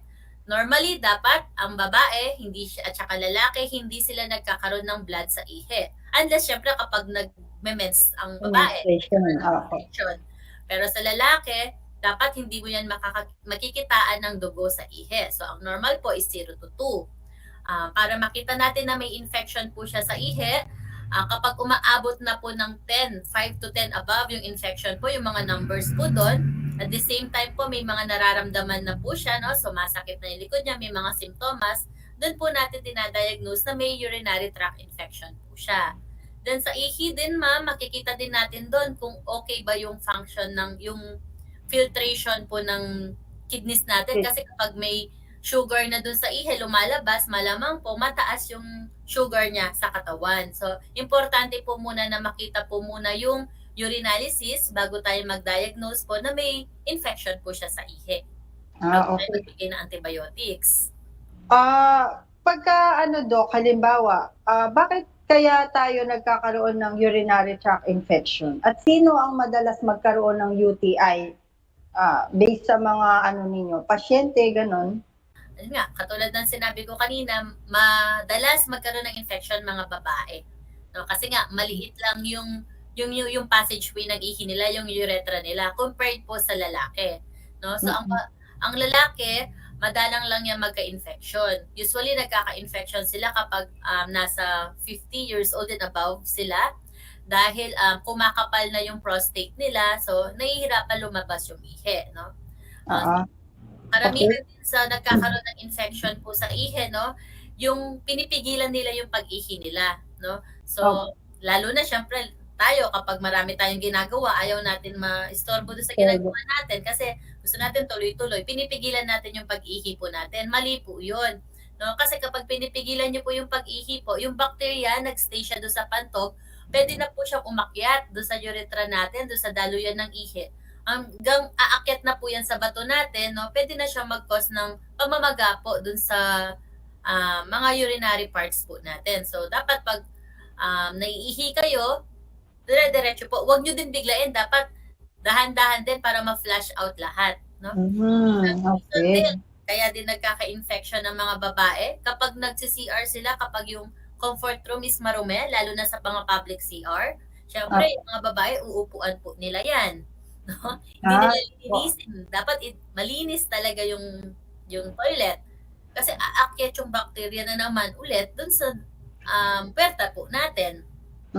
Okay. So, actually, Doc, Yun po yung tanong ng isang ating viewer. Dok, halimbawa po, madalas po kasi akong nagbibiyahe and umiihi po ako sa mga public restroom. Posible po ba akong magkaroon ng UTI? Yes, ma'am. Kapag marumi yung toilet, may possibility po na magkaroon po kayo ng UTI. Kaya ang ginagawa po natin dyan, dinidisinfect po natin yung uupuan po natin. Kasi kapag nakita nyo marumi yung public CR, maraming bakterya po na nandun. Lalo na kapag may amoy na yung public CR o yung pupuntahan po natin na comfort room, marumi po. Aakyat talaga siya sa atin. Meron din yung kaya tayo nagkaka-UTI din pala, ma'am, yung mga ayaw uminom ng tubig. Yung kulang sa tubig po, no? Yun isang reason din kaya kayo nagkakaroon ng UTI kasi hindi na nafa-flush out ng maayos yung mga waste products at saka bacteria sa katawan natin. Opo. Dok, halimbawa po, nagka-UTI. Ito po, minessage din ako ng isang viewer natin. Kapag po ba nagka-UTI, usually, ilang araw po bago siya gumaling? Okay po. Actually, hindi po lahat ng mga may infection sa ihi is nagpapastart tayo ng antibiotics. Meron mga iba po na may mga konting infection po sa ihi, pinapadaan lang natin sa tubig, no? Increase lang yung fluid intakes po nila, tapos sinasabihan ko sila, yung mga pasyente, wag magsuot ng mga panty or mga shorts na masisikip or brief na masisikip para hindi mag-maintain yung moisture dun sa puwerta po natin, no? Para hindi yung bacteria. Ngayon, at least 3 days kung nagkakaroon tayo ng infection at nagbigay kami ng gamot, at least 3 days po, merong ng mga improvement kapag nagpa-start po tayo ng mga antibiotics. Pero kailangan tatapusin yung antibiotics natin ng 7 days completed po. 7 days? Opo. Pero at least 3 days yung mga iba po, nagiging okay po sila. Gumagaling. Lalo na siguro, Dok, kung naagapan, kumbaga, yung mga start pa lang siya, nagpa-check up na po sila. Opo. Kasi kapag hindi mo pina-check up yung infection mo sa ihi, pwede yan mapunta sa dugo. Yung bacteria, pwede yan pumunta sa dugo natin. So, yun na, magkakaroon ka na ng infection sa dugo, yung tinatawag natin na sepsis. Yun yung mga kailangan na ma-confine. Dok, yung lagi po ako nag-UTI, sabi ng isang viewer. Hindi po ba makakasama ito sa akin? Dahil napapansin ko po, halos minsan or 3 beses sa isang taon ay nagkaka-UTI po ako. Okay. Yan ang tinatawag po natin na recurrent urinary tract infection. Yung sa isang taon, 3 or 4 na beses sila na paulit-ulit. Actually, hindi po maganda ang nagkakaroon ng paulit-ulit na infection sa ihi. Kasi ang nangyayari po, nagkakaroon po ng peklat, yung mga daluyan ng ihi po natin at nasisira po yung bato. So, i-check mo bakit ba nagkakaroon ka ng paulit-ulit na infection. May diabetes ka ba? Siyempre, i-check mo yung mga ibang sakit mo. Or pwede po yung mga na madalas makipagtalik po, no? Isa yun sa mga reason bakit po paulit-ulit tayo nagkakaroon ng infection sa ihi, yung mga menopausal patient po, no? Kasi syempre nagda-dry na yung mga matatanda po. So, ina-advise po natin yan na magpa-check po sa OB-GYN para at least bigyan po sila ng moisturizer po or mga mga gamot po para ma-maintain po yung moisture po nila dun sa reproductive areas po nila. So, kapag ganun po, i-check mo, babalikan mo, or baka pwede yung antibiotics na tinitake mo, hindi pala siya maganda dun sa bacteria na kumapit sa'yo. Kasi iba-ibang mga bacteria po yan, hindi lang E. coli, may mga ibang bacteria pa po na nagko-cause po ng infection sa ihi. So, ginagawa dyan, Ma'am Kit, natin yan. Hindi lang pa ulit-ulit na urinalysis, urine culture natin. So, itetest po nila yung ihi nila, titignan kung yung mga antibiotics na ginagamit is effective po siya dun sa mga bacteria na tumubo po galing sa ihi nila. Urine culture po ang tawag doon. Okay. So, yun po pala, no, para sa ating mga viewers, sa ating mga listeners, hindi basta-basta yung antibiotics Kasi minsan po pa talaga, 'di ba, Doc, yung pag-inom ng antibiotics, halimbawa nilagnat lang sila, tapos mag-a-antibiotics. Kumbaga parang namamali sila ng gamit dun sa gamot, na dapat kung ano man yung mga nararamdaman natin, especially itong pinag-uusapan po nating urinary tract infection ngayon, kung meron kayong mga ganyang mga simptomas, mas maganda po na magpatingin po muna tayo bago tayo uminom ng antibiotics dahil iba-iba naman po yung katawan natin, di ba? Kasi minsan, Dok, kung may kasama ako sa bahay, nagpa-check up siya, nagka-UTI, so parang nakikita ko yung mga simptomas sa sarili ko, so gagayahin ko na rin yung ininom niyang antibiotics na minsan hindi pala po pwede sa akin yung antibiotics na yun. So gaya nga nung nasabi niyo po, pwedeng iba yung bakterya na nasa akin kumpara dun sa kanya, siya nagpa-laboratory, nagpa-urinalysis, samantalang ako, hindi naman ako nagpa-urinalysis. Basta Yes, na ako uminom. Kasi ang mangyayari nun, ma'am, magkakaroon sila ng resistance sa dun sa antibiotics kapag ginamit nila yon kasi ginamit ng kapitbahay nila, tas ginamit nila, tas kapag nag-improve na sila, hindi na nila kukumpletuhin yung 7 days. So, ang mangyayari yung antibiotics na tinake nila, baka sa susunod, hindi na po effective sa kanila yon. Kaya nire-require talaga natin sila na magpa-check po muna sa mga doctors po nila para makita din po.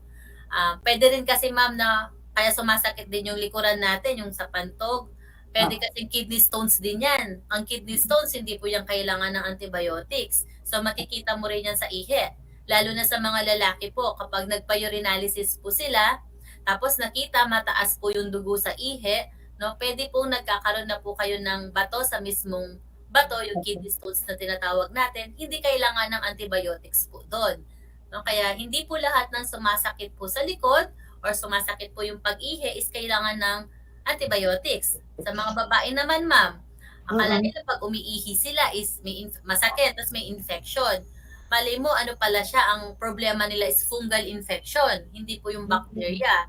So, hindi effective yung antibiotics na para sa UTI. Ang kailangan nila is antifungal. Kung ano yung gagamutin, dapat yun ang antibiotics na iinumin. Yes po, kaya sana po, klaro yan sa mga nakikinig po, no? Marami kasi ang lalo na online consult ngayon, kapag sinabi nila, hirap umihi, masakit yung likod, antibiotics lahat ang inihingi nila. Pwede naman, ma'am, yung mga home remedies sa UTI? Yes. Opo. May nagtanong din yan, Doc. Paano po kung pwede po ba or meron po bang mga home remedies para sa UTI? Meron, ma'am, yung mga kanina na sinabi ko, yung paano natin ma-prevent yung UTI, no? Yun, inom po ng maraming tubig, at least 8 to 10 liters per day, or kung kaya pa po ng mas madami doon, para at least ma-flush out po yung bacteria. Yung mga iba, ma'am, sinasuggest nila yung cranberry juice for UTI. Actually, kung narinig mo yun, no? Yes. Ayan, mga alternative medications. Actually, ongoing research yun. Pero sa mga nababasa ko, meron naman siyang effect kasi yung pH po ng ihi po natin, no? Ginagawa yung normal. Pero ongoing studies pa rin po yun. Okay. Sa mga babae, bawal magsuot ng mga masisikip, no? Para at least ma-prevent po natin. Yung mga hygiene wash, ma'am. Mga feminine wash. Nga, Doc, oo. Safe ba yon? Safe siya kung hindi siya masyadong mabango. Yung dapat hypoallergenic. Kasi kapag sobrang bango po, yung mga ginagamit po natin mga feminine wash po, nagkakaroon ng alternation po ng pH po ng sa puwerta po natin tsaka sa ihi. Ayun, nagkakaroon ng multiplications po ng bacteria sa puwerta po natin. So, dapat pala, pipiliin mo rin kung ano yung gagamitin mo, feminine wash. Ito, hindi lahat ng basta-basta. Kasi, syempre, Dok, kukunin mo minsan, syempre, ay, gusto ko yung mabango para pag nag-wash ako after, mabango, di ba? Okay. Sa mga naman, ma'am, sa mga may mga partners po naman, no, ang ina-advise po natin dyan, before and after po na magtalik po sila, umihi po. Umihi po sila para at least kung may infection po sa ihe, syempre may lalabas na fluids, hindi aakyat yung bacteria sa mga parte po ng urinaries Flash. Yes po. Okay. Before and after. Okay, Doc, meron ka pa po bang maidaragdag bago tayo magpaalam sa ating mga viewers at listeners? Paalala? Sa lahat ng mga nakikinig, sa lahat ng mga estudyante din, no? Hindi lang sa mga matatanda, no? Para maiwasan po natin yung UTI, kailangan natin ng magandang hygiene sa ating katawan, no? Kasama yan sa school, kailangan malinis yung mga CRs po natin, laging maghugas po ng kamay, lalo na ngayon, no? Tumataas po yung kaso po natin ng COVID cases po, no? So, remind ko po lahat yung paulit-ulit po namin i-remind po sa inyo, observe po natin yung minimum health protocol standards po natin. Lagi po tayong magsuot ng face mask, no? Maghugas po ng kamay, mag-alcohol po. Lahat po ng mga hindi pa po na vaccine, no? Ini-encourage po namin kayo na magpabakuna po kayo, no? Yung mga hindi pa po nabubooster dyan, pwede po tayong magpa-booster kapag may 3 months na po. 3 months o 6 months, pa-booster na po kayo. Huwag na po tayong mamili ng mga brand, no? Sa mga bata po na hindi pa po nababakunahan, huwag po natin silang palabasin sa bahay, no? Mas maganda po kasi yung prevention kaysa po na masalisihan tayo ng COVID-19 kasi mas maraming magiging problema. Opo. Okay, Doc. Maraming salamat at napakarami naming natutunan ngayong hapon to. At naway ang ating mga listeners at viewers ay marami ding natutunan at nag-take down notes po sana kayo para matandaan po natin ang ating mga napag-usapan po kanina. So, okay. So, good afternoon. This is Nurse Kichi, your segment host. Thank you, Doktora, our special guest. Good afternoon po. This is Dr. Rabani, your medical officer at your service. Okay po. So, see you sa ating mga susunod pa pong mga segment tungkol sa iba't ibang sakit na mapag-uusapan po. So, ang walang sakit ay malakas, di po ba? So, ligtas ang taong malinis. Ligtas ang taong may alam, Ma'am Kit. May alam at malinis. Okay, so ngayon nadagdagan po yung kaalaman ninyo. So, unti-unti nadadagdagan po ang ating nalalaman tungkol sa iba't ibang sakit na familiar naman po tayo, na nararanasan natin paminsan-minsan. Okay, so good afternoon and see you sa susunod pong Health Hour. Goodbye po. Bye.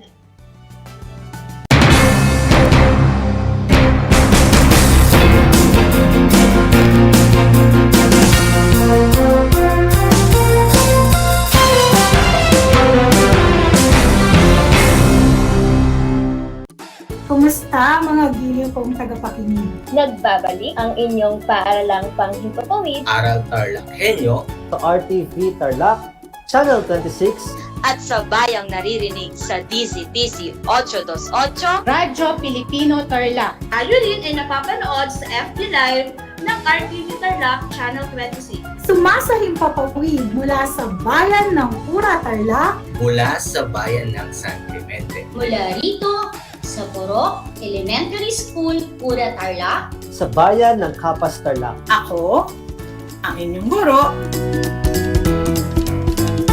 na maghahatid sa inyo ng makabuluhang pagtalakay sa ating aralin. Bahagi mo Radyo Pilipino saan mang bahagi ng Pilipinas, saan mang bahagi ng mundo, ano mang uri